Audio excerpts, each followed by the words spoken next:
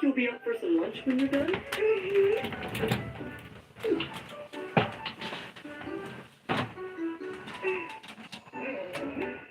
I hate lying down. I really wish I could grow up faster. Easy on the alcohol. You know how you get. I'm a grown man now, Kenneth. Don't worry, I'm not gonna go over my limit. You are over her, aren't you? I've been over her for a long time. That's strong. Then, I'm guessing this stems from the grumpy mood Latin has been in ever since she got here. She's so down. How come? I asked, but she told me to stop worrying. Well, Dale, with your old flame around, she probably feels threatened, wouldn't you? What's so funny? Oh, nothing. What have you been up to? Studying. I wanted to get ahead a little. Oh, you're a good student. I like to study. It's fun for me. It also helps me not focus on other things. Clearly, she's the more mature one. You seem mildly rested. There's been talk. The capital seems to be planning something big. Pity you weren't still in the game. I'd have come straight to you for help. Here's your food. Wonder what's the matter with her. I bet it's the blonde. Right. A few years back, she didn't deal her in either. Seems like she's jealous. That's cute. She thinks Dale's gonna get stolen away. Well, that is some woman. I get why. What a rack. Her dress can't contain it. That's true. And you know they say bigger is better. Here, I brought your soup. And just how I like it. Thank you. You are a genuinely adorable child. Excuse me, I can't talk. I'm working. There are certain things in life that can only be enjoyed when you're small. I wouldn't be in any hurry to grow up. I'm gonna get big faster than you think.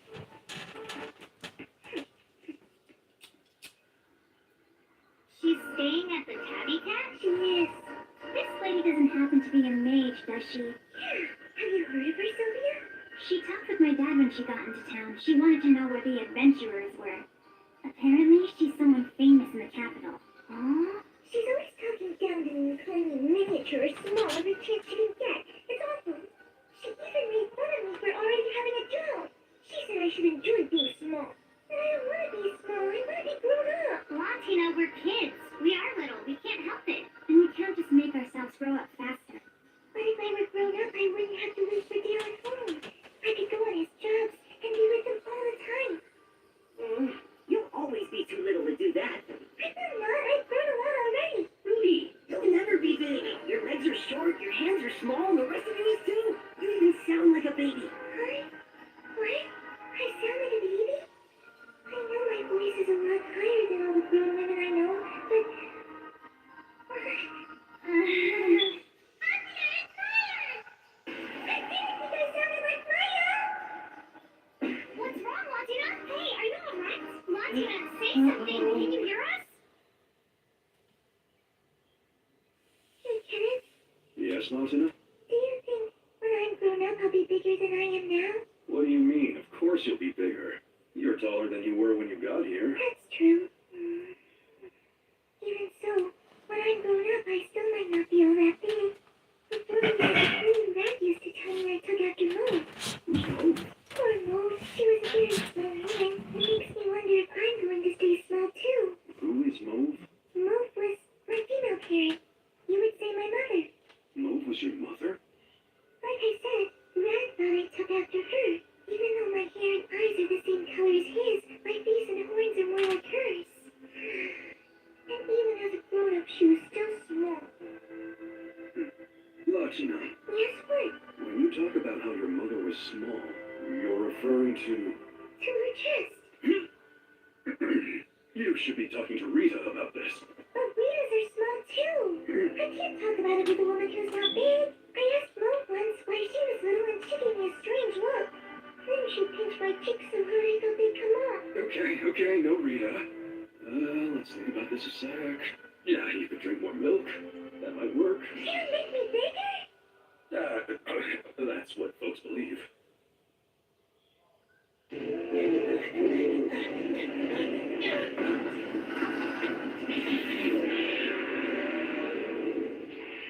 Got one! Wendelgard, my friend, Yes, Hegel. why did you have to do this? He wanted to demonstrate his skills and ingenuity. It proves he'll do just fine in the outside world, if you ask me. Ben's got a bright future. He's a good little pup. And if he's with her, it could make Latina miss this place. She might even come visit Tidro more often. You really think so? I smell her. Going to see Latina.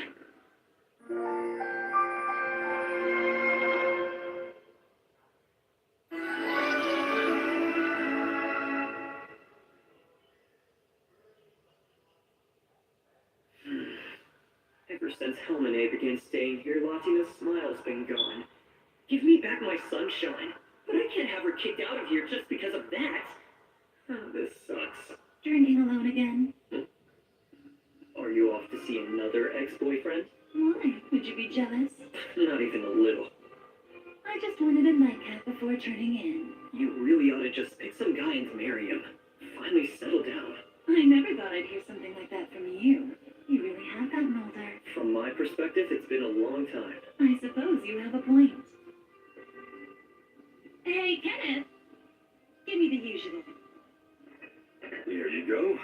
We're close, so I left the bottle. You two enjoy. Night, Kenneth. You're leaving me? You kids keep it down now.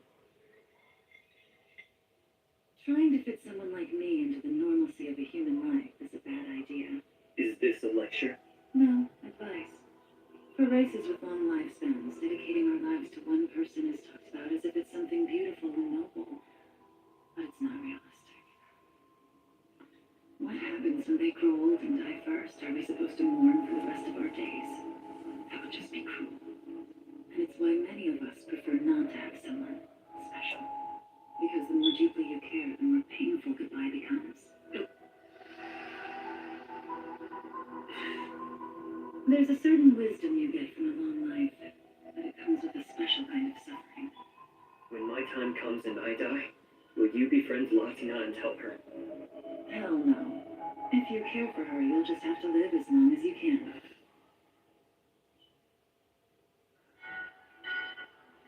Goodbye, Rudy. Bye, Marcel. Bye, Anthony. See ya. I'm going. Wait for me.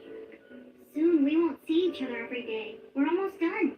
Once fall gets here, that's the end of our 2 years of studying at an ASPAR school. What are you going to do after we graduate? I'm apprenticing with my mom. I want to become a tailor.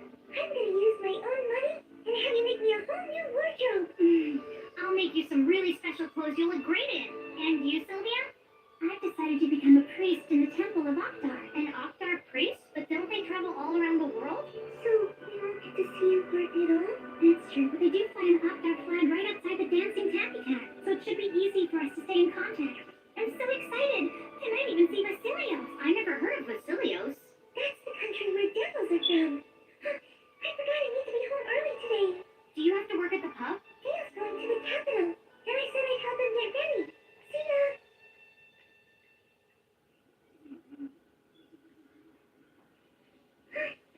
Rudy!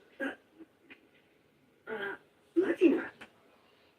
About the other day, I wanted to say sorry. What for? You know, saying you sounded like a baby. It's okay. Don't worry about it. Oh no, I did it again. You're fine as you are. You sound like... you. By the way, I was talking with Chloe and Sylvia earlier. Hmm? They were telling me what they're planning to do once school is over. Well, Marcel told me that he was going to work at his parents' bakery. They make the best bread in town. Once Marcel masters it, I hope that he'd be willing to teach me. He loves baking as much as he loves eating, so I'm pretty sure he would. Anthony said he's going to continue going to school. He's moving on to the next level. I wonder what he'll get to learn. Maybe he'll tell me about it. And you? I'm joining the Guard. The town guard? If you want to compete with adventurers but can't do magic, Town Guard is kind of the only way to go. Huh? What did you say? So I'll join the reserve. And when I'm all done with my training, I'll get to move up to the main squad and be a full guard. Adventurers don't just come to the dancing Tabby Cat, the town guards do too. Want me to ask them to put in a good word for you? Nah, that's okay. So what about you, Latina? What are you planning to do? Me? I don't know. I wish I was already grown up. Take your time. You only get to be young once. You You should enjoy it. But I want to be an adult. I was basically forced to grow up. It was way too fast and I wasn't ready. She deserves better. I want her to have all the time she needs. How long will you be gone this time, Dan? About a month. Could be two if things don't go well. I'm really sorry. No, I understand. It's okay. It's okay. I'm not leaving you. Nainero Meru Konbu. It's okay. Do you remember that? Those were the very first human words you ever spoke. I know. I remember saying that. Say, that reminds me. What's up? You want to go somewhere tomorrow? You and me? Yeah, we won't get to spend time together for a while, so let's do it now. Okay, let's spend some time together. Now it's pouring. Sorry, Latina. It's fun riding in the rain, but where are we going? You'll see. And of course it clears up with...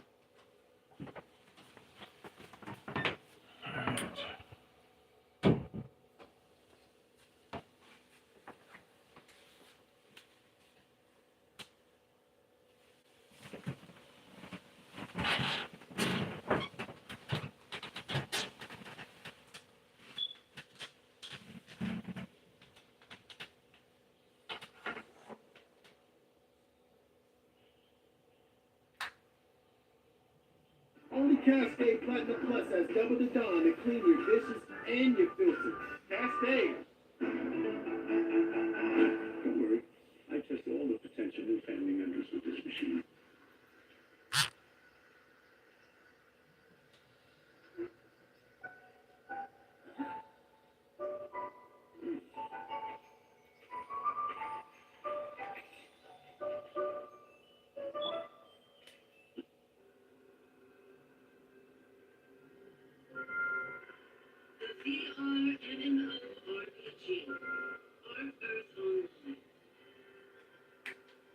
And we're constantly having to lay our lives on the line to rescue you.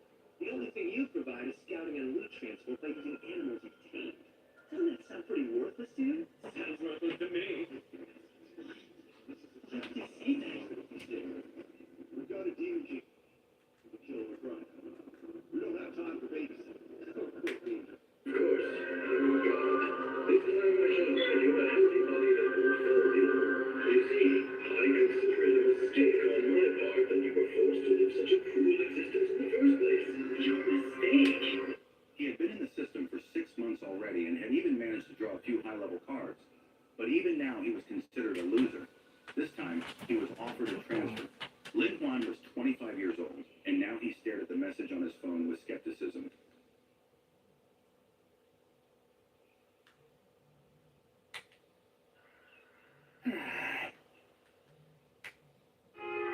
It's a ceasefire! This is a public...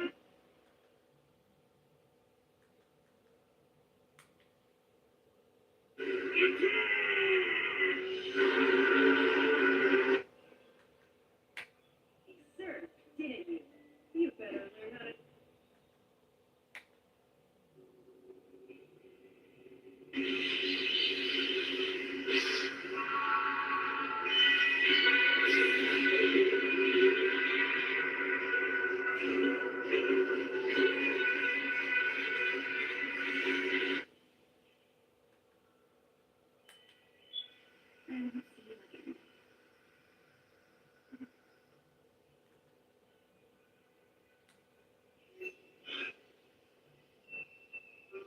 Welcome to another world.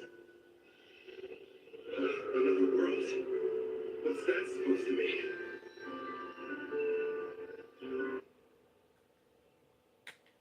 Hello, newcomers. Wait a sec. Could this really be?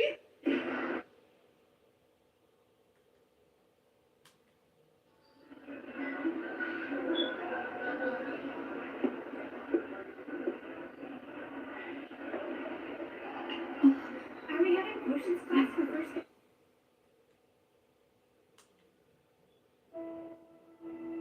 My memories of that time were vague and murky.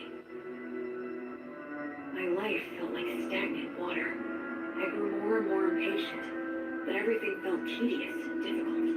I wanted to take a step forward, but I felt so scared. But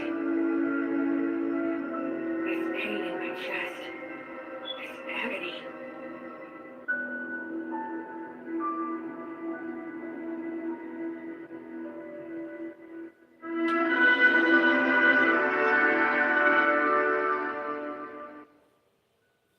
A long time ago, when the Earth came into existence, the manna that made up the world was too ponderous to hold its shape, and merely swirled in a muddy mass of chaos. And the first of the gods appeared and said, "Let there be Earth." The manna solidified, becoming the ground, and the manna overhead thinned and became the sky. Yeah, but Gus, I only asked you what manna related to magic. Just be quiet and listen to me. I'm not even getting paid to teach all this, you know. Yeah, fine. The Creator God made the sun and moon, and separated the land from the sea. Fire, wind, and trees came next, followed by other gods as well as Gus the Ghost is a little eccentric, and he can be overbearing at times. But he's smarter than anyone else, and he teaches me a whole lot. All the words and symbols that the Creator God used, what we now call writing, are referred to as the words of creation. These words, whether they're spoken or written down, all possess very profound power. Power? That's right.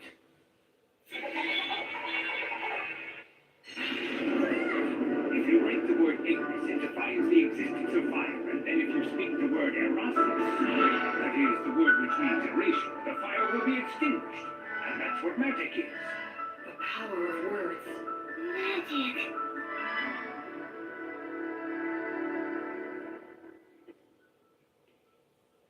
The god of justice and lightning, Volt. The Earth Mother, Mater. The god of fire and technology, Blaze. The god of wind and commerce, that's Whirl. The goddess of water and greenery, Rhea Sylvia. The god of knowledge and light.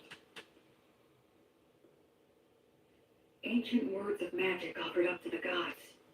Words of creation. Oh, I get it. Parts of the inscription are scratched out so the word's powers won't activate. Gracefield.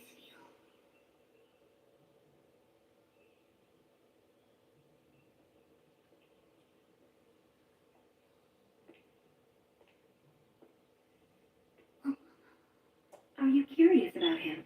Yeah, well, sort of. That's Gracefield, the god of light who governs the cycle of death and rebirth. He's the child of the lightning god Volt and the Earth Mother Mater. You worship the Earth Mother Mater, don't you? Yes, you got it right. She's the god of child rearing and the bounties of the earth. Of the 6 principal gods, she's particularly revered by people in rural areas. So when you do your daily prayers, the Earth Mother is the goddess you pray to, right? Mary? What do you say we head back and have dinner now? Sound good? Yeah! Huh?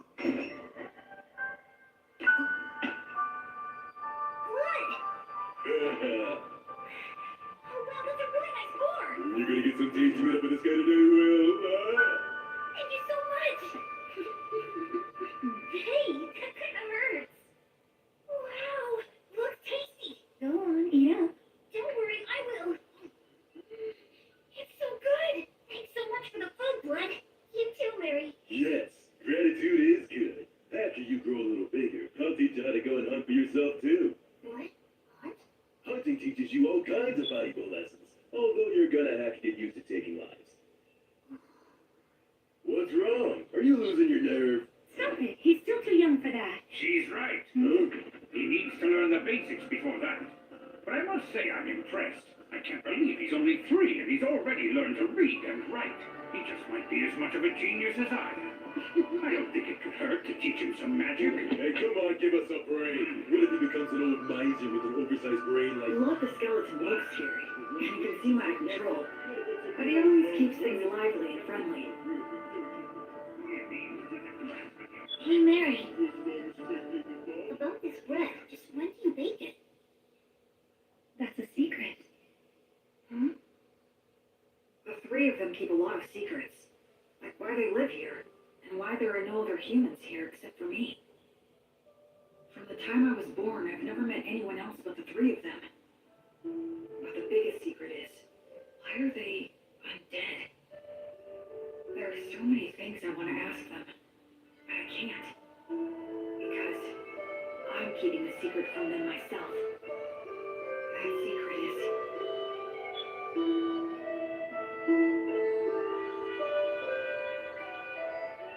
Thanks for dinner. that I'm a human who still has memories of my previous life. My memories are vague and murky, and I can't get them into sharp focus. A ceiling? It's a monster!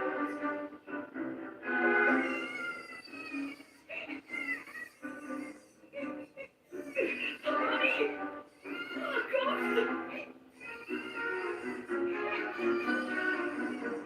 They're gonna kill me!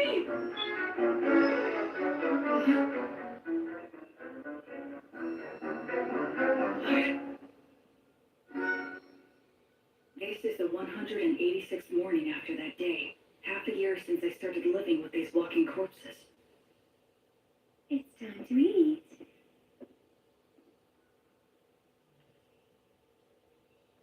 What a good boy you are, Will. Oh, are you feeling full already? I can't speak it very well, but I can generally understand the language that they speak now. Shall we go take a little walk outside today? Outside? I've never been outside before.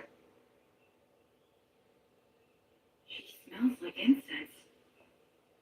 I wonder what it's like outside the temple.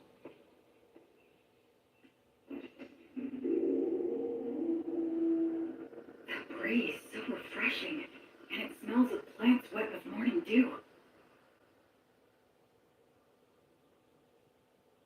Isn't it beautiful out here, Will? It really is beautiful. There, it's all right. There's nothing to be afraid of. At first, I thought I'd fallen down into hell. After living such a hopelessly vague and empty life, such a punishment would have been a surprise. No, I'm wrong. This is no punishment. It must be the grace of God. I feel like something that I'd wastefully thrown away without a second thought was given back to me once again. Oh, Will, my sweet, tender little boy. This time, I'm truly going to live. I'm going to live in this world.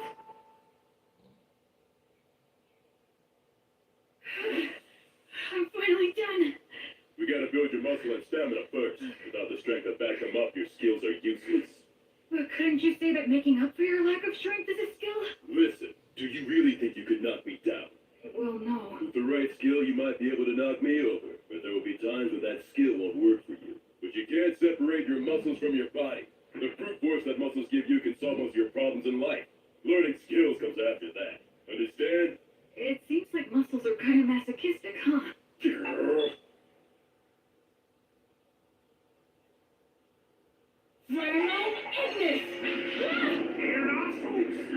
Cool, your pronunciation's imprecise. Given your talent, you really need to learn to control your accuracy, or you'll kill yourself. That's scary. Well, magic can be a scary thing. Do you have any idea of the reason why words possess so much power? I guess it's for the same reason we think a chair is a chair, right?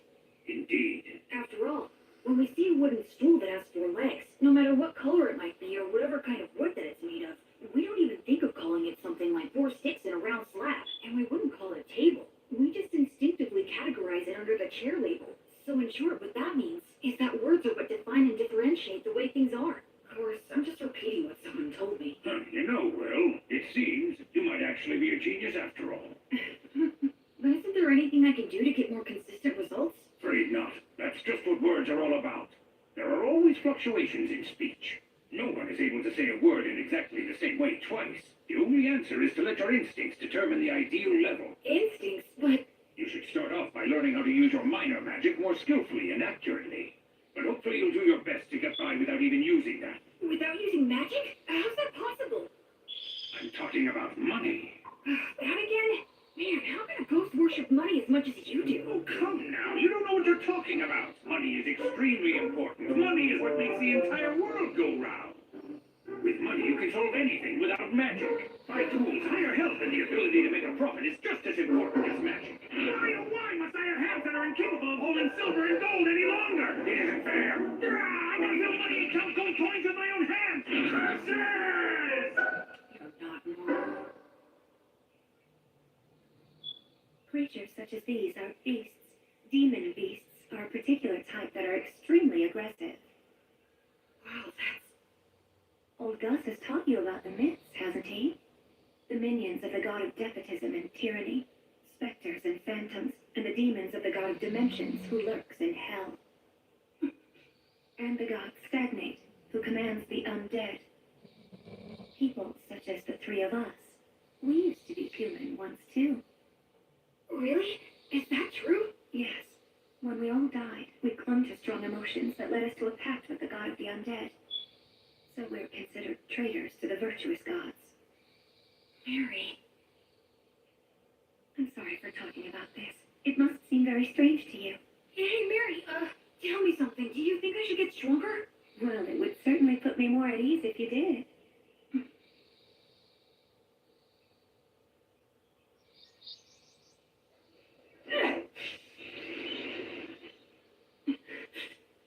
Don't make it suffer. Just snap its neck quickly.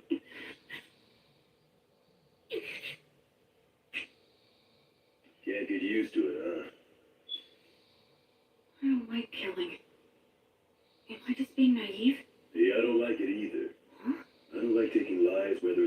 birds or humans. But these guys provide necessary sustenance to keep you alive. In life or death situations, you need to put your feelings aside and just go for the kill reflexively. That's what it means to be a warrior.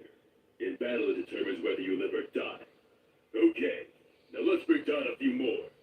Lord really is a lot like a father to me. You're almost 8 years old now. I think it's time you started some real-life combat training. What? It's bad enough when you stop just before hitting me. With your strength, if I take a hit from you, I'll be dead. I'm nothing but bones now. You'll be just fine. Probably. Probably? That's the whole reason why I said you can use the magic you've been learning from the old man. Go on ahead. Simply do as I taught you. That's right. Do it well, you could actually land a hit on me.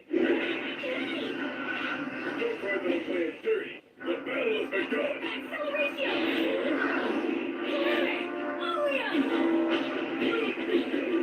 Cut around, Rania! Not too soon.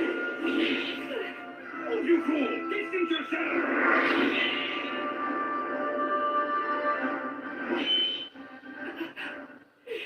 Come on. I told you never to close your eyes during a fight, didn't I?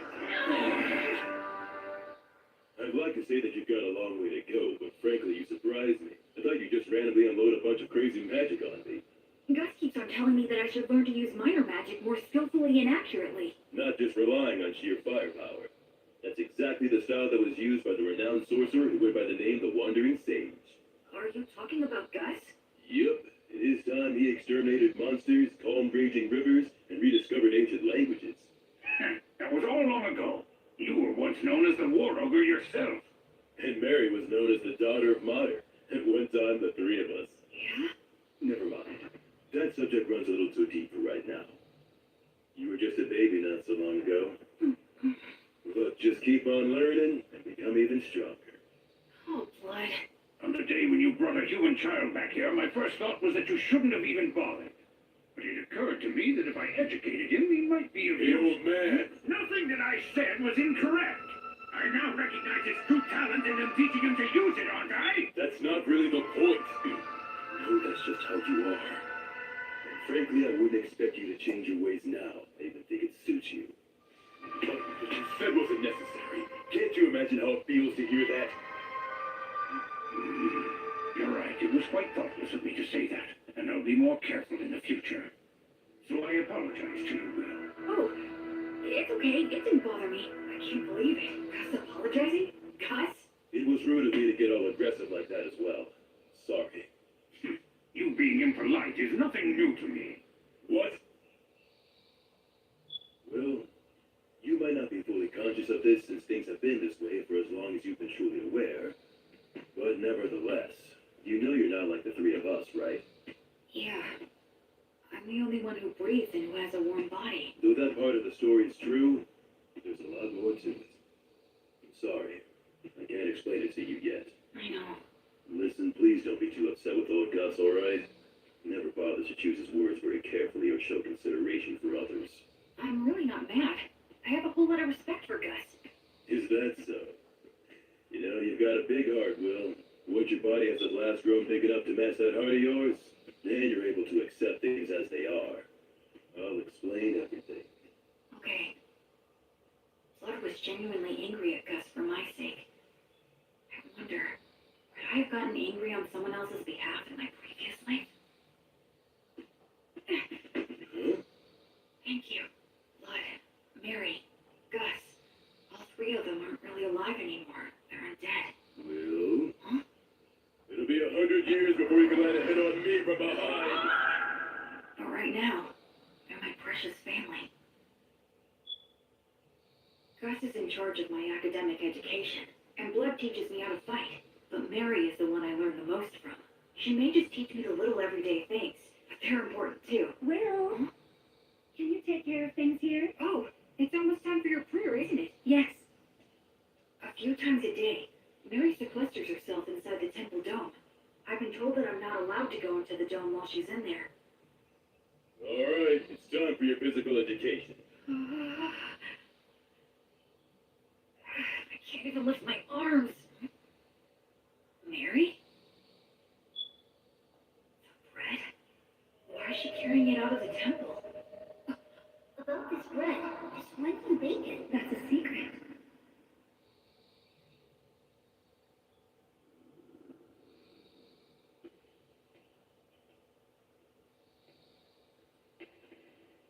I'm sorry, everyone.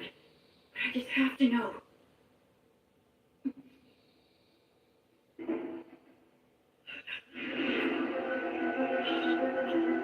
I don't want to feel that again. I don't want to lose anyone again. No, Mary! No! Mary!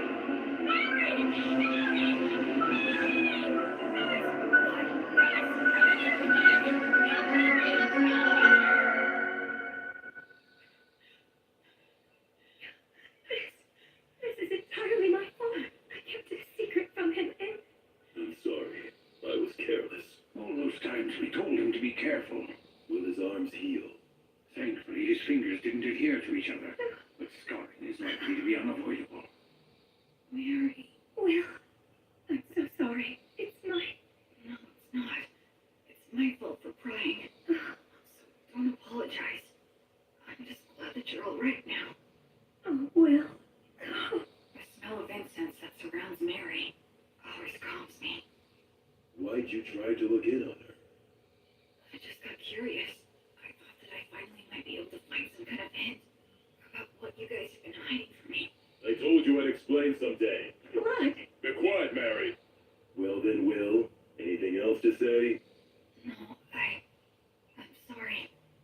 From now on, check with me or Mary before you do anything. Okay. That said, the way you jumped in there to help Mary was impressive. Those scars will be your badge of manhood. Well, I am your student. But all that got you was unnecessarily wounded. Still, out of respect for your lack of fear toward the fire, I'll teach you this. That bread is a gift from the Earth Mother, Mater. It's essentially the goddess's divine protection, her blessing. You can call it whatever you like. Then why were you on fire? Because I betrayed her. The fire is simply a consequence that I must suffer. The god of death, Stagnate, with whom I formed a contract, is the enemy of the Earth Mother Mater. In fact, all three of us formed a contract with him, so just coming in contact with her divine presence causes us to burn. That's sad. I don't expect to be forgiven. Why do you still pray to her? Is it just for my sake? Oh no, Will. It's not. I've been praying to the Earth Mother every morning and evening long before I ever met you. That's my daily ritual. Doesn't it hurt? Of course it does. So much that I could cry. Mary. But even though I've betrayed her, and that is her retribution, I must endure the pain. I shall still continue to revere the Earth Mother. Mater never says anything to me, but every single day she blesses me with bread for you. That alone is more than enough of a saving grace for me. I'm so sorry I didn't tell you, but I certainly hope that you'll continue to eat the bread that's provided for you. Yes, of course I will. But also, I'd like to ask you a favor. What is it? From now on, I wish you'd let me pray with you. Oh, I just wanted to be able to understand what Mary goes through, even if it's only a little bit. That's why The original creation was destroyed by the evil gods that it had brought into existence. It was then that the infamous Age of War among the gods began. the giant statues in the temple are of the virtuous gods, right? That's exactly what they are, to a human. What does that mean? Among the legends told since ancient times, there is a battle between the lightning god Volt, the king of the gods who governs order and judgment, and his elder brother, the war god Iltreat. The elder brother had the advantage in the beginning, but Volt, with the divine protection of his wife, the Earth Mother Mater, banished the war god to the depths of the earth. The war god continues to lurk within the earth today, vigilantly plotting his revenge. There are other similar stories, but all of them take the same general shape. Now, what are your thoughts? Isn't that story just a fable? You think? Ruling in this world starts with violence and despotism, but eventually, agriculture starts to thrive, and law and order begin to reach everyone. But over time, that can also lead to violent overthrows, or something like that. I see. You are very sharp indeed. Volt, the god of order and judgment, is a virtuous god. The war god, on the other hand, is considered an evil god. But if that order becomes corrupt, Volt could become an evil god, and by defeating that corruption, Iltreat could become a virtuous god. In short, the concept of virtuous gods and evil gods is ultimately a distinction applied by those who place their faith in them. I suppose the priests would not be pleased with me for saying so, however. Naturally, you must not speak of this to Mary. I won't, don't worry. Besides, the gods normally think about things based on different standards than ours. It's impossible for one with a human sense of good and evil to gauge their true intentions. Hey, you know what, Gus? You're pretty rock and roll. What on earth does that mean? Well, like, you don't fit in any mold, you know? Children truly make up some bizarre words sometimes, but I do like the sound of that. Becoming free from obstructive thoughts doesn't mean thinking about nothing. You just block out the past and future and focus only on the present. I need to offer up my current insignificant self to the gods. And then dive in deep, as far as I can.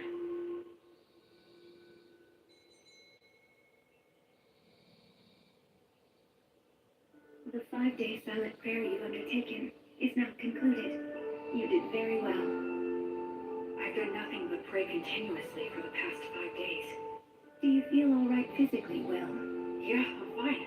And you're only 13. How remarkable you are. Only because I've been praying with you all these years. It's been 5 years now since my arms were burned. Mary says she has the ability to heal the scars with her blessing. But I chose to keep them. Especially because blood called up my badge of manhood. I'll prepare all of your favorite foods for dinner tonight. All right! Memorize all of this by tomorrow. What? Gus's lessons became more difficult. There was a lot more to keep track of. But I persisted and stuck to it for all it was worth. And then his lessons became even more intensive. It was as if he wanted me to get so fed up that I'd quit. Still, Mary and Gus were nothing when compared to... Okay now, let's move on to our main event of the day. What is that? This guy is your opponent. I caught him in the woods. That's not what I meant! What's the problem? It's just a low-ranked demon corpse. Demons can become undead too? Okay, go. Wait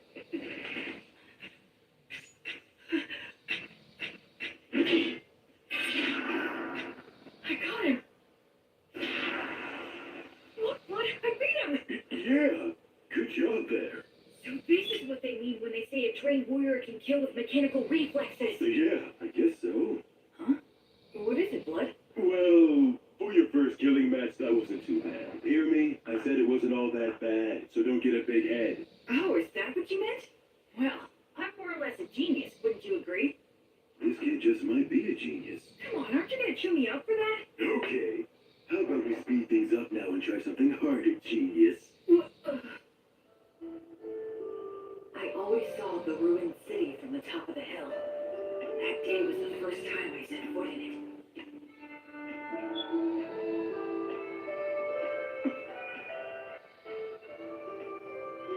I didn't know there were passages like this underground.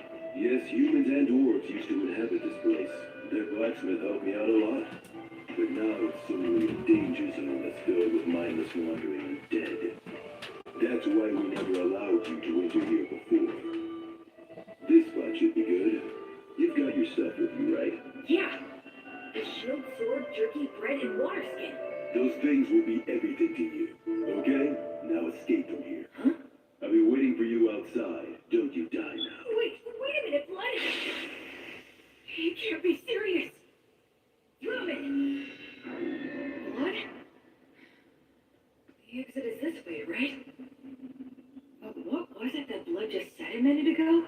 This place is... Of course.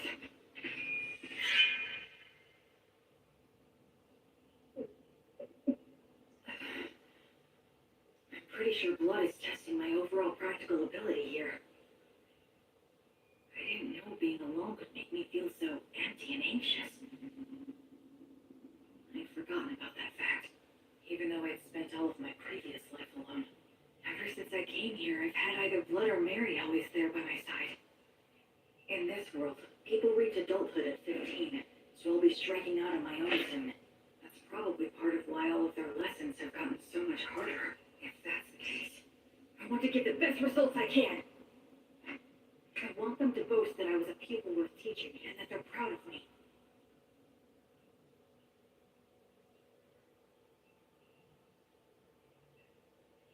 That's probably an undead Vroskus demon wandering around. They can use the words. They're stronger than any opponent I faced. Should I stay hidden and slip past it, or go another route? Think. What would blood do?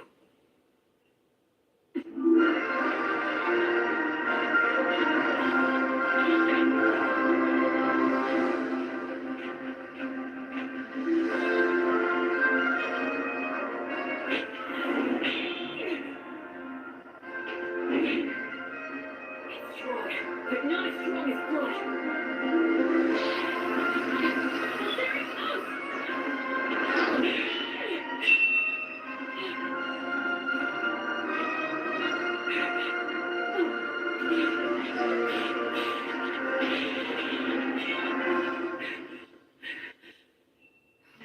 This is not the place to be stuck without a weapon.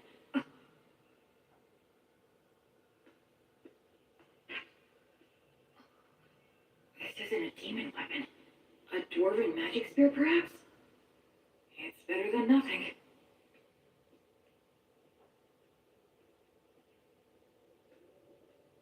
I can feel a big draft in here.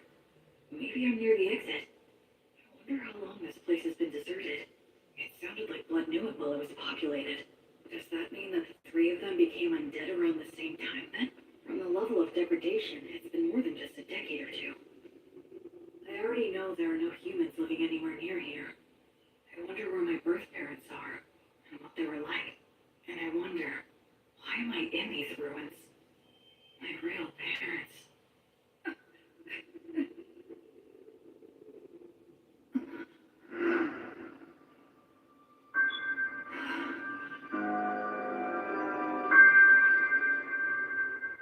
Gus? You're Gus, right? How come you're not saying anything? And also, why are you glaring at me like that? Did Blood tell you that I was here? Or maybe this is another lesson of some kind. It's a lesson, right? With conditions for... He's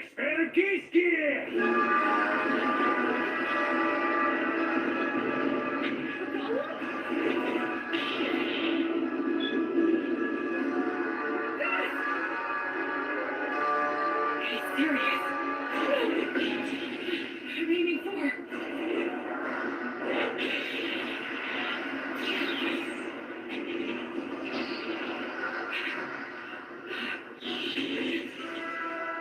Stone blast can carry that much force?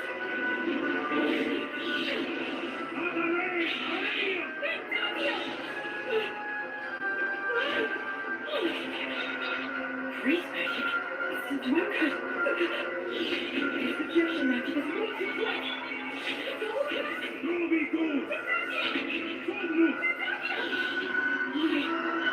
Why? Triple gas? Maybe killed one of my own parents and I don't even know why. This can't be real. No. I don't want that. I don't want to die. Right? This spear should work right across my gut. He's the one who tried to kill me first. So no one can complain if I kill him. Pierce him. Kill him.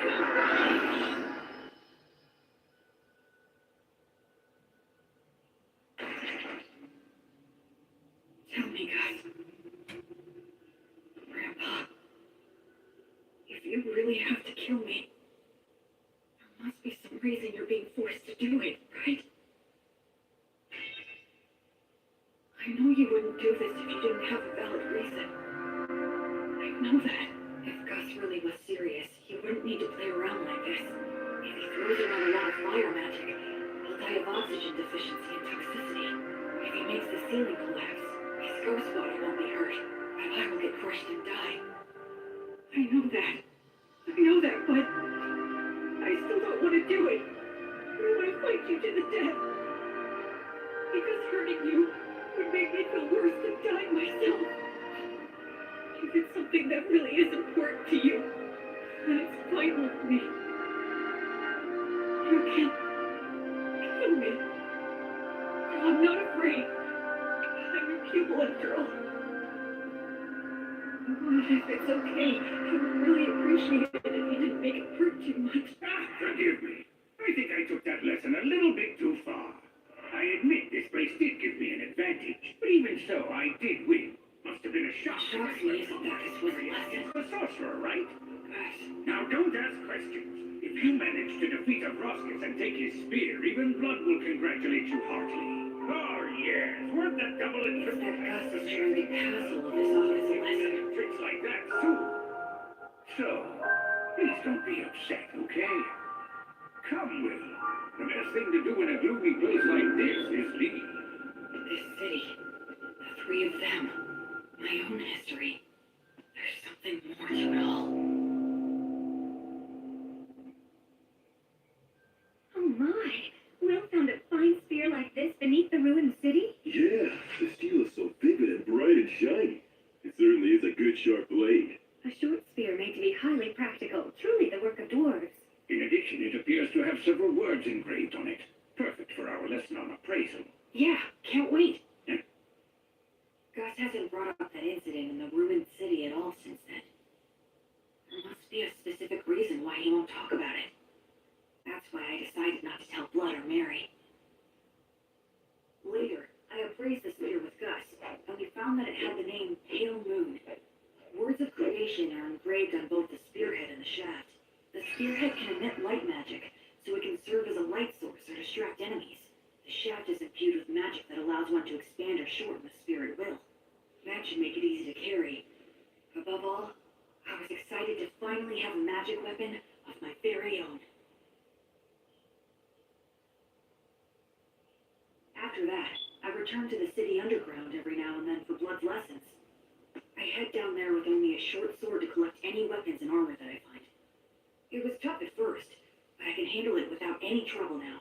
Even if I encounter Vroskus or a similarly strong enemy, I don't struggle anymore. Huh? So is this all there is? You have acquired more than enough knowledge right now. I have something new that I would like to teach you. I'm learning something else? You will enter the city underground and collect coins. I am going to teach you something very important. Is this enough? Indeed, it will do. You're finally gonna do that again, old man? Gus? Yes? Isn't this what they call gambling? That's a vulgar description. Think of it as a game of intellect. But it's gambling! Come on, I was all excited when you said you'd teach me something important. Now, there's no need to get angry. Besides, games such as these should not be underestimated. They are most often used in duels between sorcerers. Do I really have to place a bet, though? Where's the fun in it if you don't bet? Oh, I get it. You're scared to play, aren't you? Huh? Oh, yes, you should flee at once. You very well should be scared to compete against the one who is hailed as the Wandering Saint. How dare you! 2 sixes. All right, I'm the winner. Dear, your competitive intuition never fails to astound. Hey, one more time! This time I've got it! Yeah. What in the world are you two doing, teaching that to Will? Oh, Mary, there's a reason for It was really only Gus! All three of you will go and sit down right over there. Mary's lecture was painfully long and downright scathing, but I learned something very important that day. It's not a good idea to get hooked on gambling. Listen, Will. I have been observing the heavens for the past several years to pass the time, so I know when the winter solstice is. That will be the day you turn 15, and your coming-of-age ritual. I believe that shortly before your coming-of-age ritual, Blood will challenge you to a one-on-one sword fight, an earnest and passionate duel. I get that feeling as well. I know it won't be easy, but I'll do my best to win. I can't make the three of you feel at ease if I don't. I'd like you to do something for me. Sure. Do you think you could find a way to lose the duel in such a manner that Blood would never notice it? Why do that? Because I need you to. No, don't make me do it! Please tell me, why are you always leaving me out of the loop? I know you, and you would never trample on somebody else's feelings without a perfectly good reason. Haven't I said time and time again that I trust you? If you just explain your reasons, then I'd be glad to throw away the duel. I'd even risk my life like last time. So why won't you tell me anything? Do you trust me at all? Or am I just that utterly useless to you? Forgive me. I can't explain. I see. Well then, I guess I can't help you. I'll pretend I didn't hear a word of what you just said.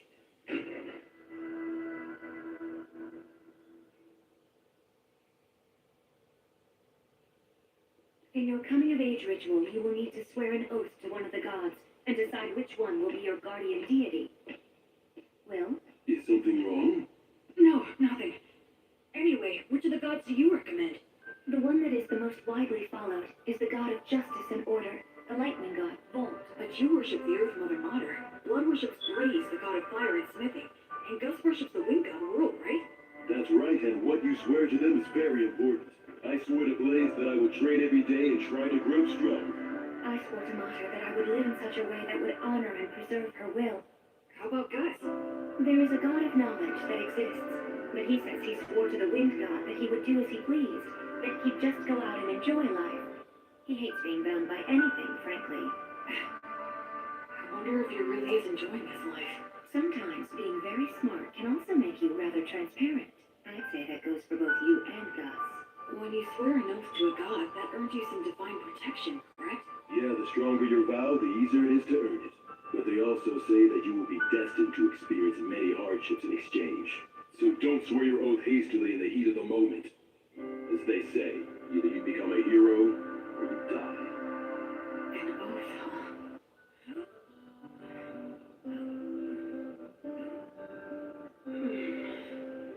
Okay, that's enough. You've gotten a lot stronger. So what are we gonna do today? Can we spar? Nope, today is all about this. What is it? Here you go. Take a sniff. Why do you have this? I thought we could drink it together. I made it myself by mixing honey in with some forest grape juice. That honey wasn't exactly easy to get, you know? Is there something wrong? No, just come winter solstice, you'll be an adult. And a man's gotta get used to this stuff. But won't Mary be mad about this? Not if we keep it a secret. In fact, it'll only be between us men. Okay, let's drink. All right, here you go. Cheers. Whoa, nice! That's delicious! Even better, I get to drink it with you. Yeah, it's good. Okay, let's test your courage. Test my courage? We're gonna take a little peek at Mary while she's changing. Won't we get in trouble? Say what? Come on, follow me. The hallway's spinning. Hey, you okay? I'm fine, I'm fine.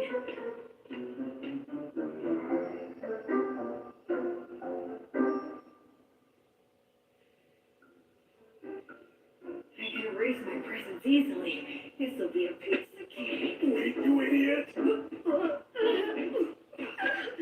goes there? Oh, crap! What? What's the meaning of... Oh, you really stink. My goodness, what did you make Will drink? Oh, well, Oh, we were just gonna have a little peek while you changed. What? What do you think you're doing me?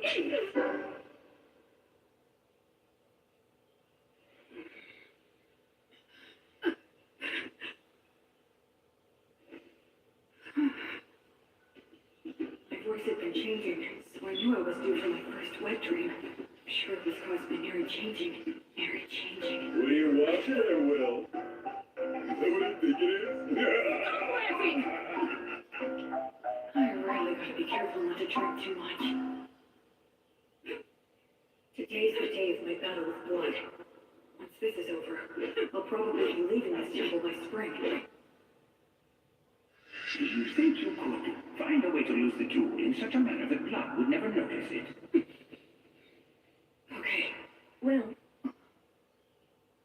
Come on, I'll help you get changed. As of tomorrow, you'll be an adult. So, have you decided which god you're going to swear your oath to yet? Yeah. I've got an idea. Oh, well, that's good. Mary, I'm gonna win today. Okay.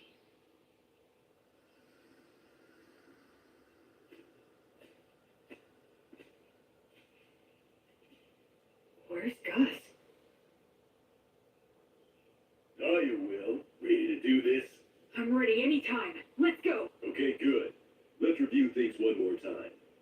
magic or trying for instant kills, otherwise anything goes. If something happens, Mary will fix it with her blessing. The first one who admits defeat or is unable to fight loses. Now try your best not to die.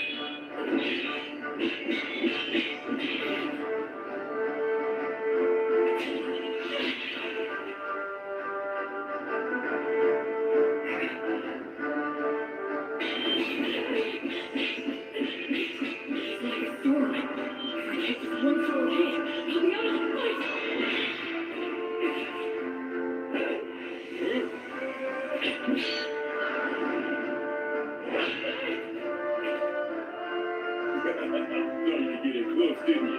Oh man, this is infuriating. It's a challenge to avoid when blood strikes perfectly.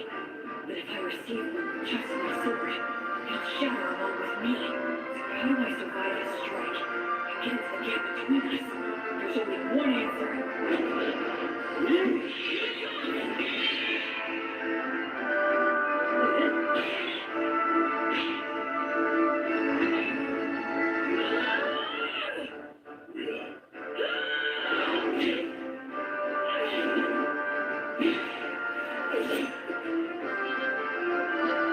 Holding my sword between his ribs. It's actually pretty good. I concede. Yep. And having no muscles really is a disadvantage.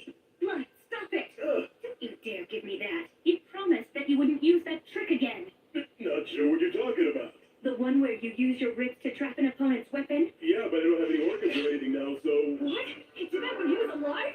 Absolutely he did. Can you believe such a crazy thing? Well, my opponent at the time was really quick. And he was about to stab me, so I just... You didn't just anything. I can't believe he survived. If it hadn't been for my blessing, he wouldn't have stood a chance. Look, I only did it because I trusted that your prayer would work. I was genuinely concerned about you. I thought you would die right then and there. I asked you never to do that Hey, again. I know what this is. This is one of those things that Doc would butt in on. Well, even if you couldn't beat me, what you've accomplished is still remarkable. Even if you couldn't beat me. You didn't have to point it out twice. I'll make sure you lose next time. Now that's the spirit, little Will. Hey, ho! Don't get carried away. The two of you need to take this much more seriously. If I had a killer slash or a secret technique, I would have taught it to you hands down. But you don't? Nope, I don't. It's okay that the way I fight and the way you fight aren't the same. My initial goal was never to raise you into an imitation of me. So it's only natural that the moves I rely on won't be the same for you. It's the basics that count. Make sure you can use all the things you've learned in any situation. Both Mary and I have already taught you everything that's important. Okay. Okay, Dad. Okay, Mom. You called me Dad, huh? Yeah, I guess that's pretty much what we are. That's true. I can't teach you any secret techniques, but to mark your new independence, I'd like to give you this. It's the most powerful of all the demon blades that I own. What? But I didn't even win, so... I told you it's to mark your new independence. Go on, Will, try it out.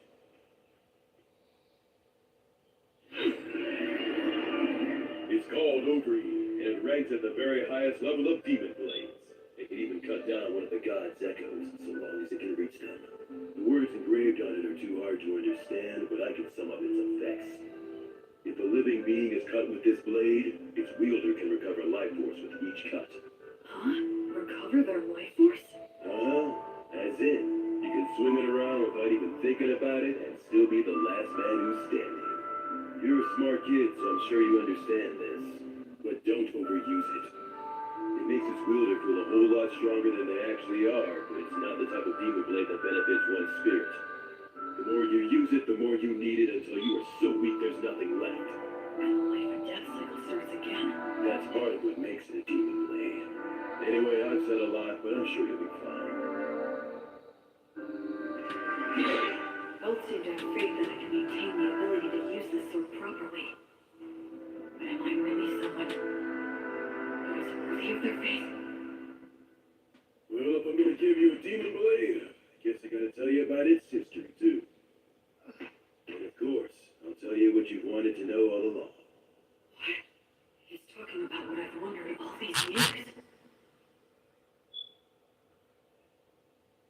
You are a grown-up now, after all. I promised I'd tell you when she grew up. Your mind and body have become plenty big enough by now. Listen up. It's the tale of the king among demon kings who tried to conquer this continent. He's the one known as the High King of the Eternals. It's also the tale of the defeat and death of many humans, including our own. It's the tale that explains the reason that you grew up here. The undying blade fiend, the king among kings, the purest evil, the inexhaustible darkness, the rider of war storms, all names for the High King of the Eternals. Approximately 200 years ago, all of the demon kings led a great uprising. An army of countless demons invaded our precious continent of Southmark. All the continents were crawling with demon kings, generals. They were the kinds of demons you really don't want to see showing up anywhere. Demons were here? And these swarms of demons offered up massive amounts of flesh and blood during a number of great rituals to their deity, the god of dimensions. In response, the minions of the god of tyranny infiltrate, and those of the god of the undead stagnate, also became active all over the world. The virtuous gods expended a great deal of strength in a series of battles, intense enough to change the entire map. I know that you learned geography from Gus, but don't think it's the same now as it was then. Because of that, even we don't know much about how the other continents were back then. But what we know for certain is that the High King went on a rampage in Southmark. High King sure has a lot of scary nicknames. Frankly, they don't even come close to the truth. His abilities were absolutely insane. He could turn any blood he shed into soldiers, and any flesh cut from his body into commanders, in unlimited amounts. In other words, he made demons from his own flesh and blood. That's a serious hacks. What does that mean? It means he's a cheater. Blades are the only thing that could harm him. Using arrows and magic wouldn't even leave a mark. His weapon of choice was over here. He was a madman who roared with laughter, creating armies by cutting down enemies and getting cut himself. Eventually, he came to be called the High King, meaning the king of all kings.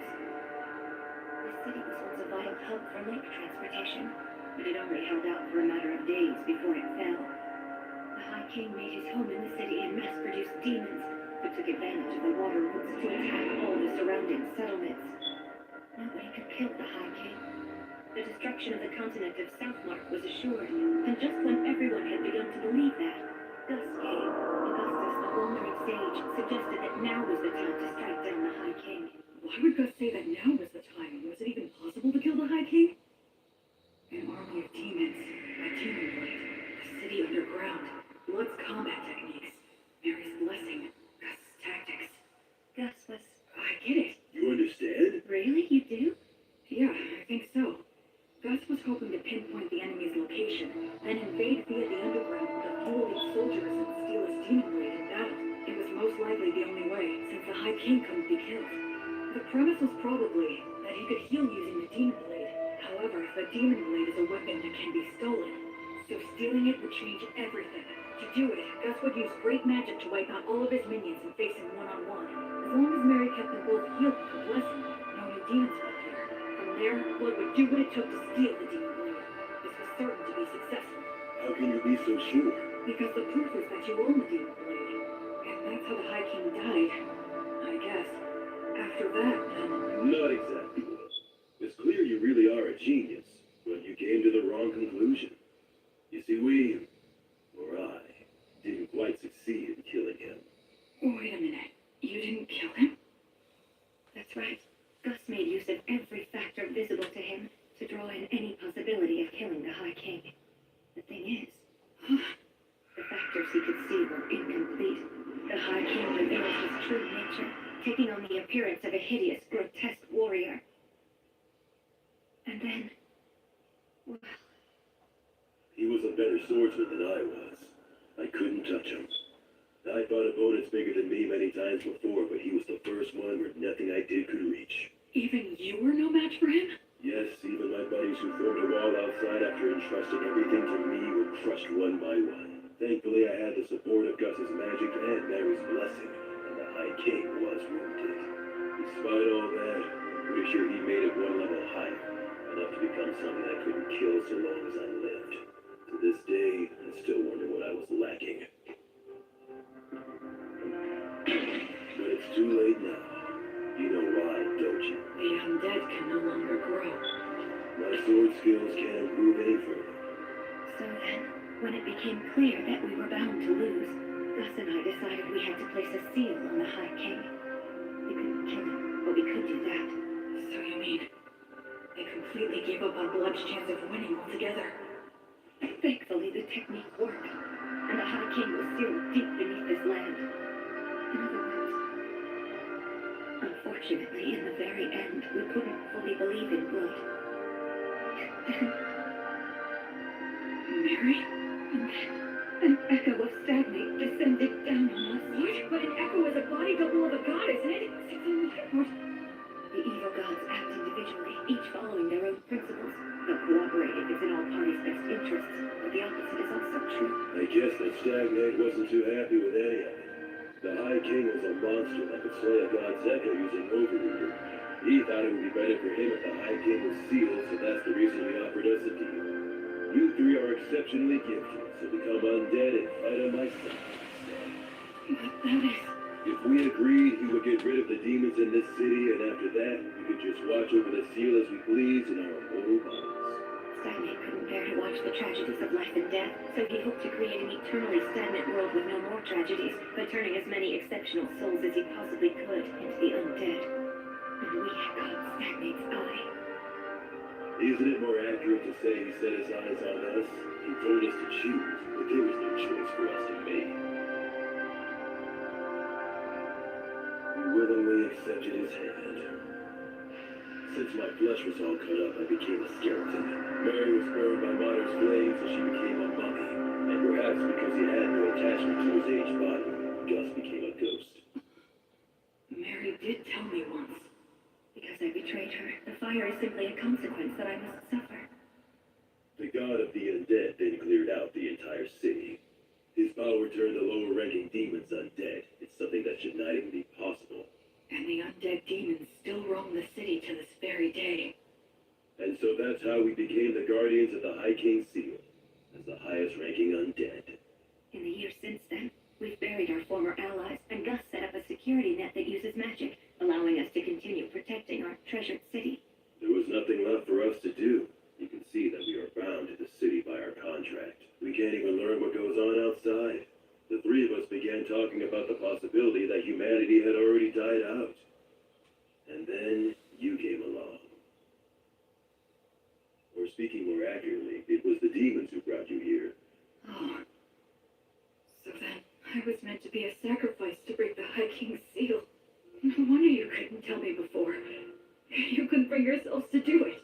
Yes, as crude as he is, even Blood was careful about I that. can't believe you just called me crude. After the demons were defeated, we argued with Gus a little bit over what we should do with you. Argued? Gus made it known he was against it, but Blood and I decided to go ahead and raise you anyway. That's why Gus said that. On the day when you brought a human child back here, my first thought was that you shouldn't have even bothered. The fact that the demons were able to bring you here means that there must be a place outside that's inhabited by humans relatively close by. I'm sure you're imagining that the situation outside looks pretty grim right now, but if that's the case, you simply need to build the strength of Gus to it, just like you already have been doing. So that's the story of why I'm here right now, huh? I'm about to head into a nation of people who survived the Great Uprising. I'll take with me the strength that the three of them gave me. One day, I'll come back to the city. I'll bring my family and friends and introduce them. I could even rebuild this city. I know that one day. Well, be happy, and don't forget to pray so you can do good. Huh? You were the best people I could have asked for. Even in today's test in terms of substance, you bested me. You clever, precocious son of mine. I sure love you. Keep getting strong. In no time at all, we became a real family. You made me so happy. Well, my sweet boy, your mother loves you very much. Wait a minute. Why are you talking like this is our last goodbye?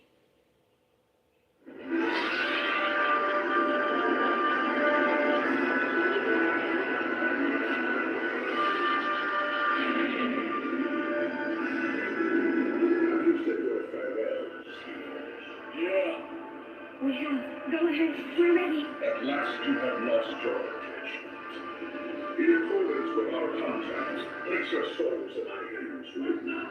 I can't do anything. I can't move. Why? Please move. What's there?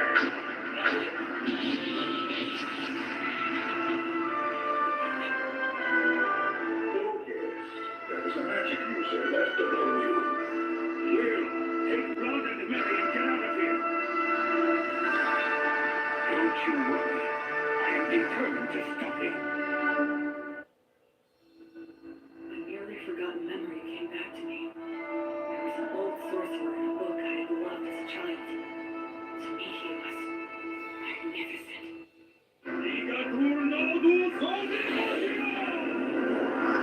That's a huge amount of mana. You know all saves, and still you cannot resist.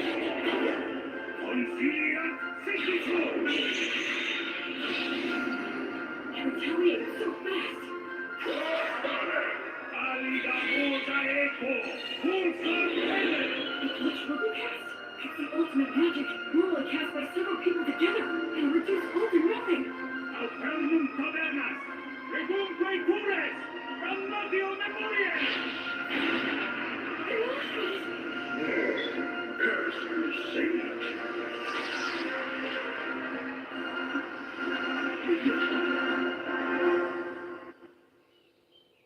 Quaere, ambulare alle vita, noli fugito. He didn't get a hold of your souls, did he? Nah. It seems not. That must have been terrifying for you.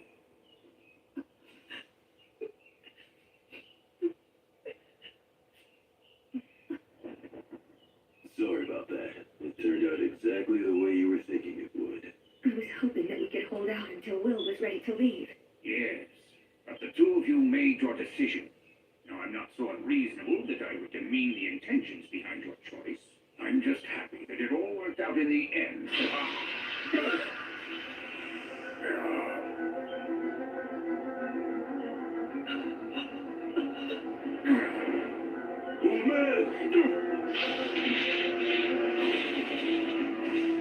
To think you were able to destroy my body all on your own. Had I not initially divided my strength into two bodies, I would have been really hindered for quite some time. I commend you. It's true you are a great sorcerer who has exceptional abilities. Stagnate, let me go. Stagnate? What a shame it would be if I destroyed you now. I'll wait until you've lost your attachment. Now, as for you, you have my gratitude. It's all thanks to you. Well done. These great heroes formed contracts with me. They became the highest ranked undead. With one condition, that when they eventually lost their attachment to the High King, then they would become my servants. Because of me? That's right. Thanks to you, the sage's attachment was weakened, and the war over and beloved daughter lost hold of theirs completely. I'd say you did a fine job living as their son. That's because I was reborn. I wanted to live right this time around. It seems that was a shock, and for good reason. I have an idea. Why don't you come and join my army as well? Then you can continue to live harmoniously with your beloved family. But I won't force you to decide right now. Tomorrow is the winter solstice, on that loathsome day when the sun is at its very weakest. I will seek out your answer in the evening.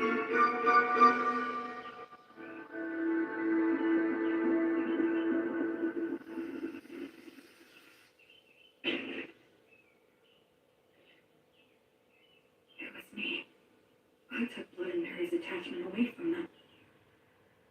When Gus was against raising me as a baby, when he taught me excessive amounts of knowledge, when he tried to kill me, when he asked me to lose on purpose, it was all to stop the two of them from losing their attachment to the High King. Still, when Gus tried to kill me, I think he was conflicted. But I was living without a care, totally oblivious. I just sat comfortably on Gus's mental anguish and Blood and Mary's self-sacrifice. I was so excited to be living my life right this time.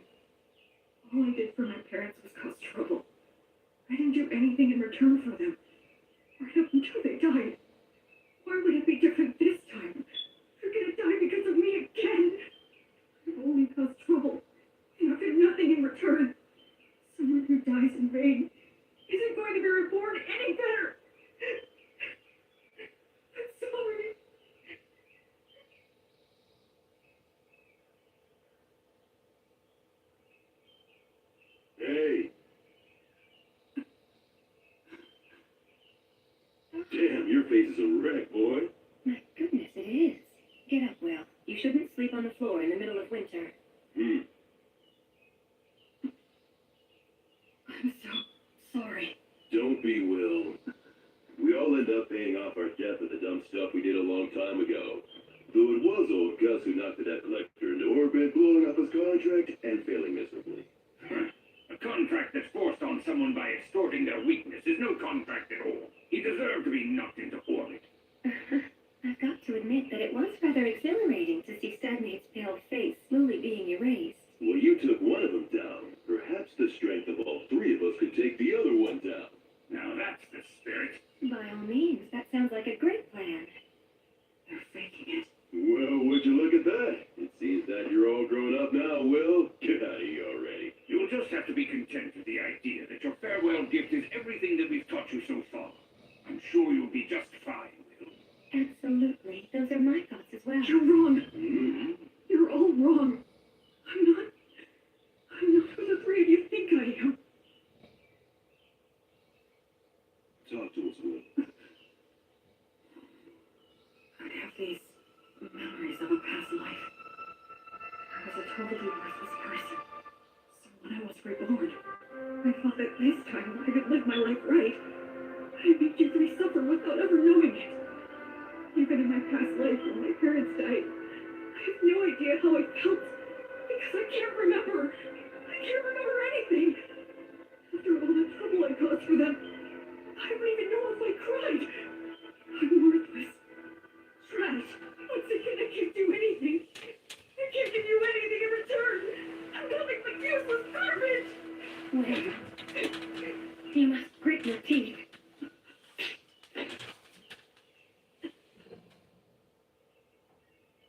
Mary. Speaking as your mother, I will not allow you to go on hurting yourself anymore. You say that you're garbage. You've always been very serious and one of the most earnest people I know. So what about your past life? For goodness sake, why are you so shaken up? Just because Stagnate upset you a little? You're feeling all of this anguish because the memories of your past life are murky and vague?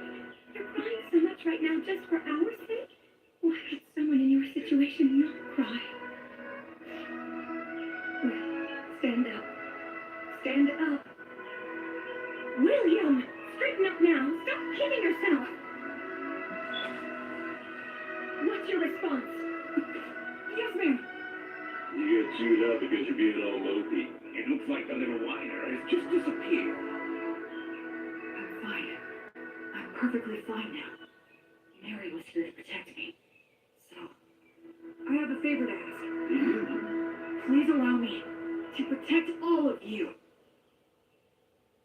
Virtuous gods, I will soon go and fight an evil god for the sake of my beloved mother, father, and grandfather. If you would see fit to observe my efforts, please grant me a bit of your protection.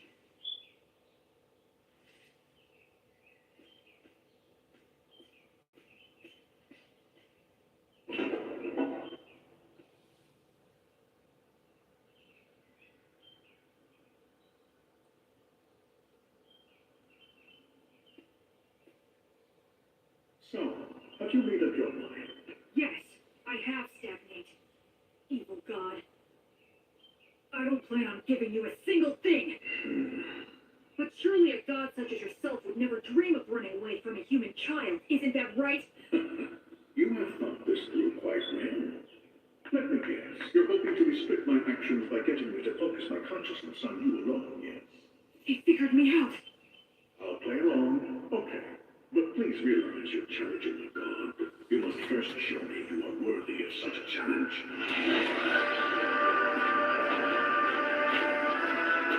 You asked me. Those three said that they became guardians of the seal. They buried all their allies who had been sacrificed. But where? It's obvious. Right here. I am the god of the undead. Undead gods stagnate. I lead an army of undead soldiers. Yeah? So what if you are? Then I'll just take you all on!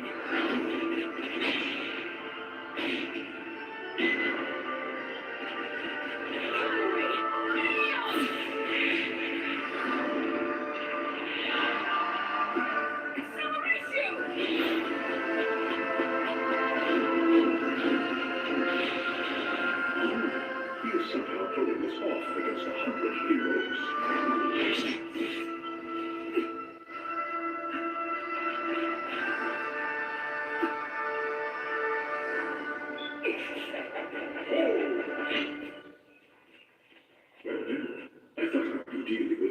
three heroes, I'm impressed.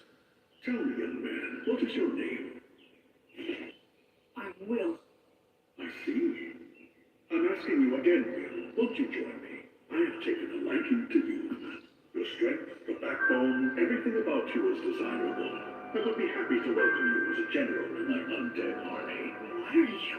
If you make the choice to come with me, I will free your body from an unpleasant death. You will be able to live closely and harmoniously with your three family relations. There will be no goodbyes or sorrows. If you conquer this dimension, your relationship will last for all eternity. Isn't this world unfair? With its endless and absurd tragedies, I wish to overturn this harsh reality, to create an eternally kind world, free from the horrors and threats of death. I don't think he's lying. I can actually detect a sense of warmth in his words. Come over, Will. Enter a contract with me exactly as they did. Now, drink my blood. By doing so, you can bid farewell to death.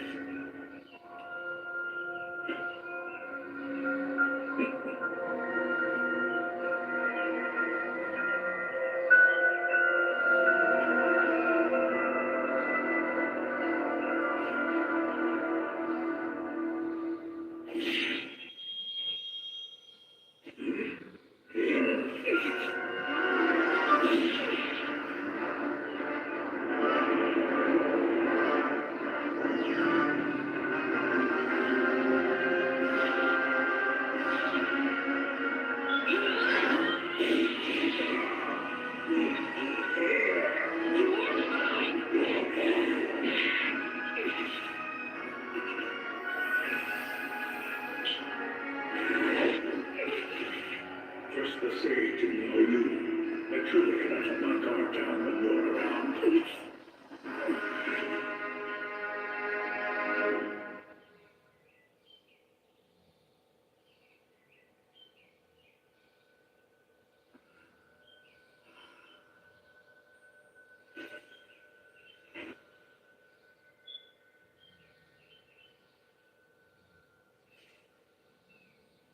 Did I die or something? This place feels very familiar, as if I've walked through here before.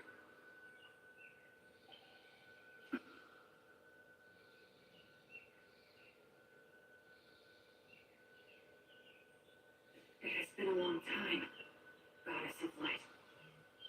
I'm starting to remember. Yes, I've walked under the starry sky before. She was silent then, too. And I remember her footsteps being filled with care and compassion. I thought it was a star, but it's not. It's a planet. What are those lights? Traversing souls. They cross worlds to prevent the stagnation of all things. How could I have forgotten this beautiful sight? A question. Okay. Why did you feel the need to reject Stagnate's invitation? Because in my previous life, I was a shut-in. Whenever anything put me down, I didn't bother to get back up. It was a pathetic way for one to live. Except, there's one thing I realized. Being alive and not being dead aren't the same thing at all. I wasn't dead in my previous life, but that was about it. I didn't have the courage to do anything. Just the fact that I had to keep living was a burden. I didn't care if I died, so I wasn't really alive. And by not being alive, I didn't have to fear death. And so, because just a little of that memory stayed with me, I was able to make the decision to live a good life in this world. I think that if I live right, I can die right. Denying death like Stagnate promised and trying to live forever would be the same as being in that room again. No matter how else he tries to sweeten it, I would still refuse. I just want to live and die with those three. They're my family. I mean, who wouldn't want to protect their family? That's all. Thanks for listening.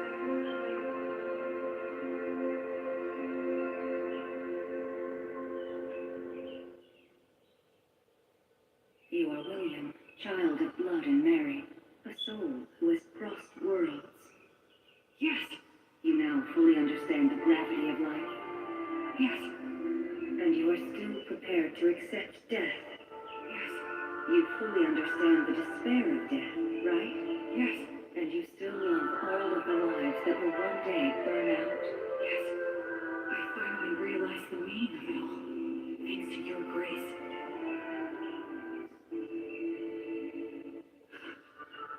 Thank you so much, Gracefield. I have heard your sincere wish. William, so long as you do not forget your resolve, you've got what it takes. Wake now. Make your oath, and we shall walk together until your life ends, and I come to guide you once again. I shall be your guardian deity.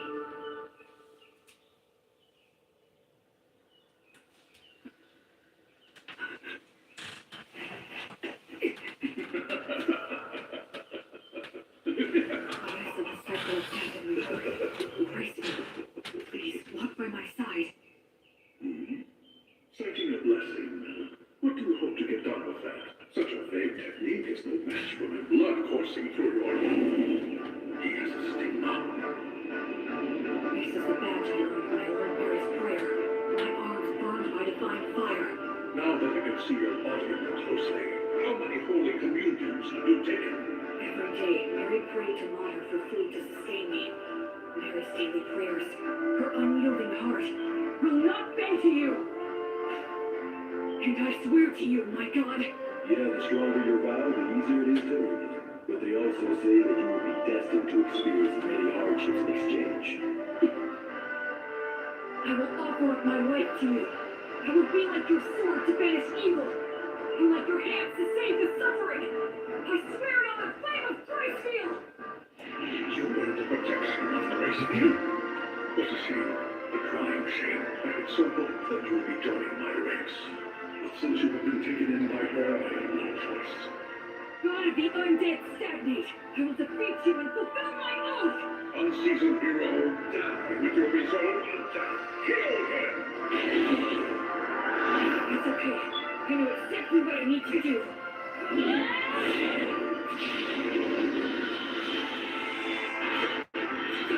Don't! Gracefield's divine protection grants peace and guidance to the souls of the dead. How Thomas mentioning priest was also tired!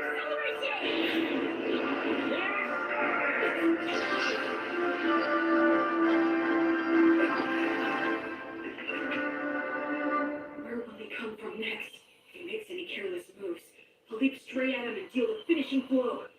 Stagnate is consumed by the desire to kill me. We're on even footing. If I fight him now.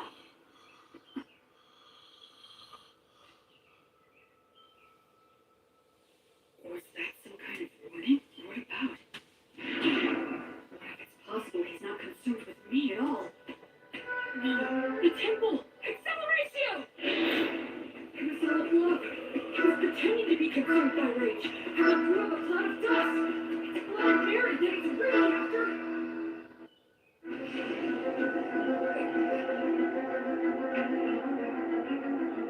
Stagnate is consumed by the desire to kill me. We're on even footing. If I fight him now.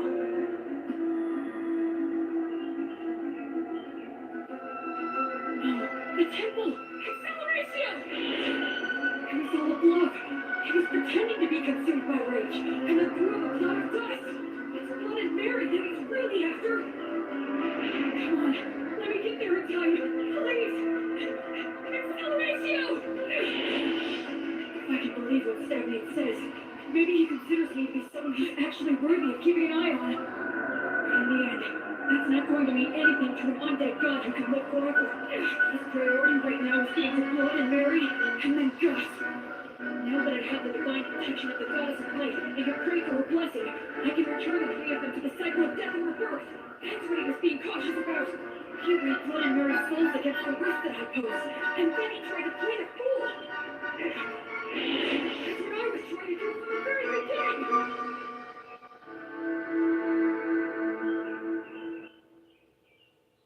Mary! Blood!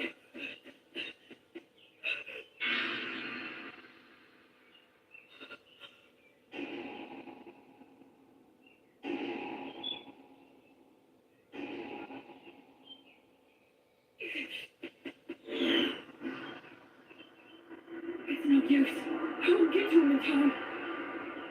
I borrowed the strength of a goddess and finally managed to stand on even footing with him. But then I fell for a trick like that, and now it's all over. I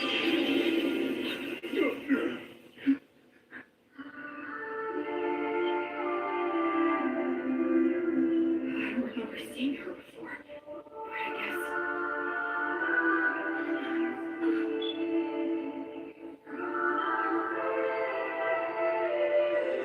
Suddenly, everything was clear to me.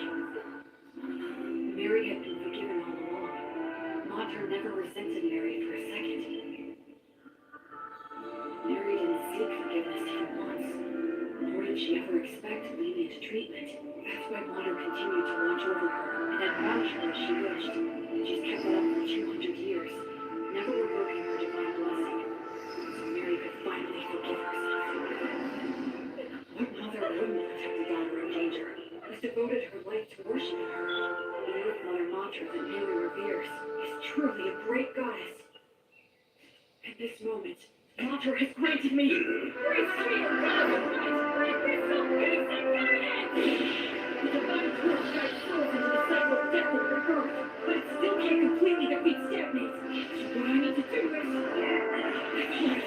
Since these two aren't resisting, the divine torch will guide them back to that cycle, which means attack them! Delay the cycle.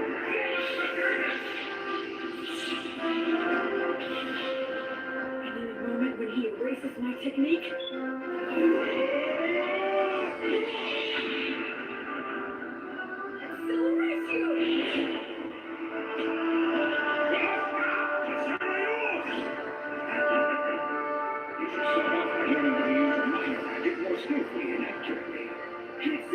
strike like that is far more pesticide than some magic that would erase his existence!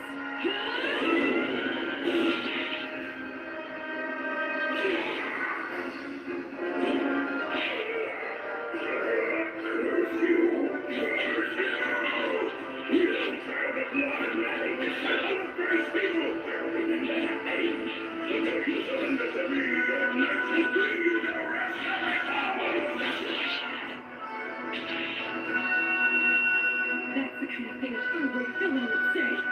God.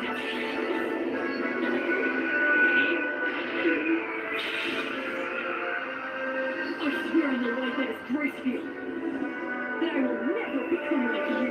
I will live right and die right.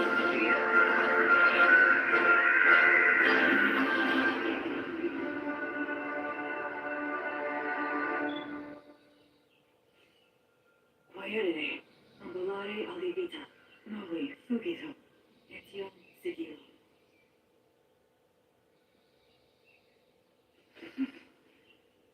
Way too close.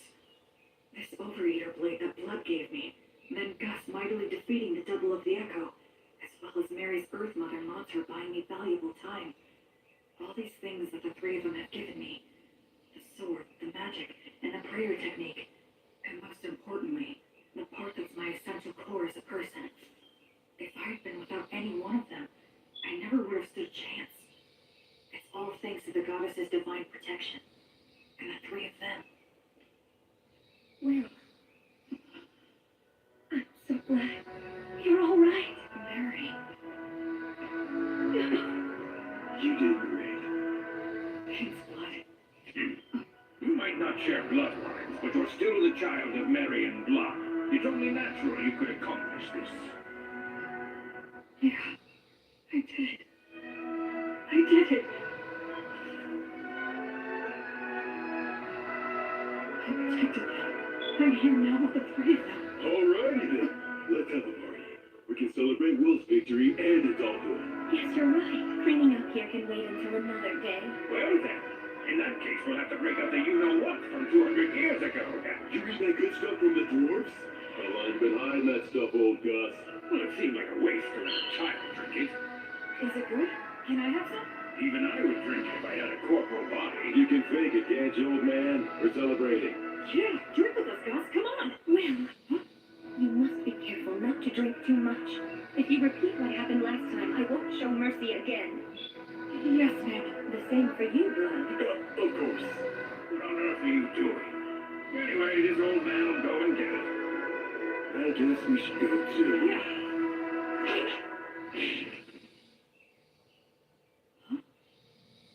Mary and blood. I guess we can't after all, huh? It certainly seems that way. But that's how it goes.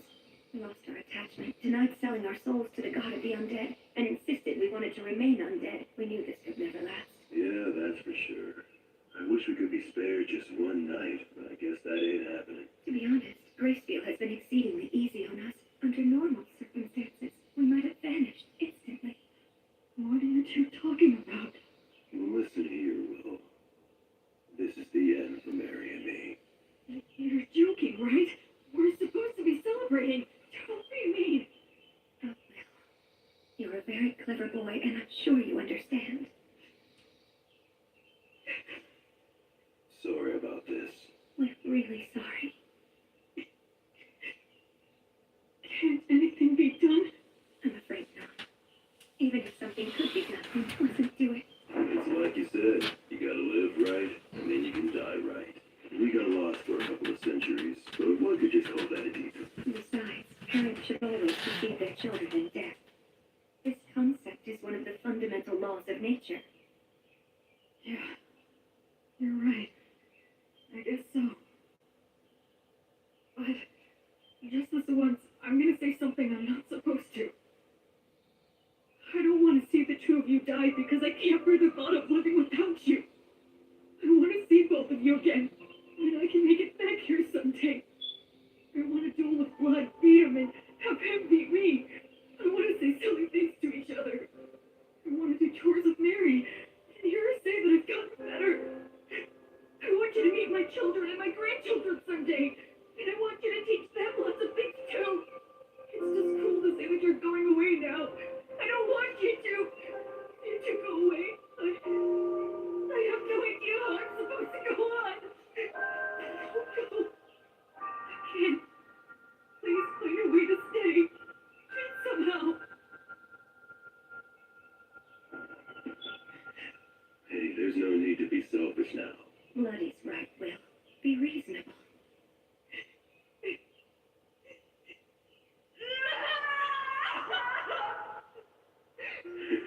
It's the first time I felt like a dad in ages. Will was always such a good boy, ever since he was a baby. Listen, Will. Even though we have to go away, humans can live just fine as long as they eat and sleep. You'll find something else to hold dear. Ultimately, you'll go on living.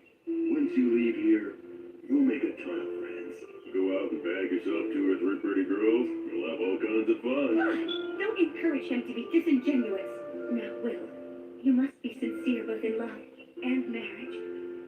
Because you swore to the goddess of light, as well as the fact you killed the god, the path you'll walk is sure to be filled with a lot of troubles. No doubt you will experience setbacks and be a target for unjustified criticism. You may be betrayed by people you help. Your good deeds may be forgotten. You may lose all that you had gained, and you may end up with nothing but enemies. Even so, love others unconditionally. Always do good things. Do not fear loss. Forgive all sins. Build, don't destroy. Offer hope in despair. And be a source of joy for others in sad times. Most importantly, do all you can to protect the weak from any form of violence. Just like you did for us when you challenged the undead god for our sake. Okay. Oh, dear Will, my William, you'll always be our sweet child. May the divine protection of the spirits of courage and the virtuous gods be with you forever. Listen, move forward with faith in the results you'll achieve. Once a person makes up their mind, they can do anything. You might get lost in your own thoughts sometimes, but don't get so stressed that you freeze in place. I engraved the images of them and the words they said into my heart right then and there. I will never forget them. Just like the light of the goddess, I know they will always be there to light my path. Ahem. Did I get here a bit too soon?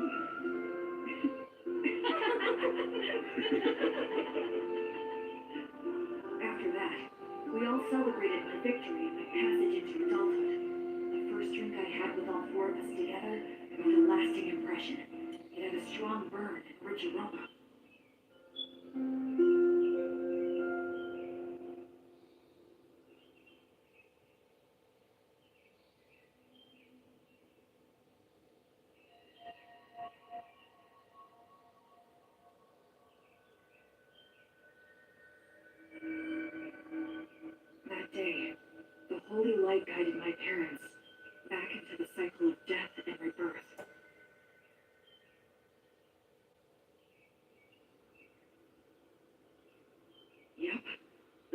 home right here is the very best there is. Mary, Blood, I know you're not here anymore, but I'll still come back. Just to let you know how things are going. If I make friends or start a family, I'll bring them here. I'm determined to become an adult who can tell you with pride that your child is living really well. So for now, I'll be leaving for a while. Are you all done? Yeah. By the way, how come you didn't die as well? That was cruel. Are you aware that you just wished death upon an old man? You're evil. Aw, you're bumming me out. But actually, I was just thinking about how all of your wonderful treasures would be mine if you died. You're an evil grandchild. The evil grandchild just outed himself. Come on, I only meant that all the money you have no use for would finally have a good use. Know what I'm saying, Grandpa? Yes, fair enough. Fine, take it. Huh? What is all this? It's all my treasure. I'll lend it to you interest-free. Make it grow, you hear? But, I mean... Stagnant money that never gets spent might as well be dead. I don't like stagnant money lying around, so you had better make good use of it. Gus. So I guess this is my last gift from Gus. Not that I'll be passing on, though, for a good 10 years. Huh? Well, you know, there is still the matter of guarding the High King's seal. I made a little deal last night with your goddess. She granted me permission to continue wandering this city for at least 10 more years, until the god of the undead regains his power. What? You heard me right. It seems that I've become something like Gracefield's errand boy. But then, what about Miriam Blood? As it turns out, they decided they didn't want that. They would only become more greedy and reluctant to end it. If given 10 years, they would want another 10, then another 10, and then to remain here at least until you pass on. They knew they would naturally desire this, so they consciously chose to die. Just like what you went through. You tried to appear strong when you were really crying and screaming on the inside. Granting a position for that greed to just one old man is quite enough. You really are rock and roll, Gus. What will you do with the seal in 10 years? It'll be up to you to figure that out, if you can. You're dumping that on me? It seems that the worship of Gracefield has gone out of style in the world outside. She had to use a great deal of strength recently, just intervening for us. So the future of the Goddess of Light will depend on your efforts, for sure. I haven't even left and I have a ton more baggage, physical and mental. Those hardships I'm destined to suffer. In any case, you're going to need some money. Go on and take it. Yeah, it seems like I'm gonna have a lot to do, so I'll accept it gratefully.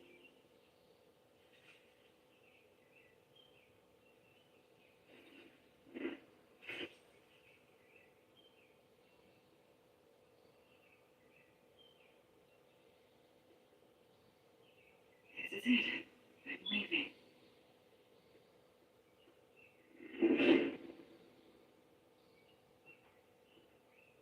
Say, Will, since you will be going into the outside world, you will need a last name to go by.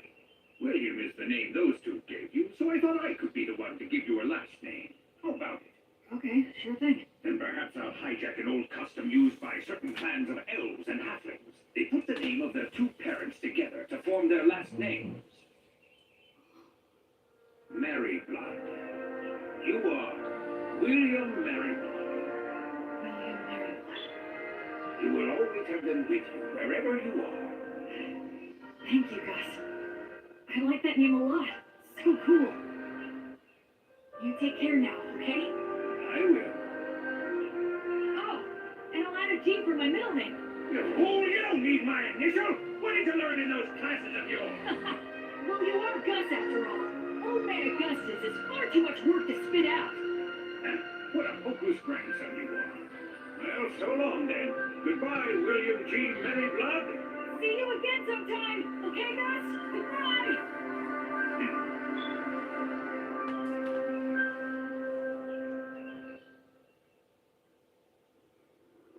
Hey, Fortress General. You doing good? It'd be perfectly natural for two warriors to introduce themselves, say a few words before facing off.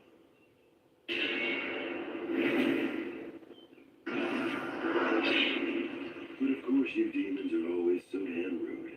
Being told that by the likes of you must leave that demon at a How's it going on your end? I performed the funeral quite easily and stopped the transformation to the undead. Looks like old Gus's group did just fine. It appears that way. In any case, we've taken down the fortress and ordered anything for old Gus's group to retreat. The fortress general fell at the hands of so few. Any more is just reckless. Don't praise me. I'll blush. I wasn't. How many days will destroying the bridge over the Grand Canyon buy us? A few at the most. We're never gonna get anywhere unless we can take out the High King. Gus seems like he has a plan in mind. Yep, probably still a one-way street, though. There won't be any way back. You are not coming. That's rather sudden. I'm a valuable asset in battle, if you don't mind me saying so myself. I know, but you're still not coming. Seeing you die would make me sick. What? Couldn't you at least add, because I love you, to a sentence like that? It would be so gratifying for me. Like how I'm gonna say something that irritating. You really are hopeless, you know that? What if I refuse to stay behind? I'll send you back even knocking you out. I already got old Gus's consent. I see. And I suppose it would be pointless to resist. That's right. Your skills aren't bad, but they're no match for the great and superior blood. All right then, how about this? If you leave me here, I'll kill myself on the spot. You what? Did you not hear me? I said if I can't go with you, I'll kill myself on the spot. So you will take me along, right? That is so not fair. You may be the strongest man there is around here, but no man can win against a woman's resolve. You're so damn stubborn. Man, I landed one crazy woman. We haven't even done anything, and you're already calling me your woman? Listen, Mary. If I return alive, let's find some quiet, peaceful place to get married. Okay. I would love to. I'd like to have a quiet house someday. Maybe on a hill with a view. That sounds nice. I'm sure the breeze would feel good, and we could start a vegetable garden. And if we end up having a kid, we can ask old Gus if he'd be willing to do to them. Despite all the resistance he may put up, I believe he would agree. And if our kid turns out to be a boy, I'll teach him how to fight. Between that and old Gus's magic, he can become the strongest man, even stronger than me. What do you think? I would be terrified he'd turn out to be a strong and clever failure. Oh, that's harsh. And I suppose my role will be to teach him all of the smaller things in life. Our kid's gonna be adorable. That's right. What name should we choose? I've got one for a boy. I hope it's not some weird name. It's a perfectly good name. Remember, he'll be our kid, so he'll probably have an unbending will. And there's a name that means helmet of will. William. William. What a fine name. I really like it as well. Well, my little boy.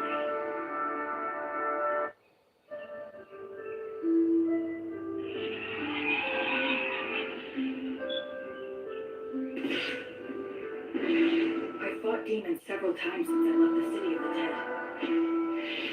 As someone trained by blood and the others, and after fighting an undead god, everyday demon riffraff were nothing to me.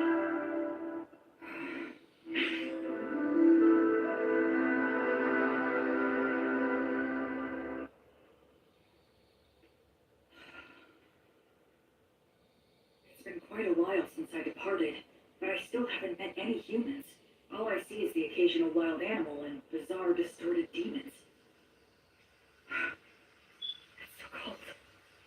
It's been 200 years since Blood and the others were alive. Does that mean no humans have returned in 200 years? It's cold, but not cold enough for snow.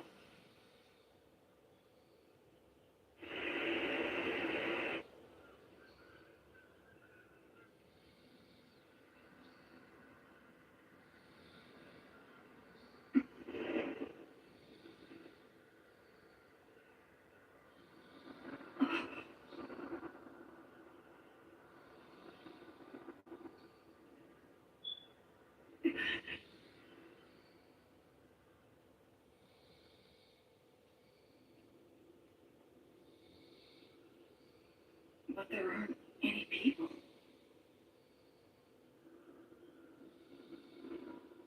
Immense magic left this scar? Gracefield, goddess of light, bring guidance and peace to the souls who are wandering exploring this land.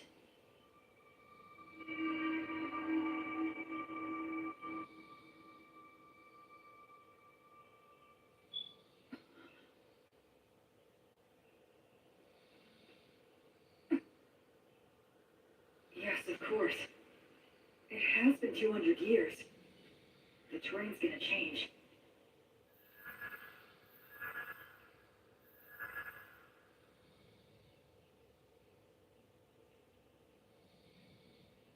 I'm running out of preserved food, but I can get bread by praying for the blessing, and I can purify water so I can survive for a while. I sure hope I reach someplace that's populated soon.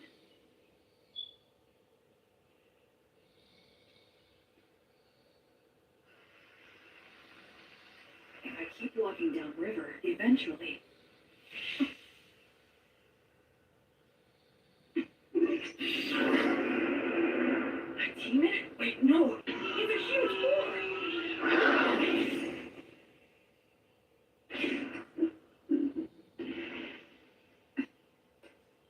I should finish it.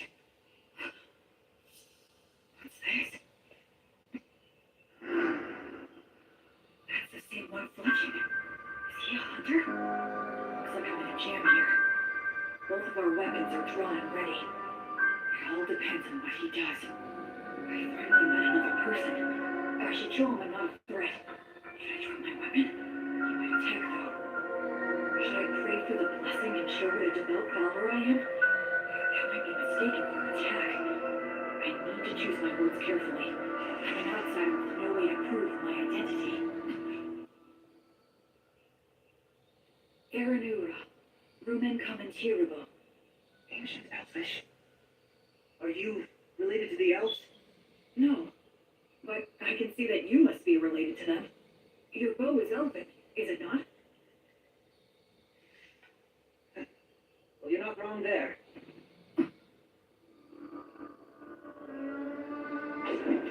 So what? The more important thing is, did you kill the boar? Oh, yes, it was me. That boar was my quarry. You took the kill from me. So, I almost said sorry out of habit from my previous life. Yes, you're right. It charged at me out of nowhere. I was forced to protect myself. Anyway, this will take some negotiation. I'm the one who ended up killing him, so I think I have at least some right to it. All right, I guess you have a point. Oh, damn it, the arrowhead is broken. How many left? I wonder if metal is hard to come by. We negotiated a few other things after that. The silver-haired half-elf was a skilled negotiator, so I was sort of at his mercy for the most part. But he agreed to give me the boar's shoulder, in exchange for helping him butcher it. Wow, you know your stuff, huh? I'm sorry. You have my gratitude. We'll make good use of you. You're so devoted. Well, at any rate, this front leg will be all yours. That's it for the portions. Okay. I guess we should eat the liver now. It'll go bad fast. Oh, I've got a pan we can use. Flammo ignis. Hey, you're pretty impressive with your hands. Kind of. I should keep my magic a secret for now. So, now we just wait? Yeah. Earth Mother Mater, and the virtuous gods, we give generous thanks for your grace as we partake in this meal. Please bless the food that is here before us, that it may robustly nourish our bodies and our souls. You really are devoted, huh? He doesn't seem to be much of a believer. But I'm the one with memories of my past life, while he seems closer to nature. It's so hot! Good stuff. This is the best. Huh? So you want directions? Well, the thing is, it's kind of hard to explain. I'm not sure how to put it. You don't look familiar. Seriously, where are you from? Telling him I was raised in the ruins by 3 undead probably wouldn't help things. I came here from the south. The south? Nothing further south than this, bro. Huh? We're as far south as you can go. Eastwoods in Southmark. I did come from the south, though. It's a long story. Oh, so you're one of those adventurers who scrounges for treasures in the ruins. Yeah, something like that. And then you got lost in the woods. I've never seen an adventurer who's so absent-minded. Whatever. Just keep following the river downstream, and you'll reach a small town in a couple of days. You'll figure it out from there. Thanks so much. Yeah, well, good luck. Hey, if it's on the way, do you think we can stop by the settlement that you're living in? I mean... No. I want nothing to do with you. Take a hint. Yeah, of course not. Who'd want a total stranger in armor like this following them home? I'm sorry I asked. You better not follow me. Will you be okay with no light? Don't worry about it. It's none of your business.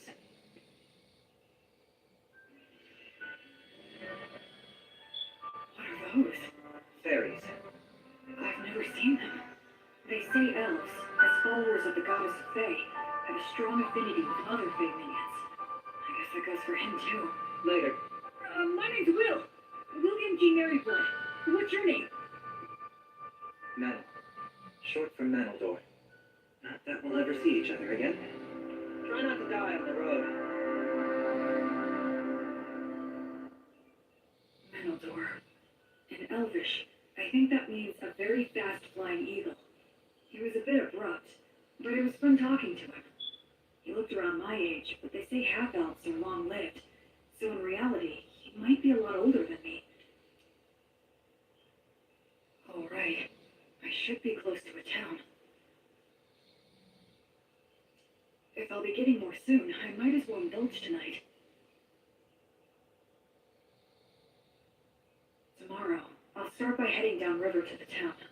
After that, I'll try to get some information there.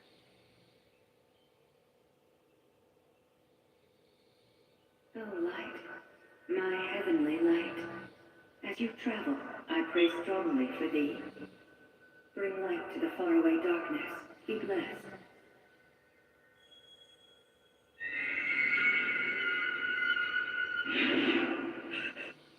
No! Was that a divine revelation? Lumen! A tragedy is about to befall a nearby village, and Metal is going to be caught up in it. Interdirecto humanum! That way! There it is! Did I make it in time? Erosus.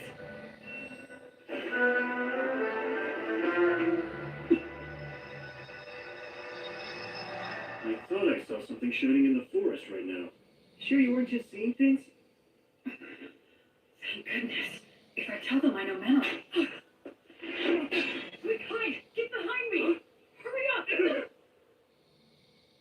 Are they raiders? Will Metal's village be attacked? Will he get caught up in disaster? No. A divine revelation is after the interpreter. No. It can't be. How could I have been such an ignorant fool? Metalcore isn't the victim of this tragedy. He's the perpetrator. Go. Secure the village. I'll deal with this one. Metal, what are you doing? I thought I told you not to follow me. Die. Everyone wake up! Get out here and attack! Get your weapons! Acceleration! No, sit on the foot. I have no strategy against so many of these berries. In that case... He doesn't even realize that if your muscles are built up enough, you can solve most any problem by force. Damn it. Salamander burning alive. Right. And what? You're quite strong, aren't you?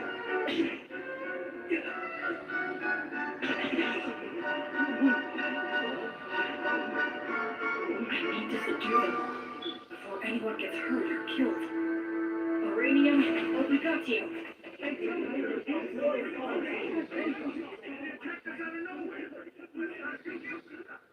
hate to let a warrior priest see us behaving like this. Thank you again. We appreciate all your help from earlier. Pleasure meeting you. John. My name is William. People from all over with different ideas about the law drift to this village naturally. It's always like this. This village is in an area of Southmark known as Beast Woods. Apparently, it falls under the rule of the Fertile Kingdom, but the law and authority of the kingdom doesn't reach these dangerous remote regions. So the area is dotted with villages populated by criminals, fugitives with no relatives, adventurers who scavenge the ruins, and other outsiders.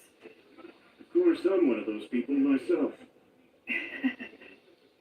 So, what's going to happen to them? I'm not sure. Your guess is as good as mine.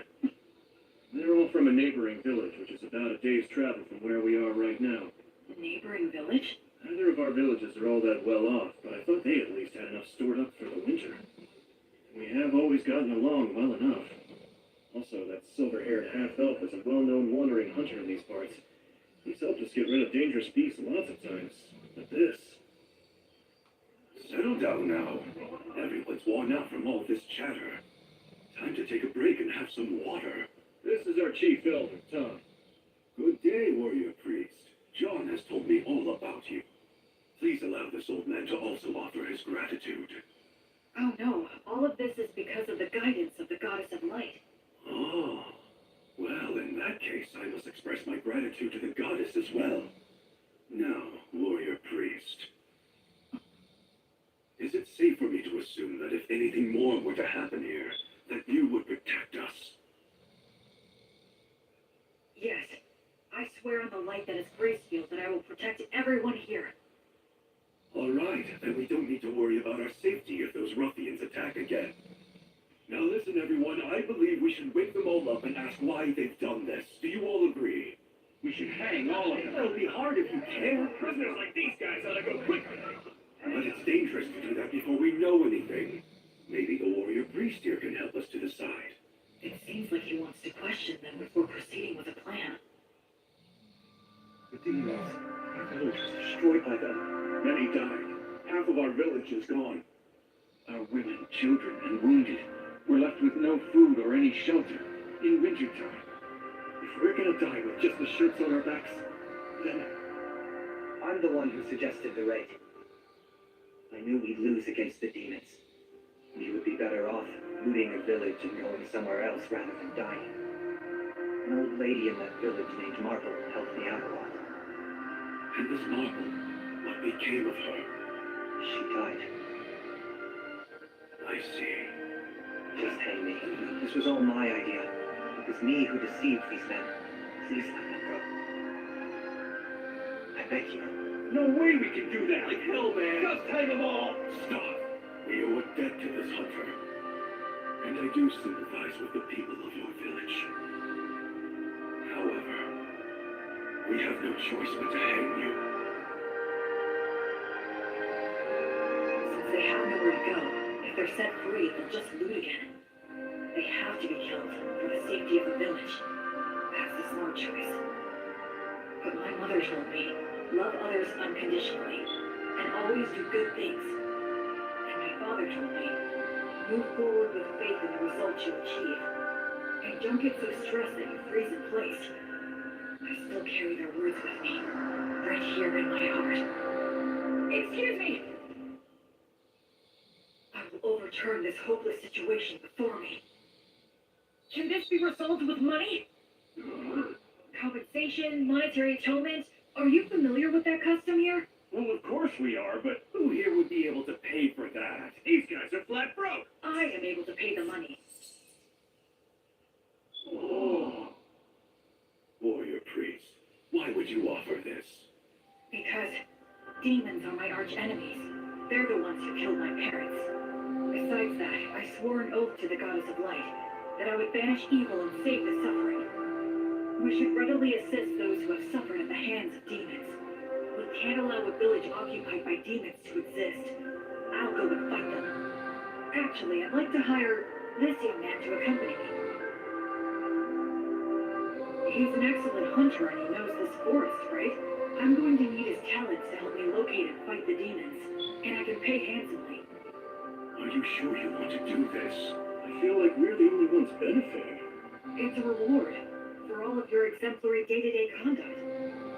Gracefield, the Goddess of Light who governs souls in the cycle of death and rebirth. always looking upon your daily lives with their compassionate eyes.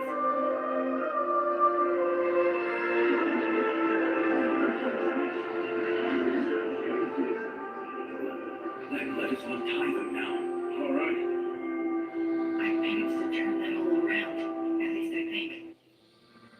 I had a feeling that somewhere, some god was giving me a tiny smile. The people of the village that was attacked took in all the villagers who weren't involved in the raid. Part of it was to use them as hostages, I'm sure, but safe is safe. So are you going to tell me what you're really up to? I don't have anything to hide. I meant what I said. Because you're a warrior priest? Well, I almost forgot. I know it's already after the fact, but you will let me hire you to take you back to the village and destroy the demons, right? You're asking this to the guy who instigated a raid and a murder. Shouldn't I be punished? I already cleared your debt by paying reparations. Besides, it was the only way you could help out. The people were starving, right? It's never crossed your mind I might betray you? If you do, it's the people of the neighboring village who will suffer. You're too damn nice. One of these days you'll be picked apart and left for dead. Well, I'll be very careful then. Okay, sure, I can work for you. I do need some money after all. Great, thanks.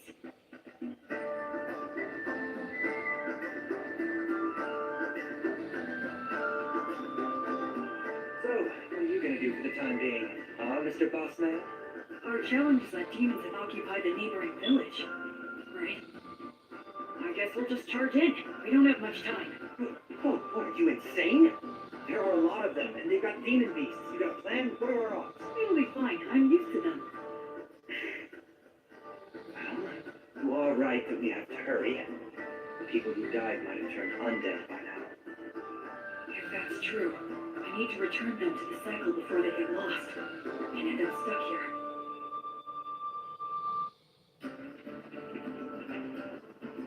Come this way.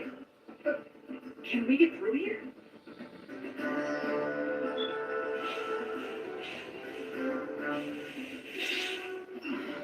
This is perfect. We'll camp here tonight.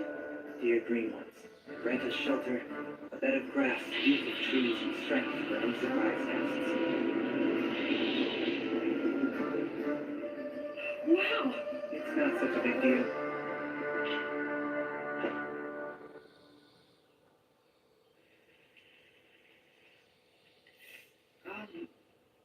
You're awfully quiet. Did I do something wrong? I wasn't raised very well. I'm uncomfortable with people who were brought up like you. But don't worry, I'll do my job and repay my debt to you. I wouldn't say that I was brought up that well. We'll reach the village by morning. Remember, I'm only dropping you off. I won't be fighting any demons by your side. I know. That's fine. Shouldn't we keep watch? The fairies will do it. They'll wake us if anything happens. Hey, why don't we stay up and chat for a bit? I'm tired. If you want to stay up, do so on your own. I wonder how long it's been since I began my travels. One thing's for certain. It's my first night spent with someone else since my departure. Ruins, huh? Used to be. The stones and stuff are pretty useful for building new things. The village is just ahead.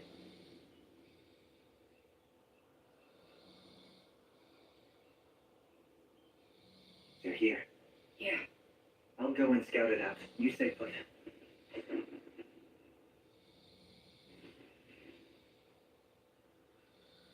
A ritual? Yeah, at the ruins of the village temple. Those damn demons. How's the temple laid out and how are they organized?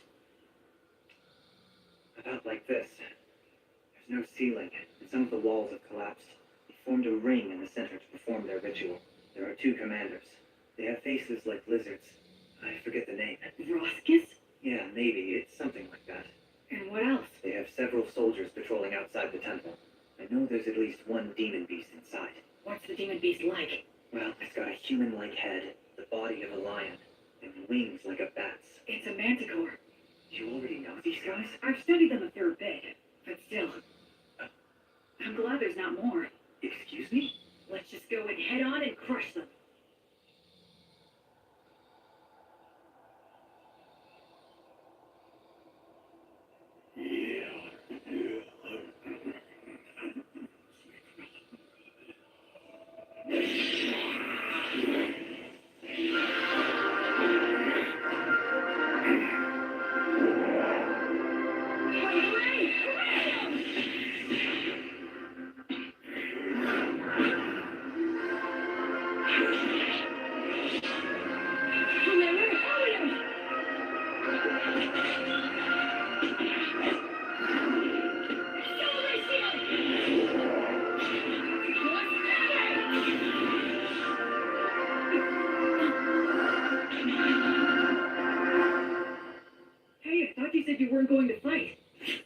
jumped in because I could tell you were winning. I don't know many people who could tackle those guys alone and win. The conditions were in my favor. Regardless, your strength is abnormal. Do you do some special training or something? Oh, I eat a lot of bread, I guess. Humans usually don't get stronger just from that. Well, I think we took care of the bulk of their forces. All that's left is to clean up any surviving demons. I hope some of the villagers survived. Oh, hang on a second.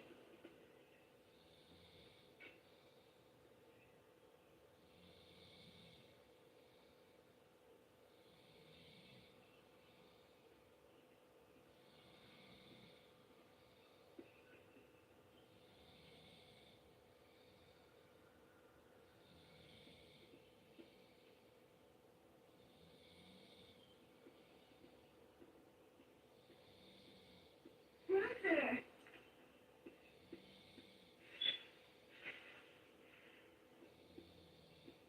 Brother Menno, it's really you. The demons came. They attacked the village.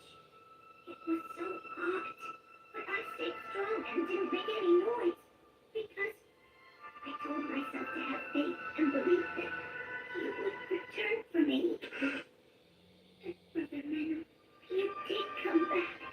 Thank you. Why won't you? What's wrong? What happened? Did I? Hey, listen. You did well. You did a good job. Who are you? I don't. Don't worry, I'm a good friend of Brother Menno's. I'm sorry. He's a bit unsteady on his feet because he's very tired. Oh, okay. That's right. You're a good boy. Go on. Menno? I got here late. Sorry about that. That's alright. It's fine. You must be tired. You should rest. Yeah, you're right. I do feel kind of sleepy. Sweet dreams, little one. Goddess of Light, Gracefield. Grant him some peace.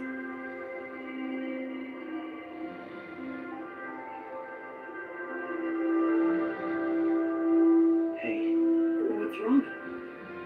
I'm really sorry. Sorry for what? I underestimated you. I thought you were just some rich boy who happened to earn a god's protection and got cocky. Spouting mindless cliches. Anyway, I'm sorry. Don't worry about it. There was still a distinct look of pain on his face, but Menno also had the faintest of smiles. He didn't hesitate anymore after that. He held the hands of the undead and exchanged farewells with them.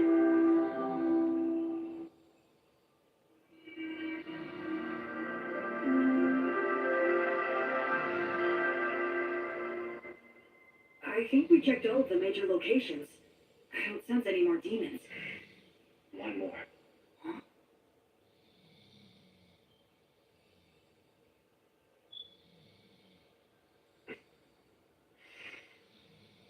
Hey!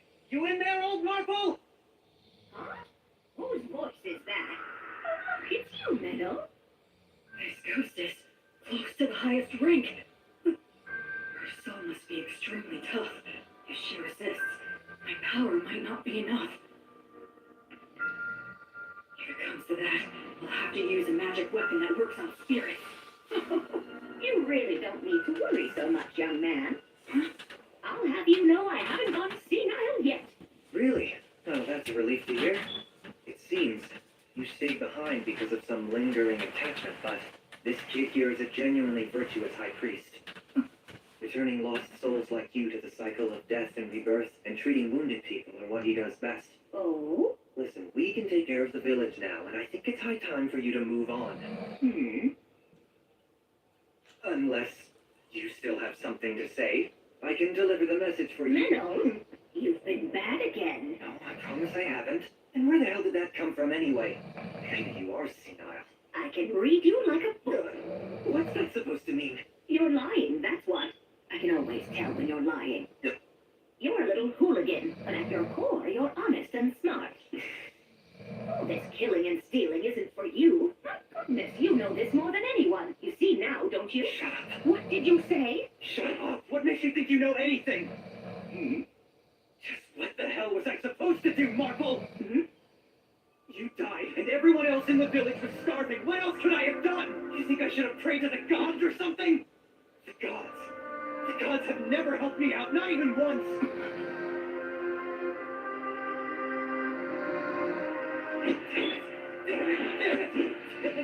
Damn it!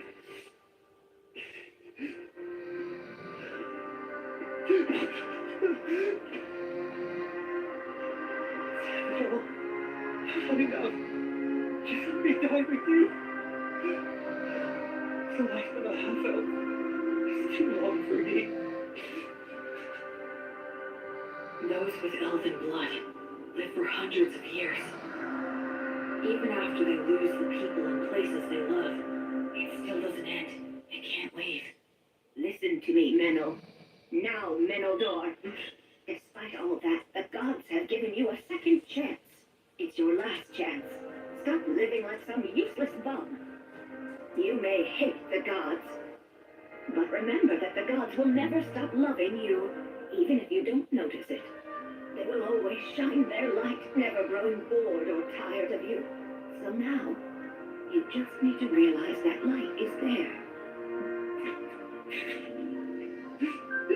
Okay, priest, I'm ready, but if you wouldn't mind, yes? Can I entrust you to look after this poor fool? He's not really such a bad boy at heart. So please, treat him well, won't you? I will. And as for those darn demons and demon beasts that attacked the village, I'm certain that they weren't just strays. The stronghold where their boss dwells is deep in the forest, and he sends his demon minions all over the place from there. He commands the demon beasts to attack people. It seems like they're putting all their effort into one big evil plan. If I may, your lingering attachment. Well, I couldn't pass on without making sure someone knew this. Anyway, I appreciate the offer, but I won't be needing your help. You see, someone's already waiting for me. Oh, she has someone. So it's about time for me to be on my way. Menel, dear, do take care of yourself. So many things happen in this world that can never be taken back again. So stand up and put your best foot forward. There are things you need to do. You old woman. You're so selfish. Oh, well, so are you. Oh, my goodness.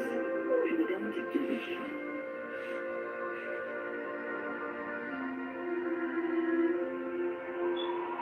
Well, I'll leave the rest in your hands. Of course, you can count on me.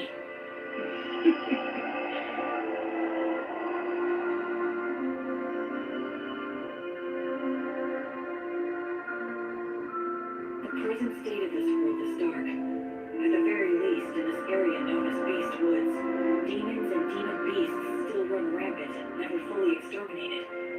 No nation's laws reach here. So even among humans, robbing and mugging are widespread. Certainly, as an outsider just passing through, I'm not obligated to do anything. I could just walk right by it. As you travel, I pray strongly for thee.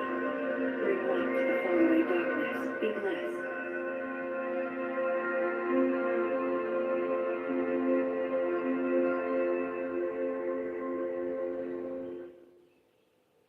A few days later, the villagers returned. Though they were shocked to see the state the village was in, they eventually gathered up their remaining farm tools and started digging holes to bury the dead. And we all laid them to rest together. So, what are you planning to do now? Feast your eyes on this.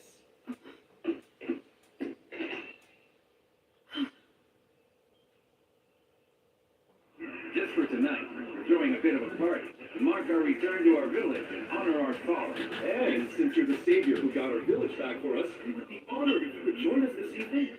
I'd be glad to. Oh boy.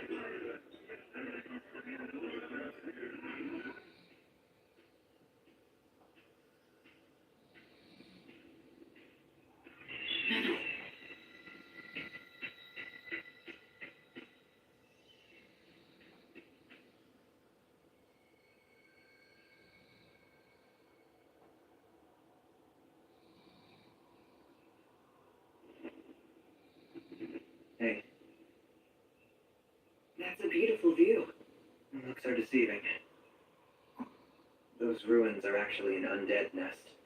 Countless adventurers have gone in, but none have ever come back. Oh, I see. Okay then, I'll go there tomorrow. Huh? Are you even listening to me? Yeah, you said it's an undead nest, right? If it is, I need to go and return them all to the cycle. I forgot who you were for a second. Being around you throws me off my game. And here I thought I was a much more indifferent person than that. A little late to say that after the way you were wailing earlier. Well, why are you saying that to someone who's already depressed? Hey, Minnow, what was Marble like? Can you tell me about her? She's strange, exactly like you saw her. I was born up north in Grassland, in the great forest of Erin. That's where all the elves live. My mother was a woman of insatiable curiosity. She took off somewhere outside the forest, came back pregnant with some stranger's child, then she gave birth to me and immediately died. I grew up at a different pace than everyone around me, and the things my mother didn't help. They said I was a disgrace, and since I didn't fit in the first place, I ended up fleeing to the forest. Of course, the world outside was no paradise either. But luckily for me, I could use a bow and arrow as well as knives, and I could see fairies. When I ran into enemies that wanted to eat me, I had the skills to kill them instead. If I didn't, most likely I'd be prostituting myself out in some back alley. You do have a pretty face. What's that? Nothing. Go on. Anyway, I became an adventurer and slowly made my way to Southmark, where there were a lot of old ruins still. But a member of my party betrayed me in a fight over the loot we found amongst the ruins. He poisoned my food and I nearly died. I killed him with my own hands. But all of them except me died anyway. I didn't even know where I was wandering off to. It was near that village that I finally passed out.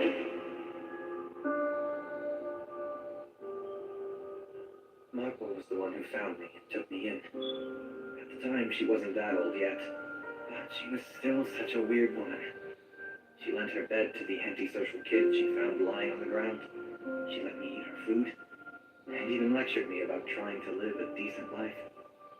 A lot of people ended up at that village after being found by her. What was she exactly? I have no idea, really. Of course, she's dead now, so we'll never know. That happens a lot on this continent. She did take me in and looked after me well. That's when I started pretending I was a hunter. There are a lot of nasty creatures and demon beasts in this area. I was relatively useful. I had a place to belong. But I lost it all without any warning. I got all the survivors together so we could be the ones doing the stealing. But thanks to you, we failed miserably. It sucks having a longer life than anyone else in a place like that, so it's depressing. I just want to die sometimes.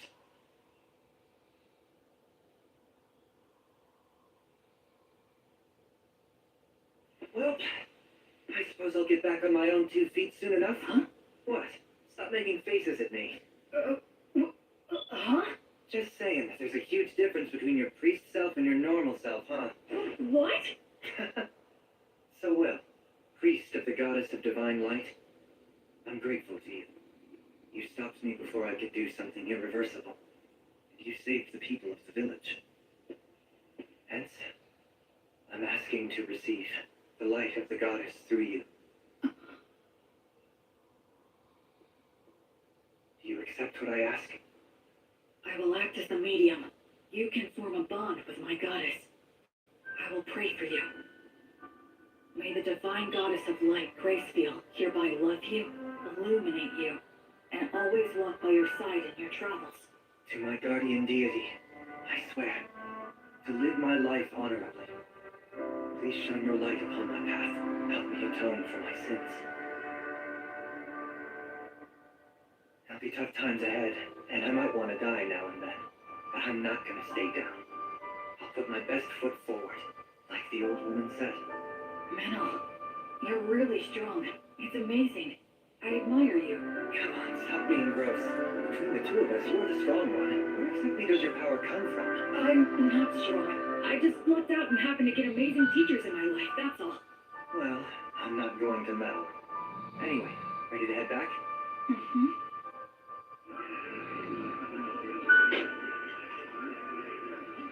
Blood. Mary. So, just might have found the very first person I could call a genuine friend.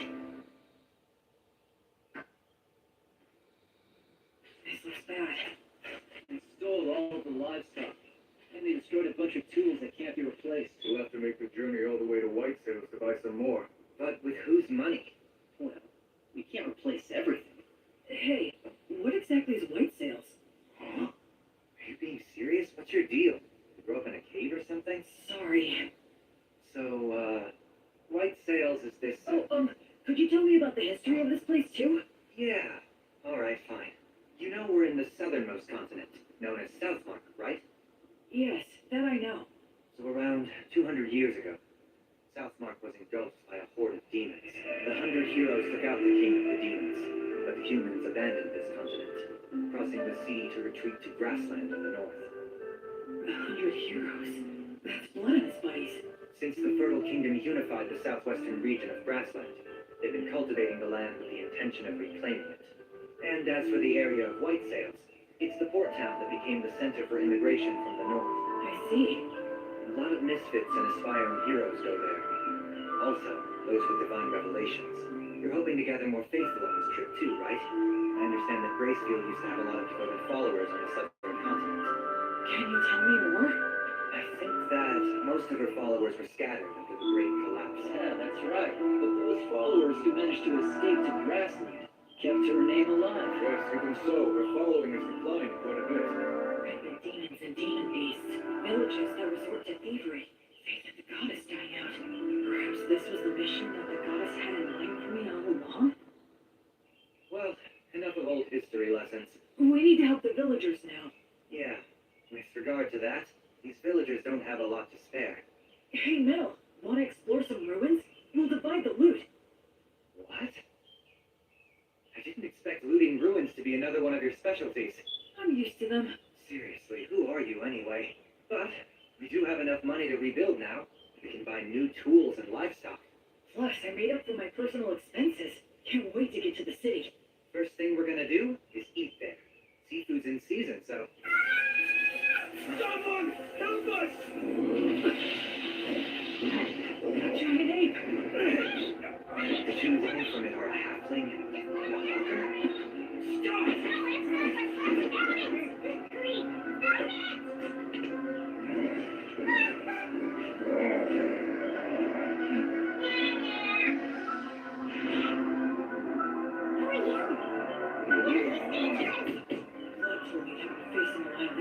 The moment you break eye contact, you lose.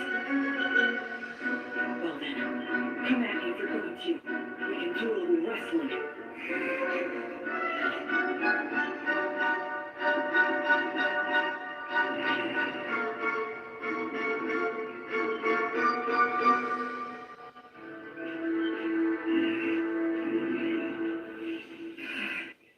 Thank goodness I didn't have to fight him. Are you okay? Well, mister, who are you? Some kind of adventurer? Not many people can stop an agitated giant ape just by looking at it. You're incredible! Oh, I'm Robina. Robina Goodfellow. I'm a singing, dancing troubadour. I go where the wind takes me. You can call me B for short. And that dwarf over there is Antonio the Hawker. I call him Tony. The company he worked for went under, so now he passes himself off as a hawker on remote country roads. Sometimes it's hard to get a word in edgewise. We were just on our way back to White Sails, which is my home base. White Sails, huh? Boy, you really saved our hides. Thank you very much. My name's Meneldor. I'm a hunter around here. We were about to do some shopping in town. And this guy is... I'm William. William G. Merryblood. I'm a priest in service to Gracefield, the goddess of light. You can call me Will. Wow, that's a noble name. Gracefield's the one they love in the southern continent, right? Oh, wow. I didn't know she still had priests. And not just any priest, a warrior priest. Am I right? Am I right? It's true. He may look spacey, but he's got mad skills. I mean, I hardly ever get attacked when I'm walking with him. Have you seen that the beast know how strong he is and avoid it? What the heck? How cool is that? What? You usually see more of them? Yes, of course. That's why it's called Beast Wars. It feels like their eyes are piercing me. Anyway, is it just the two of you? No guide? Or were they killed? Well, actually, when we came across that giant ape in the forest, I'm embarrassed to say that they ran away. So some guys conned you out of their upfront pay and then bailed? You need to get way more savvy about people, Mr. Peddler guy. I'm rather ashamed. And they made a big old racket when they ran too. It was really nuts. Giant apes don't even normally attack. They just look scary. They both lost their guides? So now what are you two gonna do? We'd be more than happy to take you with us if you want. We'll just say you owe us one. I'll do the deal making, not you. So, we'll owe you one of what? We want to buy livestock and some other stuff in White Sands. Ah, I get it. If that's what you want, then I'd be glad to help. I can introduce you to a dealer that I know. We appreciate it. And sorry for butting in. This guy has no idea how the world works. So are you really born as a true noble? He has an air about him. Like he's pure and untainted. No. If I told you about my origins, I suspect you'd have a hard time even believing me. You mean you're of such noble birth that you can't talk about your family? And a priest to an unsung god too? That's fantastic! My poetic heart is bursting with inspiration! Wait. No matter what I say next, it'll probably only make it worse. Now what? Okay, it's settled. Let's get moving. Now time racing!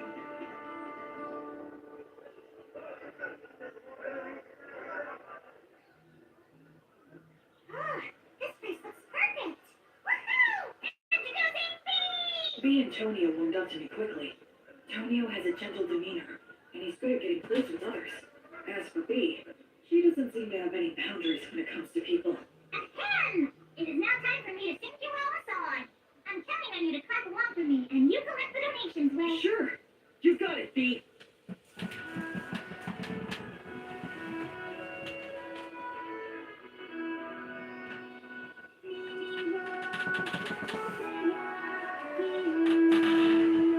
It's amazing. Every time we walk into a village, she lures everyone in. It's really impressive. She never gets tired. Very well. Right here. They make a good combo for doing business. Huh? A lot of hawkers use high-pressure tactics or even petty thievery to make their cuts. I see. I guess it's true about him working for a company. Oh, excuse me, I'd like to ask you something. Sure, what is it? Well, this is my question. Can the blessing you invoke heal sickness and injury? Yes, it can. I see. Then I have a proposal for you. Goddess of light. You're as good as new. Thank you. I'm so grateful. How much do I owe you? Oh, don't worry about that. Offer your thanks to Gracefield. And if Tonio has anything you like, please purchase something from him. I'm a priest who is still just in training. Yes, okay. Thank you so much. Let's get something to celebrate your recovery. How about this hairband? So he attracts the people, Will offers his healing, and both bring him some business. Smart guy. Tonio's pretty cool. Yeah, I think this will help with the return of the Goddess of Light. Her power is damn impressive, though. Well, the blessing is a rewrite of reality through the sublime power of a god. That's how it can heal a wound as if it had never happened. Huh. I'm only borrowing this power from the goddess. I have to be careful not to mistake it for my own power. What? Still in training, huh? Well, I really am still in training. Well, done with your free treatments? Oh, yeah. Then come with me. Huh? There's a party to celebrate everyone's recovery. Now? If they're at a party, she can sing again. He can sell more of his goods. He's a sharp salesman. We continued to pass through several villages, earning money in the same way, as we made our way north for a couple of weeks. Then we emerged onto a beat road. Let's sleep over there tonight. Man, you guys went too crazy. It's already dark. Sorry about that. Whee! I'm in such a good mood today, I'm going to give you all a free performance. Wow, how generous of you.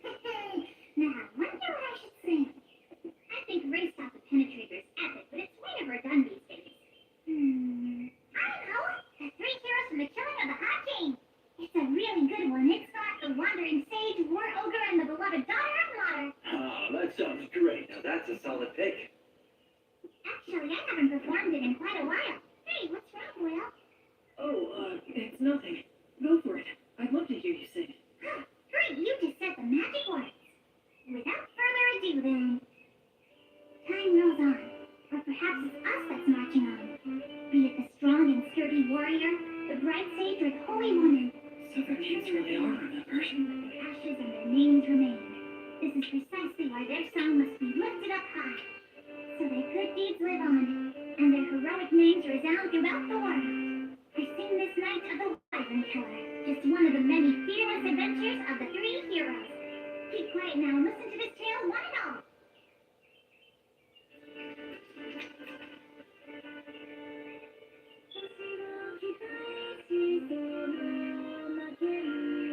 Jeez, Blood. You never talked about yourself at all. So this is what your past was like.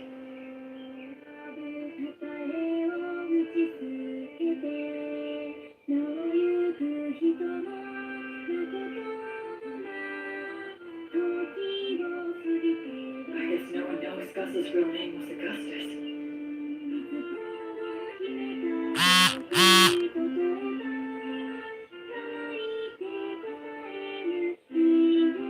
Mary's refined manner definitely gave the impression of noble origins, but I'd believe it if someone told me she came from a poor village too. These are bygone days, now far away in the past. Oh, countless wishes now left with no way home. I can only play your melody loudly, to be carried upon the passing winds. The story takes place before they were known as heroes, when the three of them were traveling together. A certain remote village that they visited was attacked by a wyvern, and a beautiful half-elf was chosen as a sacrifice to appease it. Upon hearing of this, Mary said they should save her, but Blood asked where they could possibly get the money, and Gus said nothing. Their personalities in the song are slightly off, I think, but still, it brings their voices, words, and expressions clearly to my mind.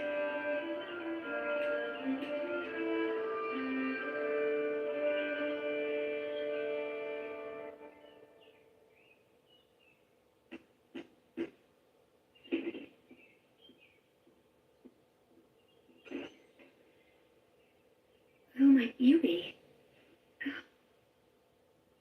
You think we're gonna take on a wyvern for that amount?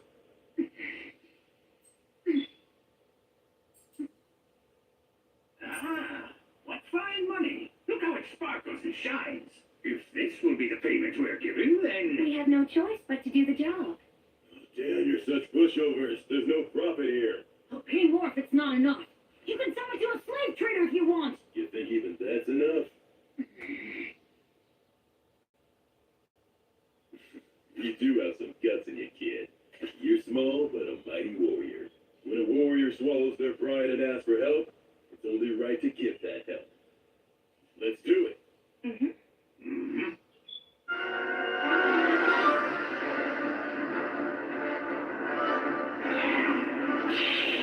Ligatur, Nodus, Obligatio!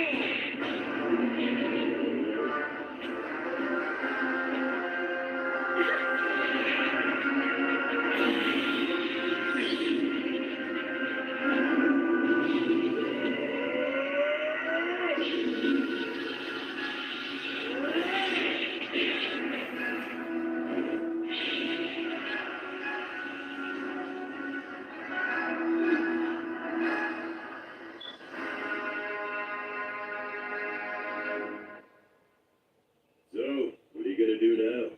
Neither one of you can stay in that village anymore. We'll manage. So take this with you. Old Gus here carved words on it. It'll serve you better than some cheap good luck charm. You certainly can't be a warrior if you don't have at least one dagger with you. Please, take this as well. Take care of yourselves, and be good to one another. You will face many difficulties, but never forget the value of perseverance. But this is more than what I paid you. We can't accept it. Ah, who said we're giving it to you? It's an investment, merely a loan. Oh no? Listen, you two must live the best you can and build up fame and fortune for yourselves. If your names reach our ears someday, well then, we will come to collect what we've lent you, plus interest. In case that should ever happen, I will leave you with my real name. It'll be our password too. So listen well. Thus, the boy and girl learned the true name of the wandering sage, known to no one else in the world today. Hand in hand, the boy and girl began to make their way to the city, while the three heroes walked back down the road in search of bold and thrilling new adventures. That's the end of this sweet song. But there's a follow-up to the story. Count Dagger of the Fertile Kingdom His actual surname was Wizardsdagger. To this day, an elderly half-elf woman still waits at his mansion. What does that mean? She believes someone who knows the sage's true name will hopefully come to her one day, so that she can return what he lent to her, along with what he lent to her husband. She plans to offer her thanks to him when that day comes. That's what this story's about. A story of three great heroes that still echoes to this day. What's wrong? No, are you crying? No, I'm not. I'm not crying. Aw, come on now. It must have been Bee's great storytelling that moved you to tears, huh? No, it's not that. I promise you. Don't be shy. There are still so many people in this world who only remember the three of you. You always were. That makes me happy beyond words.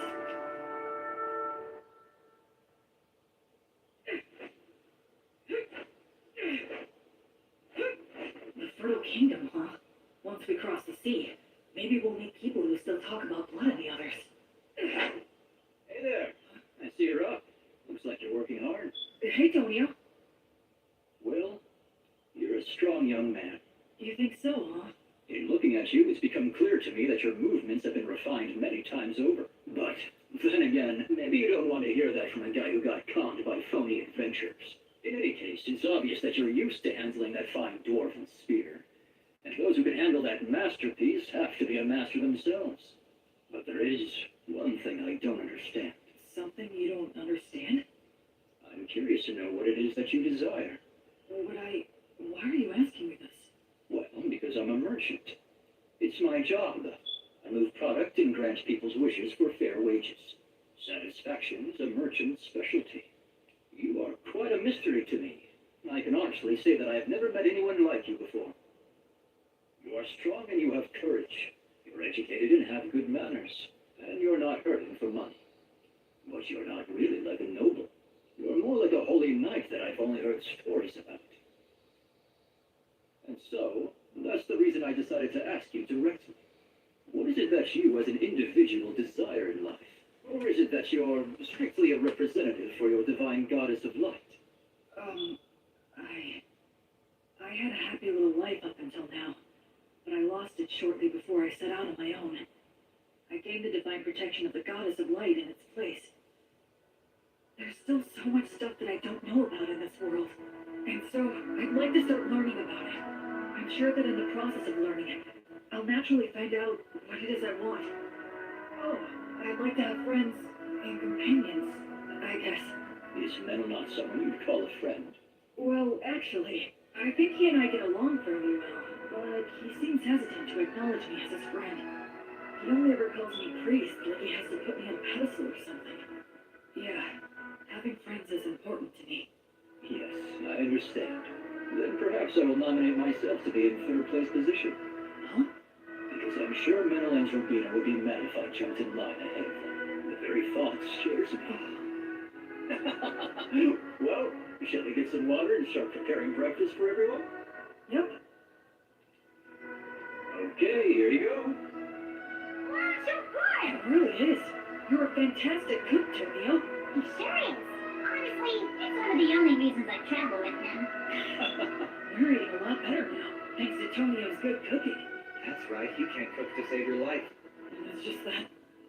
Hey, Menel, your cooking isn't all that hot either. What? You ate it. Well, we always get good bread from Will at lunchtime. Isn't that so cool? He prays and it suddenly appears. I'd prefer to stop as little as possible. I'm grateful to have food I can eat as I walk. Cool.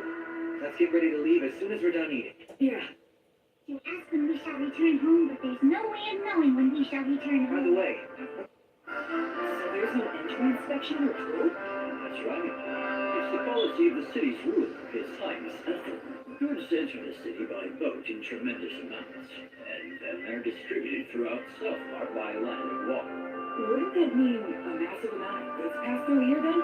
Yes, and if all of them are checked at the gates, you would be a hotbed for the smuggling of both goods and people. Oh, I see. So, Ethel imposed docking fees for ships and rental fees for companies setting up shop here to make money for the city, keeping the movement of people and goods as unrestricted as possible. It seems like the economy is their top priority. It's a very advanced city with a real sense of freedom. Quit talking about all that boring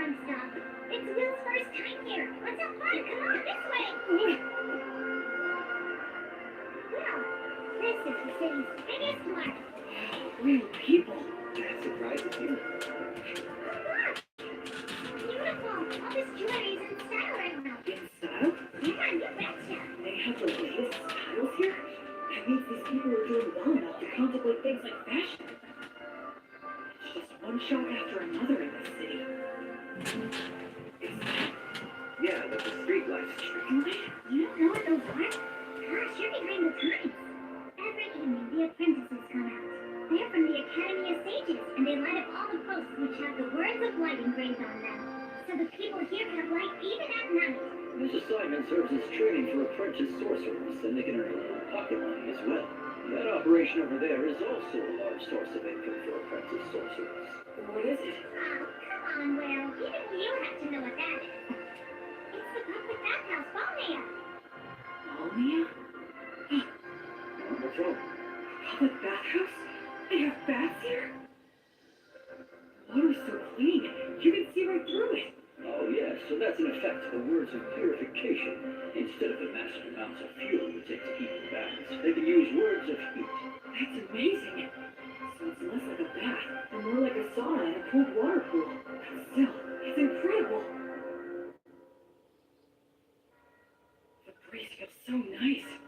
I use words of purification to keep up good hygiene on the road, but it's great to have an actual bath.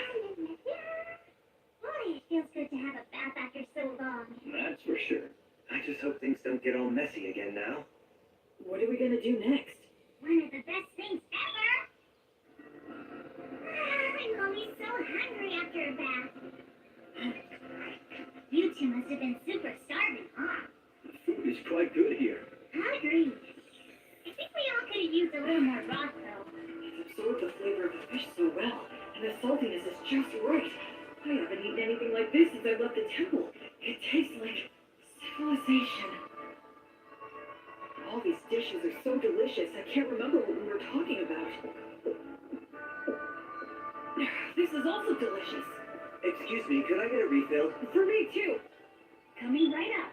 When we're done eating here, we can head over to the temple. Well, since you're a priest, you need to pay your respects, right? Oh, yes, you're right. Wow, that must have cost a fortune. Aw, don't be like that, Minnow. I'll be back as soon as I'm done. Please wait here for just a bit. Are temples in cities always this big? It looks like a beautiful work of art. It feels more like a tourist destination. Excuse me. Yes. Can I help you? I was wondering if you could tell me if there's a high-ranking priest here. I've received divine protection and become a priest, so I wanted to pay my respects. Pardon my asking, but which deity do you serve? I serve the goddess of light named Gracefield. Oh, the goddess of light. That's the problem.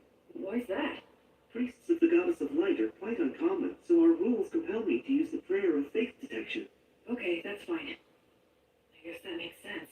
It's inevitable that people would be skeptical of a priest to a minor god. I could be a priest to an evil god in disguise. The thing is, all those individuals with the divine protection that qualifies them to determine another's faith are out at the moment. They're all out? Yes, it's because attacks by demon beasts have been on the rise everywhere recently. All but the vice bishop are extremely busy right now. Vice? What are you doing in the middle of the aisle? Oh, Bishop Bagley! Answer me. I asked you what you were doing. Well, I just... It's an honor to meet you. My name is William G. Merryblood. I've earned the divine protection of Gracefield, the goddess of light, and I've come to the Temple of White Sails to pay my respects. I see. I am Bart Bagley. I am in charge of this temple. Gracefield, huh? The deity who has been completely lost as of late? And what if you're a suspicious person using her name, planning a very dangerous plot? You have every right to be suspicious. Is there anything I can bless to prove myself? Ah, you novices are so quick to rely on your divine protection. Listen to me. Divine protection is not something to be used lightly, nor is it something to use ostentatiously either. He has a point. Gus said the same thing about using magic. I was using my blessing freely since it poses little risk, but... Yes, of course, you are correct. I truly thank you for reminding me of my lack of experience. Explain what the teachings of the Goddess of Light mean to you. Light only exists in the dark. Words only exist with silence. And life can only exist where there is death. You enter his name in the registry and show him around the temple. Yes, but we haven't performed the prayer of faith detection or the prayer of lie detection. You fool! What did I just say, you idiot? Right now, I need to go make an appearance at the Weavers Guild banquet. Spend your time as you please, but do not cause any trouble. And make sure to offer some money. Well then, right this way, sir. Oh, right. I realize how unpleasant it must have been for you to have met Bishop Bagley, but you handled yourself very well. Huh? Well, the head of the temple loses himself in parties and pleasure-seeking. He's quick to anger and always complains. Despite all he says, he never uses his blessing. The vice bishop, on the other hand, is a most wonderful and virtuous person. I'm sorry, don't tell anyone I said that, okay? Sure. Hey, what do you know about the head of the temple? Well, I've only ever heard bad things about that guy, but he's really vulgar. He seems to have some sort of influence behind the scenes of the city's commercial and industrial guilds as well. So that's how he's seen around here? Still, talk about living it up. I mean, he's letting us use the temple's guest room. Two of them even. Anyway, what should we plan to do next? We could take in sights, or visit some guilds nearby. Oh, if we do that, then I'd recommend going to... Wait a second. What was that? Those don't sound like clock tower bells. Is there a fire? That sounds like an emergency alert.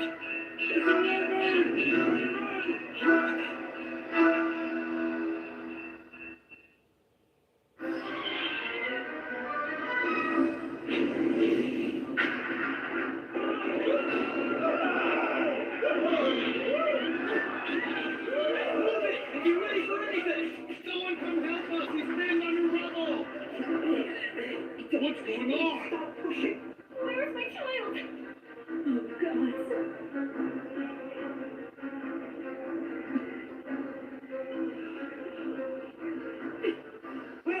Will, wait!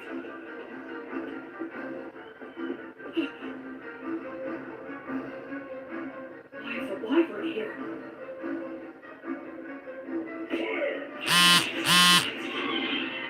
Some of the high-ranking clergy are out right now.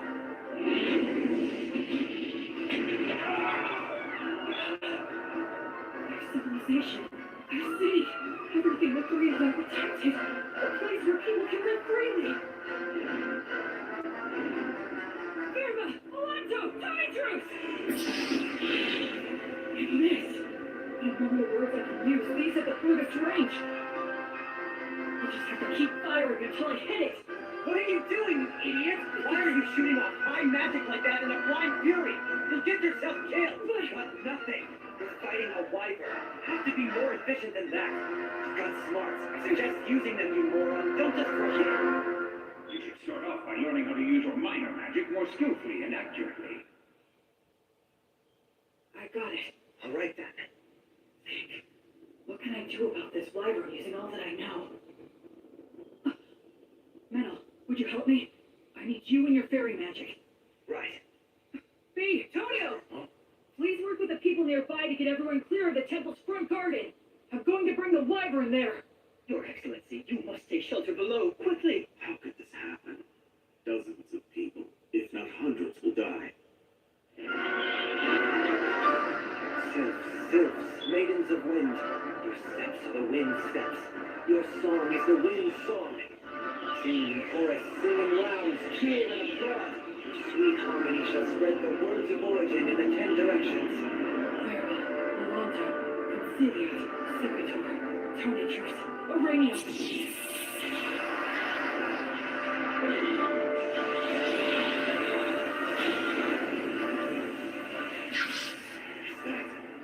Magic? There's a fairy user too? Man, are we lucky. We've got this. We can do it. Hurry! I'm probably not hurting it that much. But that's fine, so long as the wyvern identifies us as its enemies. Almost all beasts of this type are highly aggressive. Even in situations when they can get away, they'll choose to take the offensive. Here it comes. Truth is, the rest of the situation depends on how close my skills have come to theirs. Guys, I now fight for the sake of my oath, to banish evil and save the suffering. Pray. Pray. be as unbreakable as a diamond. For eternity. For all eternity. Reject all that is evil.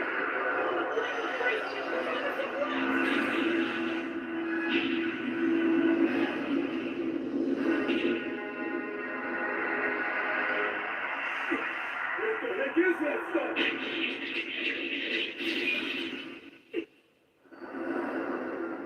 Selves! Beautiful maidens of wind, dancers in the gale! Show those ones foolish enough to fancy themselves better dancers a bitter taste of art!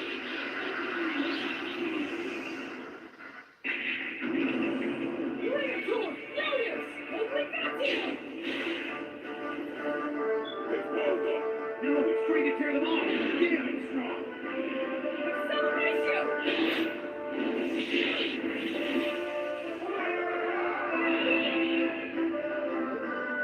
Unbelievable.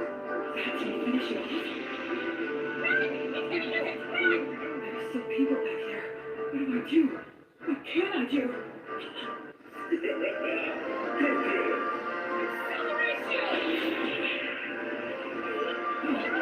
You stop using muscles. Take that down.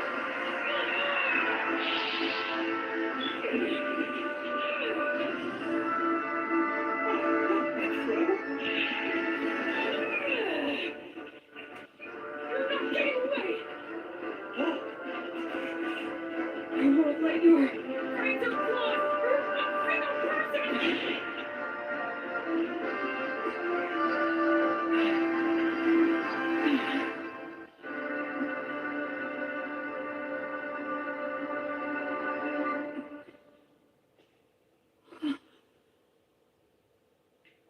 Well done! Excellent work!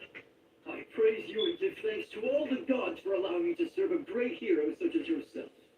It's the birth of a new wyvern killer. A brand new hero. Sing his praises with your applause.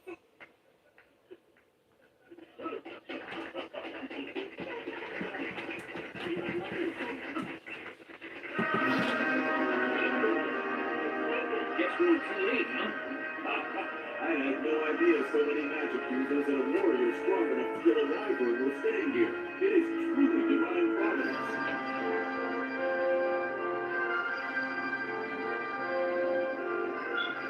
You're full of all kinds of tricks, aren't you? You're surprised? I'm used to your crazy antics by now. All I could think of was how inexperienced I am. I was great for a first attempt, and I was just lucky to land a surprise attack. But what was that black miasma stuff around it? Hey, you brought down a real monster. Reflect all you want, but be happy. It's hard for me to be happy if you're not happy. When he puts it that way, there's a lot I could have done better. But now I'm a wyvern killer like the three of them. And that does make me happy. Yeah. Well, thank you. I owe it all to you. Yeah, we did it. You know damn well it was almost all your doing, you idiot. Is the wyvern killer here? Yes, that's me. How can I help you? Please, come with me, quickly. His Excellency, the Crown Prince, wishes to see you right away. Welcome to my mansion. You're a great hero. So, this is the Crown Prince of the Fertile Kingdom, the Lord of White Sails, and a ruler of Southmark. It's more than I deserve to stand here in front of you, Your Highness. I came immediately when I heard your request. My name is William G. Merryblood. Oh, you are well versed in the old etiquette. I assume you are of high birth, correct? No, if Your Highness could please refrain from asking about my origins. That must be some story. So be it then. Please have a seat. Thank you.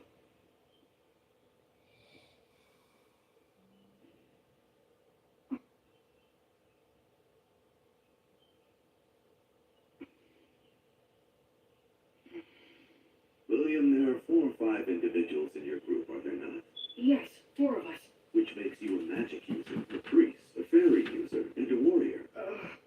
Well, Actually, we are a traveling priest, hunter, merchant, and a bard. one who shot lightning at the wyvern, one who made the light, one who dealt with the air, and one who broke its neck. That is 4. If that makes 4 people, it is indeed correct that we are 2 of them. What are you talking about? I can explain. My friend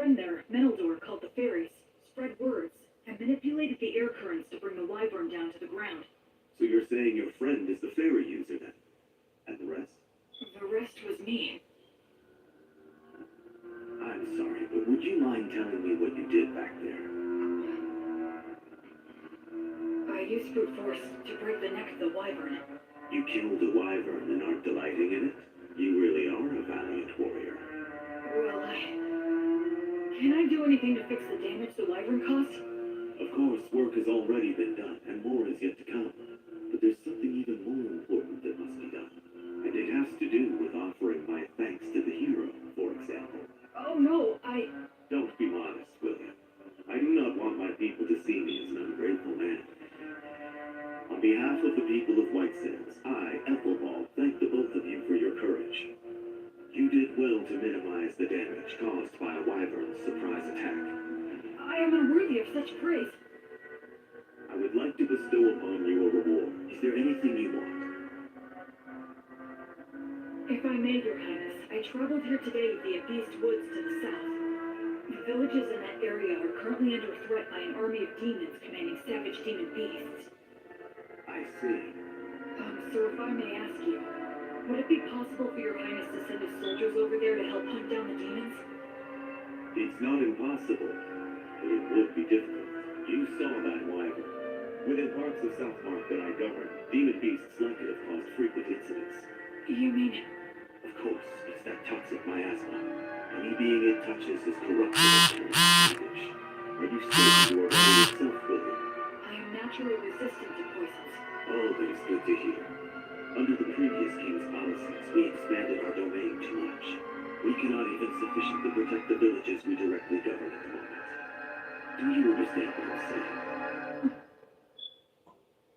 Then, would you give me permission to hire adventurers and mercenaries with my own money and organize an army to drive out the demons?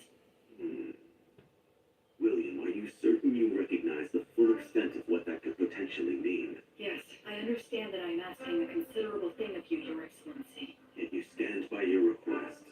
Yes. Because if I don't, then how many more tragedies would we be forced to simply overlook? Except to save everyone here is a task not even gods can achieve.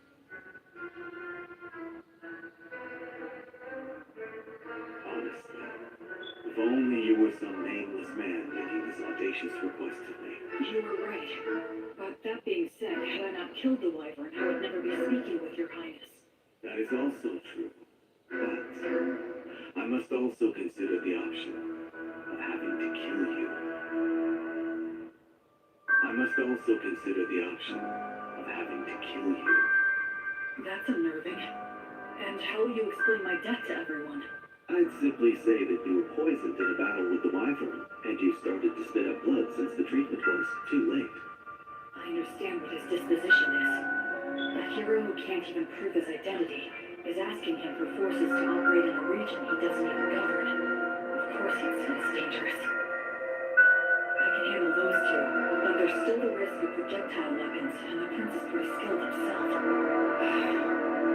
No, it's pointless to think about that. In any case, I have to get through this somehow. I need to speak from the heart and plead my case as earnestly as I can. Your Highness, Go ahead. if all the saltiness were to disappear from the world, then what would give salt its distinctive salty flavoring? And if all those who carry a flame were to live entirely in the sunlight, upon what would they shine their flame? For my part, I'm fortunate to have received a part of that flame from Gracefield, the divine goddess of light. I firmly believe that the ones who carry that flame are the ones who should march first into the darkness. They must shine the light upon those who lament in darkness and light the path for those who follow behind. So please, I beg of you, can you somehow grant me permission for this unusual undertaking of mine? Young William, this path will only lead to despair. It won't work, and even if it does, you will pay the price. But I have some business with that despair you're speaking about. Oh, really? And what is that? I don't like how its face looks, so I want to go and kick it in as hard as I can.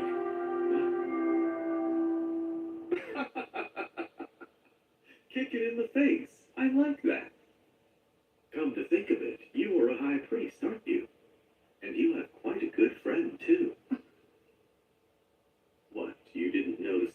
reaction that he had?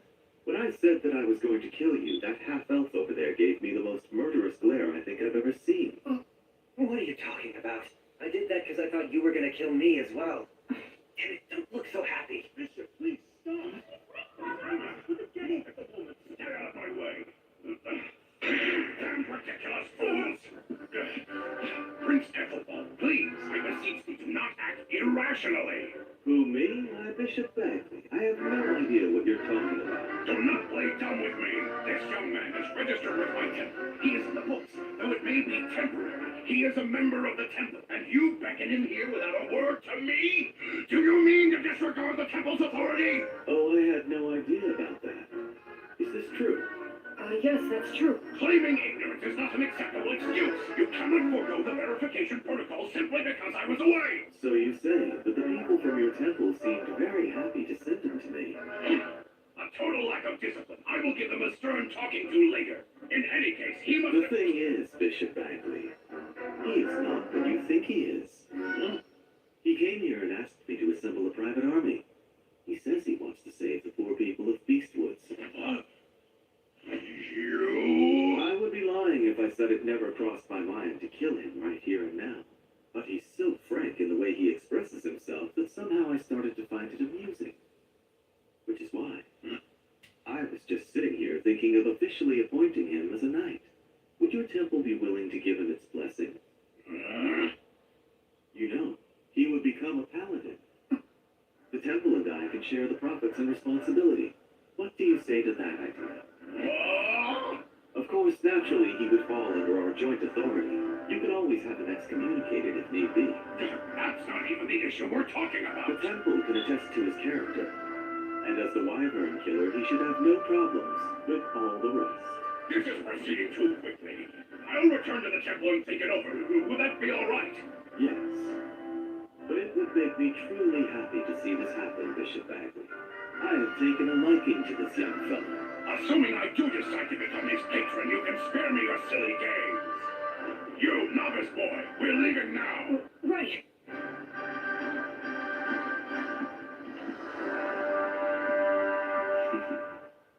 Honestly, what a troublemaker you are. Demanding a private office. What's the old geezer's deal? Menel, actually he's... Especially you. You're a novice. How dare you take matters into your own hands? So what if we did? It's not like you're our boss or something, mister. Excuse me, I'm the head of the temple, in case you forgot. So what? You want to fight over it? How dare you speak to I'm me? sorry. My father's on edge because he's had unresolved issues lately. No, I apologize for my friend's behavior. Anyway, so you're Bishop Bagley's daughter then? Yes, I am, though we're not related through bloodlines. At one time, the bishop was in charge of a temple in the capital city that accommodated a large orphanage. Ah, yes, I got it. When His Highness Ethelbald asked my father to relocate here, I came to this continent along with a dozen or so other families. So that's what happened. He's in a position where he can throw his weight around. He has connections everywhere, and he has loyal subordinates, too. Bishop Bagley! Thank you for all your help. Your intervention with the Crown Prince saved us. Thank you. I did nothing to warrant your gratitude. I only defended the temple's authority from the Crown Prince's utter selfishness. You just happen to be a part of that. Besides, when he's amused by something, he has a habit of doing absurd things. It's a real problem. But be that as it may, I still must respect his royal stature and worldly authority. I'll take his proposal into consideration. You will remain in the chapel after the evening prayer. All right, I understand. The thing is, What? What's the evening prayer? You unbelievable fool! You know the prayers that are called Vespers and Compline? Those holy practices were revised 200 years ago. Did you serve your apprenticeship with one of such a long-lived race? Sure. I guess that would be a good way to put it. So it seems that you are not entirely ignorant then. Anna, go fetch some books on the revisions to the liturgy, and while you're at it, find a suitable teacher for him as well. Yes, Father. This boy is a novice, and on top of that, an ancient who's come here from 200 years in the past. He'll take a lot of work.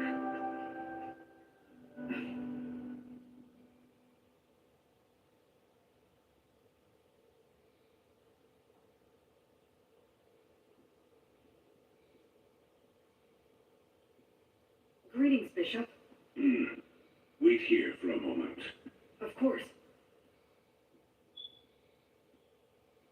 This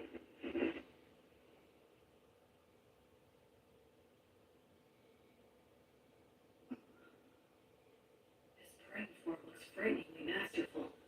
Other than Mary, I've never seen such an expert.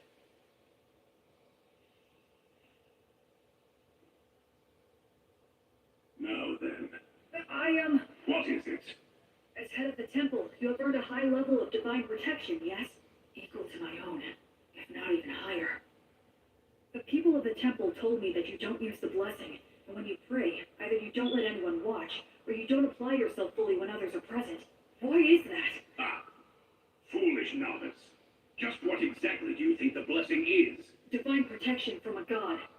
Well then, why did a god bestow divine protection upon you? You think it was to give you special treatment? Not so, correct? To act through you. Understand? It is the god's wish to be able to achieve something great through you. And in order to live up to the god's ideals, we must constantly be in thought about how to use the blessing most wisely. Using it for personal gain will sadly detract from the god's glory. Most of those dimwits fail to understand this point, which is why they will one day lose the blessing. I am the head of the temple. This land is wild, and development on it has barely begun. To secure funding and rights, I must yell and intimidate. To lay the groundwork, I must do favors and use bribery. If I were to use such a high blessing in these circumstances, the people would question why a man like me received divine protection in the first place. Now, youngster, do you think this kind of behavior would contribute to the glory of my guardian deity Volt? No. Precisely.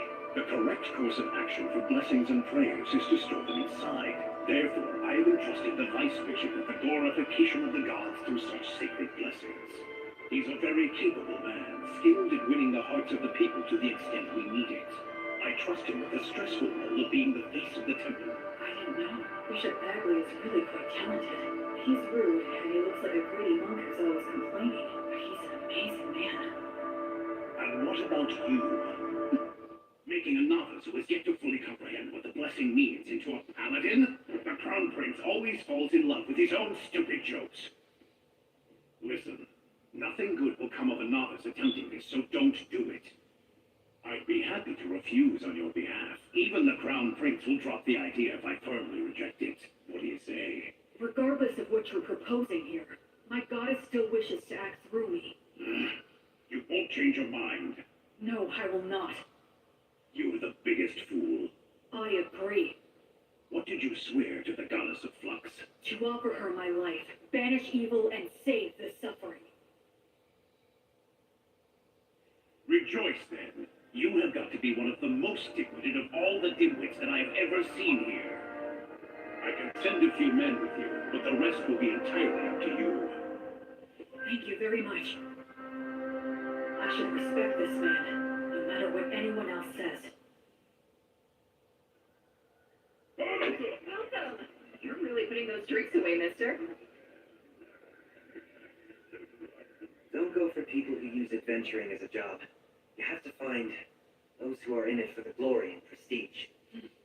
We need real ruffians who will put their lives on the line for the sake of adventure and battle. Right. Just like blood. They have Demon Beast horns and Demon Beast hide? Those are their battle spoils. It's the easiest way to show off their strength. Come on, let's go. A red-headed boy with a friend who looks to be half-elf? There's no doubt. His training must have been extensive. Hey, man, what's the famous wyvern killer doing walking into some pub out of the middle of nowhere? I'm looking for help. Exploring these woods? No pay. Your reward is glory and praise, and there's no guarantee you'll survive. We're doing this for a living, you know? We're not taking this quest, right, guys? Yeah, man, don't be so stingy. Shut up, you blowhards.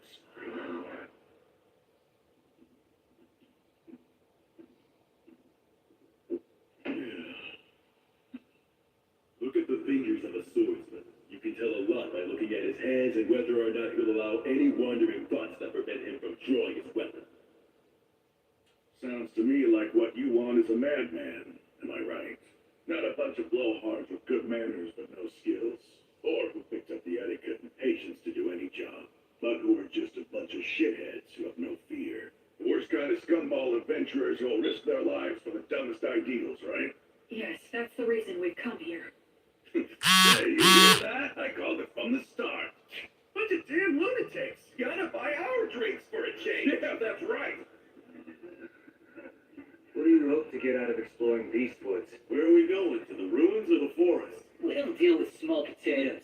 We want the demon boss. The leader of the demons running amok in Western Beast Woods. The subordinate demons are thought to command demon beasts. That's a big fish. It is. The location is unclear. Just finding him there will be hell. And we're talking instant death if we're ambushed during the search. That is highly likely. In other words, this is gonna be a nice, fun, stupid little jaunt into the woods.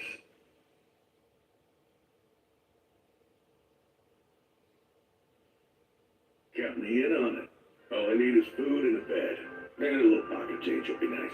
Yeah, me too. And me. We'll provide everything. I'm William G. Maryblood. I'm Raystov. Whence cometh this disciple? To the lost goddess of flux. She who is the brilliant goddess of light? This disciple is It's almost time for the ceremony. I heard they wanted to make this a happy event to give people work who lost their homes and jobs in the Wyvern attack. But now know the name of the new hero who has appeared in the city of White Sails. That should just about do it. B, could you please not write an epic about my story right in front of me? What? Why shouldn't Well, you actually did do all that, so what were you expecting? I? You're gonna love it because I'm gonna create something grand. I'm afraid to say that this many cows and horses will indeed come at a hefty price. Oh yeah, speaking of which, can you please negotiate a deal for us to get all of the sick and injured ones at a lower price? Huh? Don't worry, I plan to heal all of them. Oh, that makes sense. Also, I was thinking that it would be a big help if you could start a trade movement between Beast Woods and the city of White Sails. Yes. How much do you need me to give you to fund that? Well, why don't the two of us sit down and have a serious business chat? Let's see here. Easy on me, please. I say go for it. You need to have a good understanding of how money works. You'll be dealing with Raystov and all those guys soon. The Raystov? Raystov the Penetrator is here? Yes, he is. That's perfect. I can interview him then. Huh? Making a habit of flaunting your own accomplishments leads to arrogance.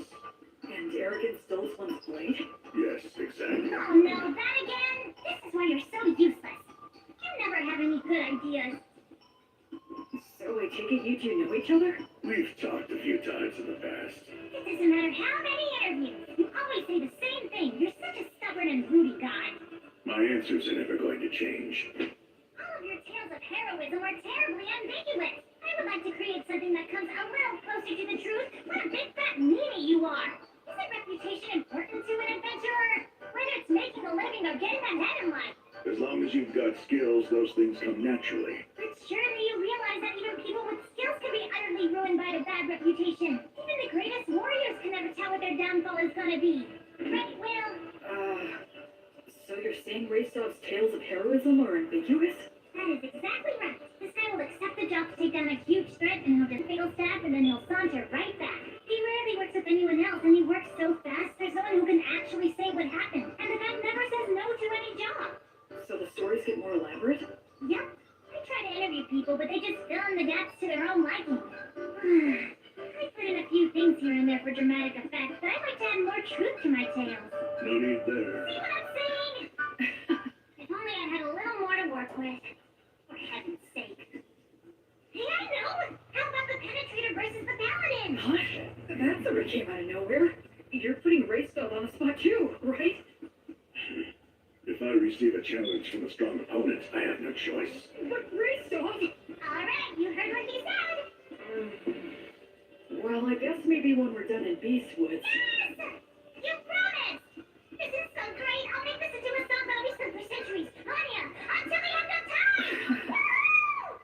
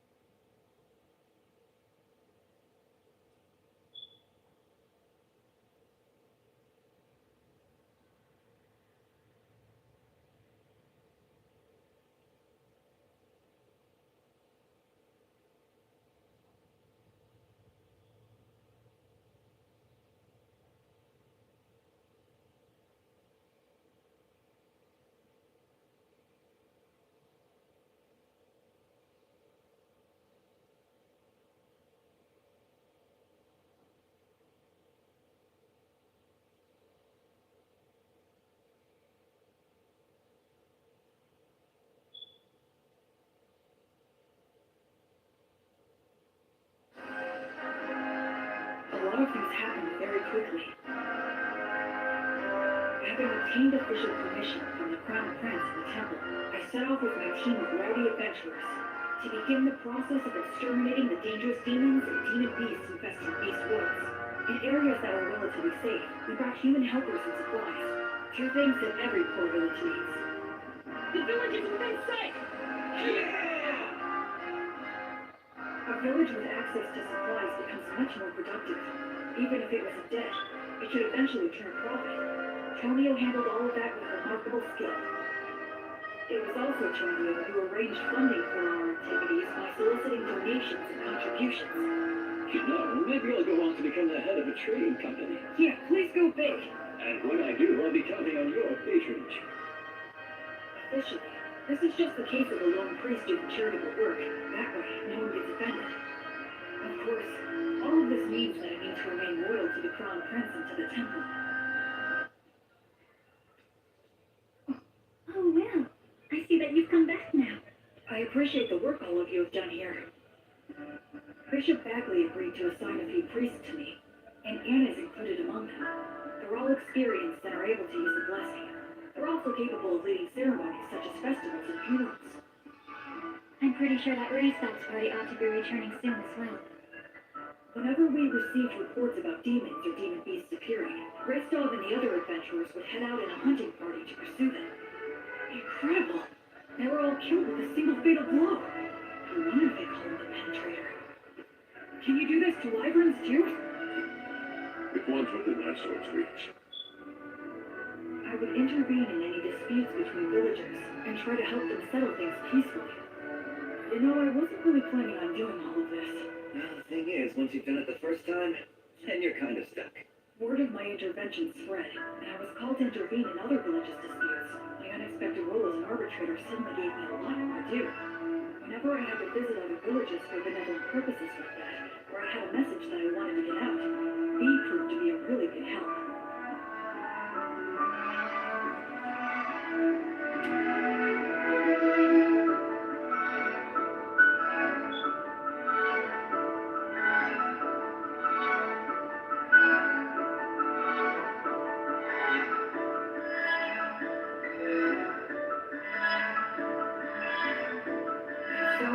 Traveled back and forth across Beast Woods, time and time again.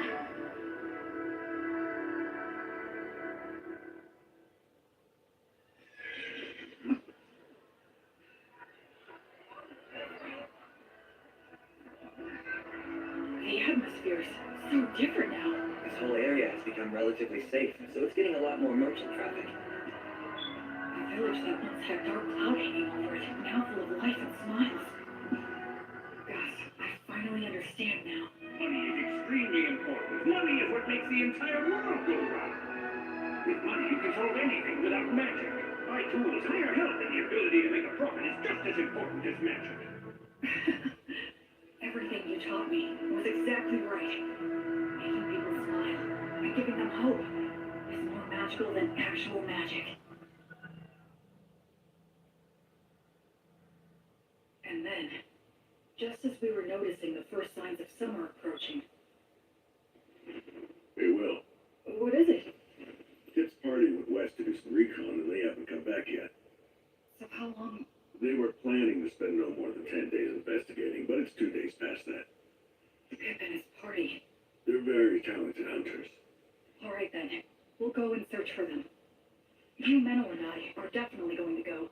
And do you think you could put together 2 parties? They need to excel in forest exploration skills. I'll gather them right away. There's a chance they didn't get lost, but instead wound up in a demon's base. And if that's the case, There will be a battle. What do you think? frankly, given the skills Pip and his buddies have, it's hard to believe that they could have just gotten lost. So you believe the demons were probably behind this then? I think there's a good chance of that. If we beat them, things should settle down here too. I just hope that they're all right. Hey, Will. Huh? I should say thank you. Oh, for what? For a whole lot of things. I just have the feeling that I would have hit rock bottom if it hadn't been for you. It's thanks to you that I'm here now and that I actually have a respectable reason for living my life. So, well, I owe you my thanks. Oh no, I should thank you. I knew nothing of the world and you saved me. But you know, What is it? you're good look at me when you say it. Shut up.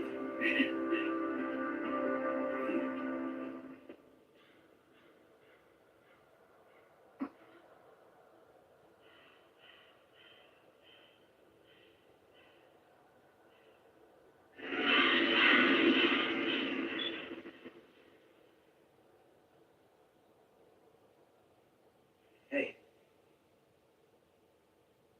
It's huge. So what made this? I don't know. It looks even bigger than a manticore. Maybe a stray living in the valley? Or, Well, at least they died fighting a big one. Pip, Harvey, and Brennan must have been pretty happy about that. Although I guess they had a good reason to be pissed off, too. Yeah, like we didn't get to kill it. They died a good death, worthy of adventurers. Go on, drink up. Virtuous gods, please grant rest to their weary souls. Graceful goddess of light, I beg you, please, grant them peace and guidance. well, there's a head missing. The damage is so bad it's hard to tell, but it was probably just eaten up. Yeah, I bet on it. No, wait. Did he toss aside his gear as he ran? Why go deeper into the valley, though? If the path to the forest was blocked, that's the only way. He had no choice but to run deeper down. Yeah, I guess that's true.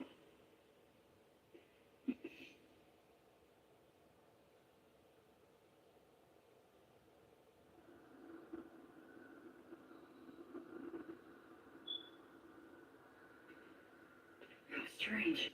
Yeah. Feels off. What do you mean? What's wrong? The footing here, it's very poor in this valley. Even if they fled, getting this far would be...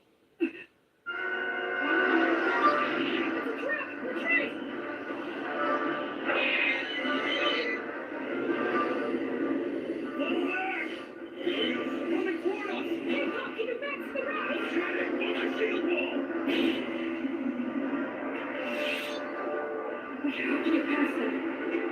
We'll be fine. We should be able to handle these guys. Hey, Metal! What? I'll help with the magic and the blessing. Goddess of flux. Repel the poisons that rain down upon us. Fortis. Vita. Ut. Omnis.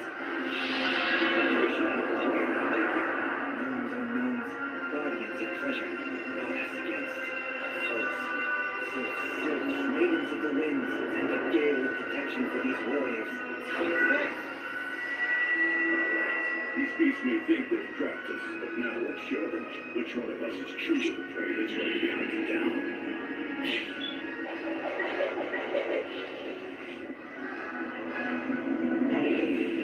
Shoot now!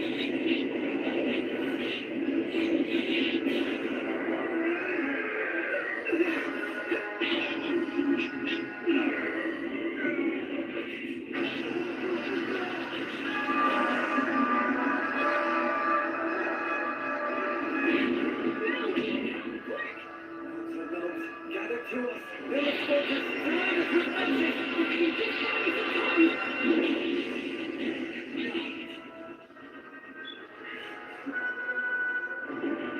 No, don't!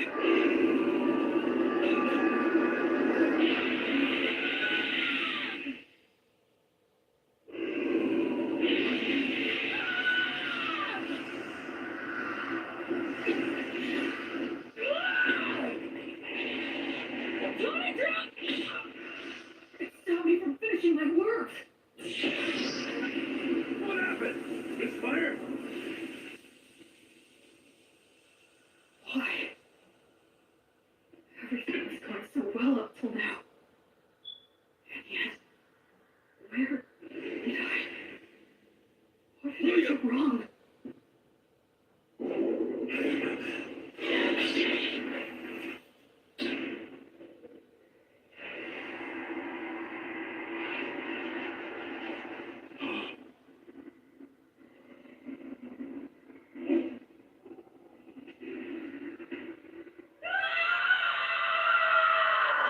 The techniques that I honed, the spirit that I refined, the tactics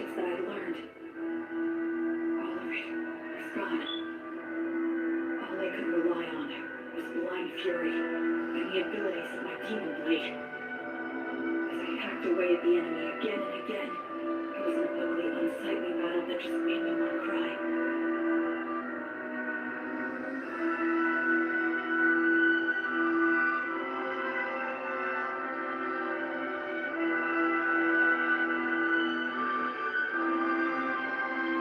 It felt like I'd wronged the three of them. I felt pathetic. That's enough. Stop it!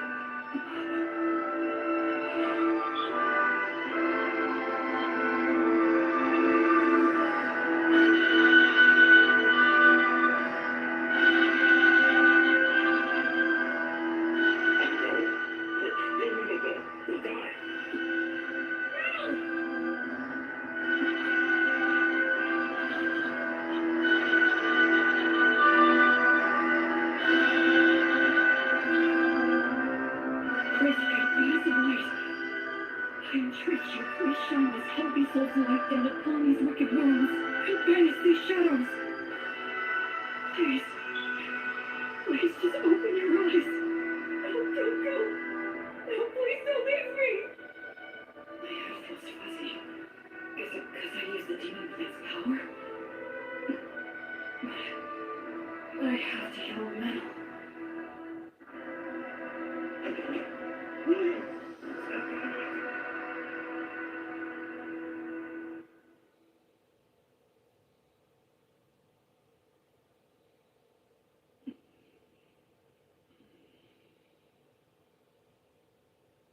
so you're awake, huh? Where am I? A village not far from the valley. After that battle ended, we retreated, bearing you and Menaldor here upon our backs. The Chimera fled. I see. Where's Metal? He remains alive. Between the magic and protection you put on him before the fight, and Menaldor's own quick reaction, it seems your blessing came just in time. Thank goodness. Although he still hasn't woken up yet. Then I have to go to him. You still need to rest a bit longer. But if I... Menaldor's condition is stable now. He's already had all the care that he needs. You burned up far too much of his strength, so rest.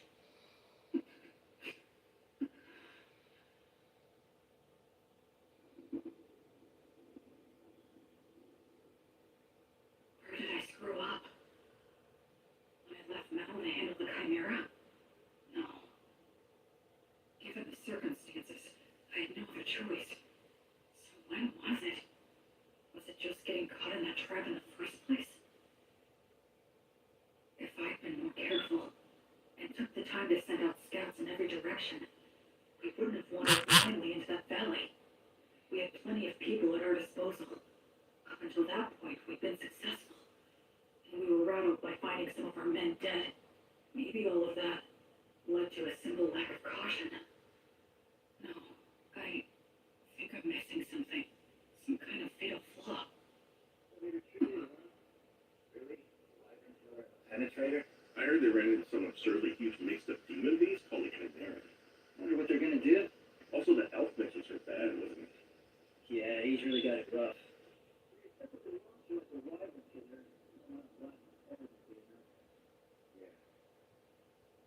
A monster. Yeah, yes I am.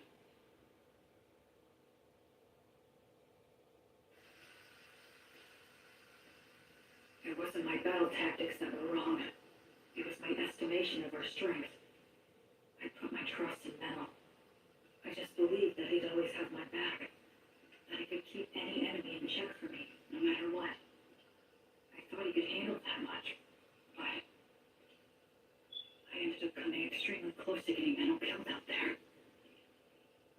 I set him up to face dangers that he wasn't ready for. Hey, Will, over here! Me, Antonio. We got your message and rushed right over. And also, Anna will be coming and is due to arrive here with the priests later on. I see. Hey, Will, know what? We heard you say Metal's life earlier. I can't believe it! You ran into a beast as impossibly tough as a Chimera, but you still beat an insane number of magic beasts and even saved the... I'm going to see him. Shouldn't you keep resting at least a bit longer? I'm fine. I'm very strong after all.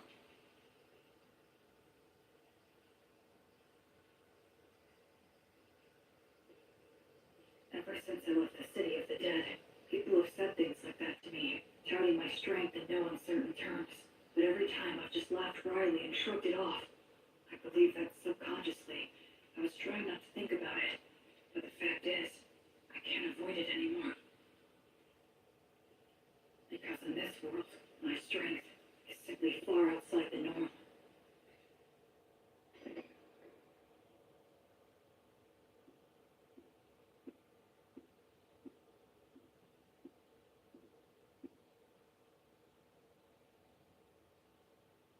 This is my sin. Metal, I'll fix you up right now. Gods, please take pity on Metal and heal him. I'm sorry, Metal. I just wanted a friend who could be my equal. I wanted what the three of them had. Comrades who had each other's backs, supported each other, and respected each other. But maybe I was just trying to force that on you without even realizing it. I didn't want to acknowledge just how strong I am. Because if I did that, if I set myself above everyone else, and had to admit that I was different, then I'm scared. I'm lonely. It hurts. I hate this. Oh, of course. It really is just as simple as that. I was afraid to be alone. I couldn't bear not having someone beside me. That's the reason why I tried to see the people I should have been protecting, the people I should have been saving, as my equals. I was averting my eyes from the truth, and really, I was just scared. And for that despicable reason, because of that, I almost got you killed. But I finally get it now. I just couldn't keep going on that way.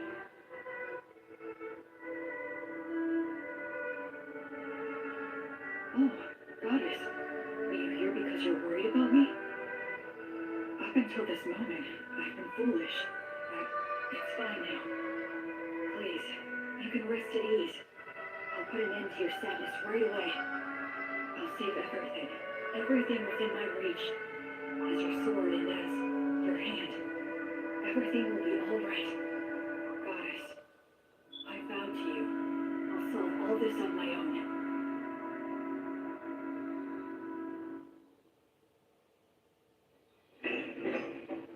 Where do you think you're going, huh? Where am I? To kill the demon beast, of course. Alone? Yeah, that's right. I doubt you can keep up with me. Which is exactly why I need to protect him. Look, don't worry. It's okay. I'll take care of everything.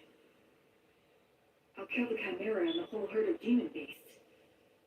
And if there are demons controlling them, I'll kill them too. You see, that's just the kind of monster I am, apparently.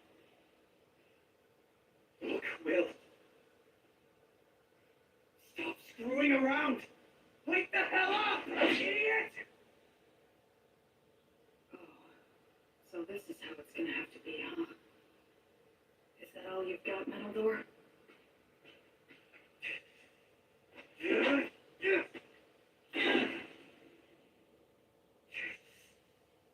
Damn it! I can't have him following me. I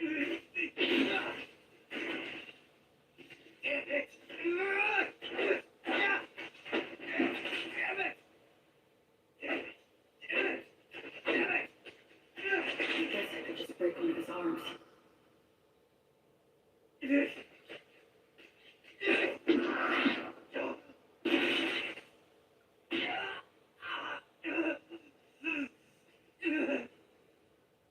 Just go and get someone to heal you. I'm not done. Oh, yeah? You're more resilient than I thought. What should I do now? Use words to make him stay here. No, I'll constrict his carotid so he loses consciousness. Gnomes, oh gnomes! Clench your fists! Use them to strike the enemy! Useless incantation. No! If I dodge, the magic will hit now!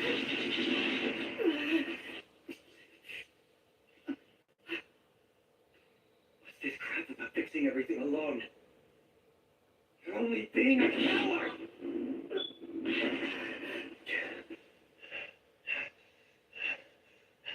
Did you really have to go that far? Huh? We were only together because of pure chance. There was no reason for you to do that. Yeah, that is true. I've no reason at all to go out of my way to stop an emotionally unstable coward who's completely lost it just because he got his ass handed to him one time. So then, Still, you're my friend. And friends stick together. If my friend goes nuts, I want to do something to help. You don't know much about your own origins, and you're clueless about the world overall. At times I've thought you seemed suspicious. But still, you're a nice person. I know you're trying to do things right and do your best. After all, you did save my life, and you saved the whole village. We traveled together, and we fought together too. I enjoyed spending time by your side. I'm grateful to you from the bottom of my heart for sending off those villagers. Look, Will, the fact is you're my friend, and I don't abandon friends.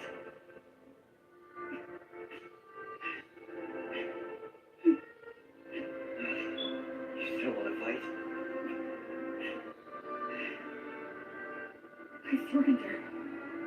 I know that I'm still weaker than you now, but just you wait. I'll catch up before you know it. Manon, Soon enough, I'm going to prove that you are no monster.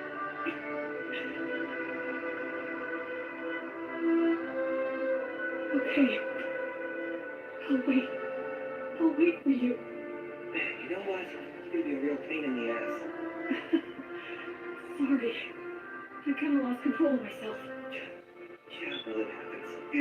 I'll heal that. A surrender is still a surrender, which means that I win. Come on, I only surrendered because you wouldn't give her rest. Keep lying. So, I just kept on making dumb jokes and laughing about it all. It was my first ever argument with a friend. And I guess I lost that too. Welcome back. Oh, you're back, huh? Good to have you back. You jerks! You made me worry! I'm sorry, B. Will, Huh? if you don't mind, do you think that you could please tell me just what happened? Sure.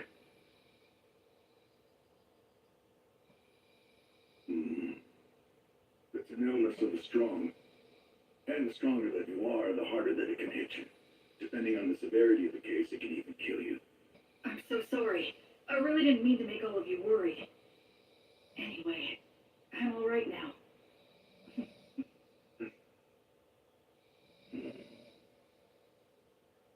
You two were stuck in bed not long ago, and you're off slugging it out? We even set a trap for a surprise attack. That Chimera's got no chance. I've got a debt to repay to that bastard. I won't be shown up like that.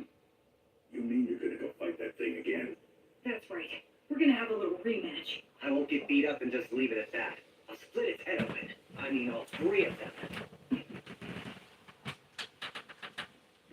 Chimeras don't occur naturally, so there's no doubt that this thing is the product of a demonic ritual. I say we take them all out at once before they can escape. You want to go after it this soon after it roughed us up? I won't just give up and leave it like this. Let's bust them up good. All right. Guess we should round up some help, huh? This will be a good, fun, stupid as hell adventure. A silver plate for a demon beast's head. And 10 gold coins for the demon bosses!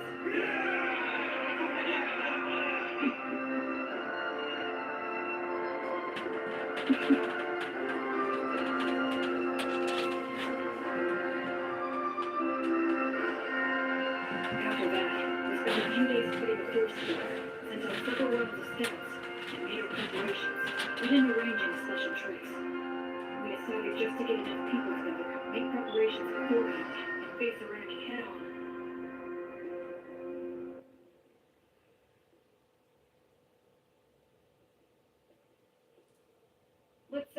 formation and our gear here. Anna and all of you other priests, please support us from here. Yes, sir. When we're all ready, we'll send our front line to the battle zone!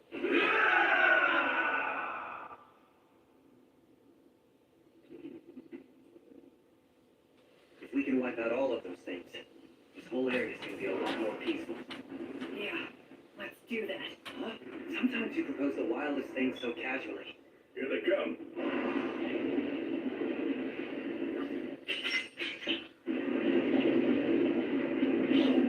I've got your back. Thanks. I'm counting on you, Metal.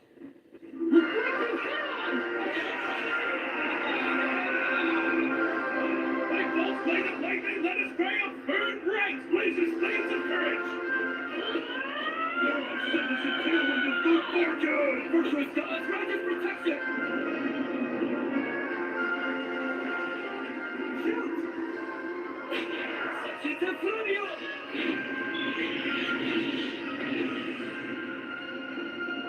It's more.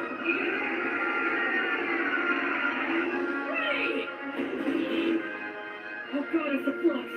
Repel the poisons that bring down upon us! Let's go, Fortis Vita!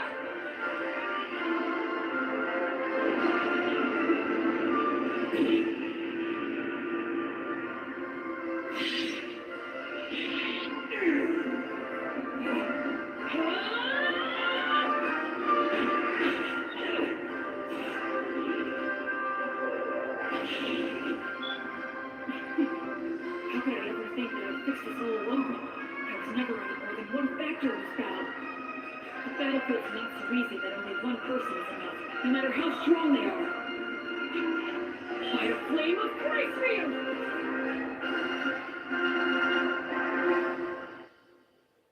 According to the reports, the campaign to eliminate the demon beasts should have started by now. I wonder, will these great wyvern killers actually be able to succeed in a new heroic feat for the bards to sing about?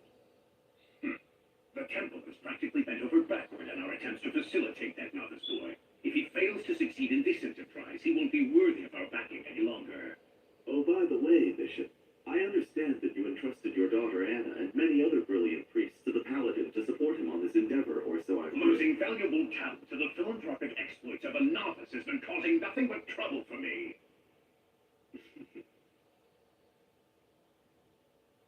What's this? The remains of an abandoned monastery? It looks like we're the first ones to make it here. Be careful. Watch for traps.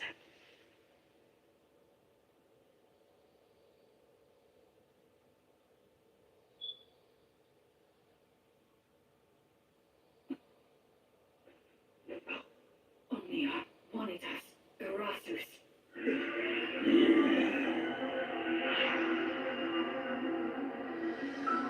Hi there.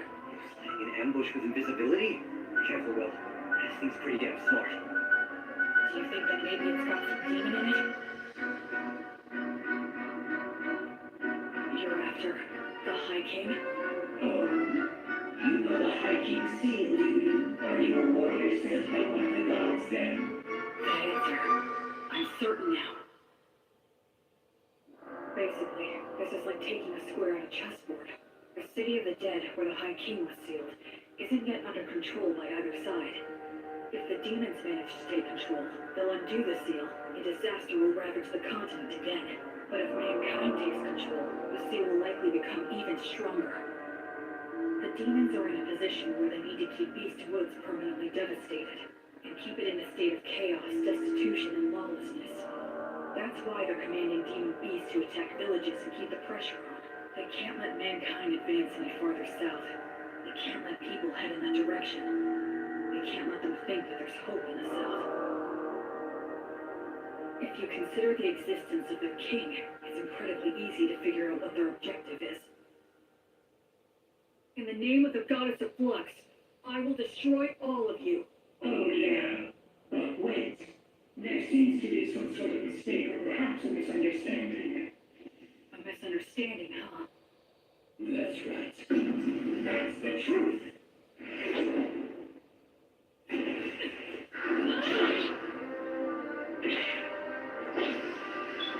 And there's surprise attacks. Demons like to stick to the classics, huh?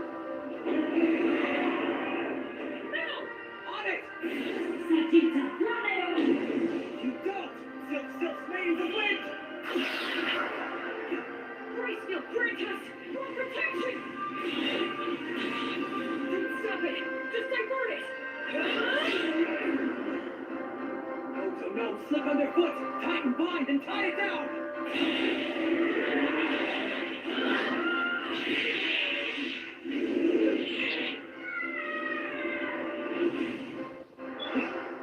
It has 3 separate heads. If each one reacts differently, they're bound to end up becoming confused. This demon beast is unnatural. It shouldn't exist. I don't need this for a clean victory in one strike. I just need to fight it the right way and win by being better. I don't need to use a flashy secret technique. Just use all 3 of their teachings and do what it takes to win. That's the fighting style that works best for me. Maidens of Wind! Bless this arrow with your kiss!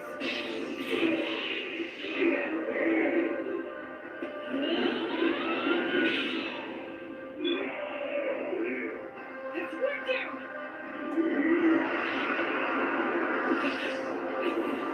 You give me no choice. Although I can test this dragon's power, I must use it! Dragon? This will kill! Now, step back and give me a little room. I'll strike it down now. I was raised on Mary's bread, and my arms bear Mantra stigma, which means poisons don't work on me. I'm sure you'd like some glory of your own too, huh?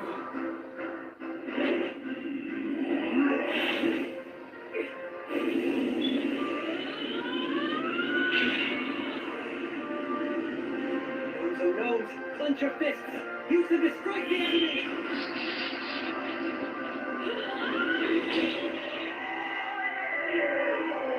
Nowhere to run now! Acceleration!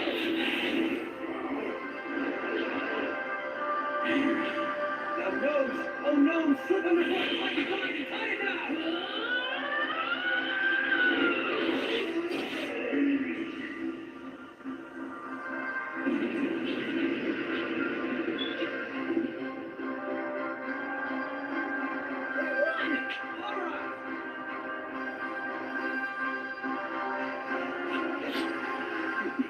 On to the next one.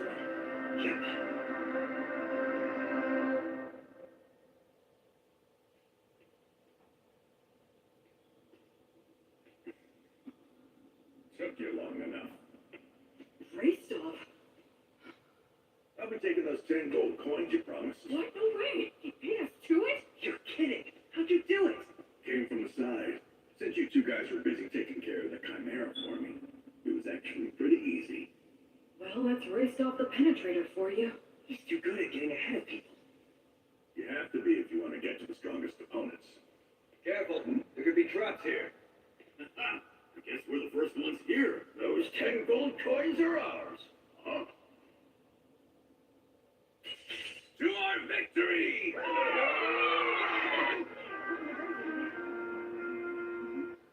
Like it? Well, I'm happy, but kind of embarrassed too. I feel like you embellished it too much. Oh, come on. This kind of song is supposed to be a little embellished. You see? He gets it. So next, I'll write a song about you, Menel. Ah, Who I know? Maybe I'll give you the nickname Menelgar the Beautiful. The one who walks the hero's path alongside the faraway paladin. hey, wait. Isn't that gonna make people think I'm actually a woman? And you could be Will's girlfriend. No, don't! It's fine. It's not! After his vehement objections, Menel's nickname was revised from Meneldor the Beautiful to Meneldor of Swift Wings. It's so much more lively now. And it's gonna get even more lively from now on. I hope so. What are you talking about? Of course it will. Look, the demons and demon beast threat is gone. So all of the people searching for new lands are gonna flock to the south. There's probably gonna be problems too, but that's how it goes. Yeah, I guess so. Also, I'll tell you this since you'll find out anyway. It seems that the villagers have been building a shrine. What, a shrine? They talked about it back at the meeting hall. They made an altar to hold votive candles, and they've decided to turn it into a shrine to Gracefield. To the goddess of light? That's the first step towards once again increasing the number of followers she has. By the way, what are you thinking of doing next? What? Next? Well, I don't know. There's a lot of cleanup there. I mean after that. After?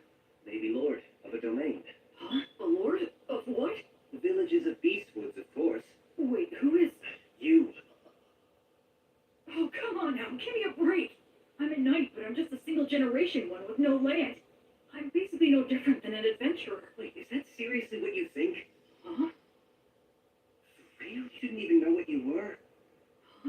Listen, just so I'm clear, if you wanted to do business in this forest, then who would you go talk to? Tonya? Didn't most of the funds come from you? Well, yeah, I guess, but... Listen! First off, you're a paladin with the Goddess of Light's divine protection, and you have the approval of both the country and the temple. You have all kinds of power. You also have the military authority to gather adventurers, and by arbitrating for the villages, you effectively have jurisdiction over them. So, you mean... In the process of exterminating the demons, you took control of the flow of goods, magisterial power, military force, judiciary, and every other kind of authority. If you now turn around and say you don't want to do all of that, that'd be the real tragedy. You mean, you really didn't realize that? I just hoped I could do something about the demons, and improve living conditions in the villages. I mean, at least a little bit. After that, I guess I just thought I'd make a silk exit like one of the other two. Mel? So, what do I do now? Should I start by gathering people? You've already got a merchant and priest who know the law. If you need more, just have the crown prince set you up with somebody. How the heck did I ever end up in this situation? Please tell me, goddess. Oh. Actually, that sounds like it might be a goal worth pursuing. Maybe I should. You know, it's gonna be hard work. Yeah, but as long as I have all of you, I'm sure it'll work out. I mean, you will help me, right? Okay, fine. I'll stay by your side. First, we should figure out what the demons are plotting. Who cares? Just grab the bastards and crush them as soon as you find them. That's so violent.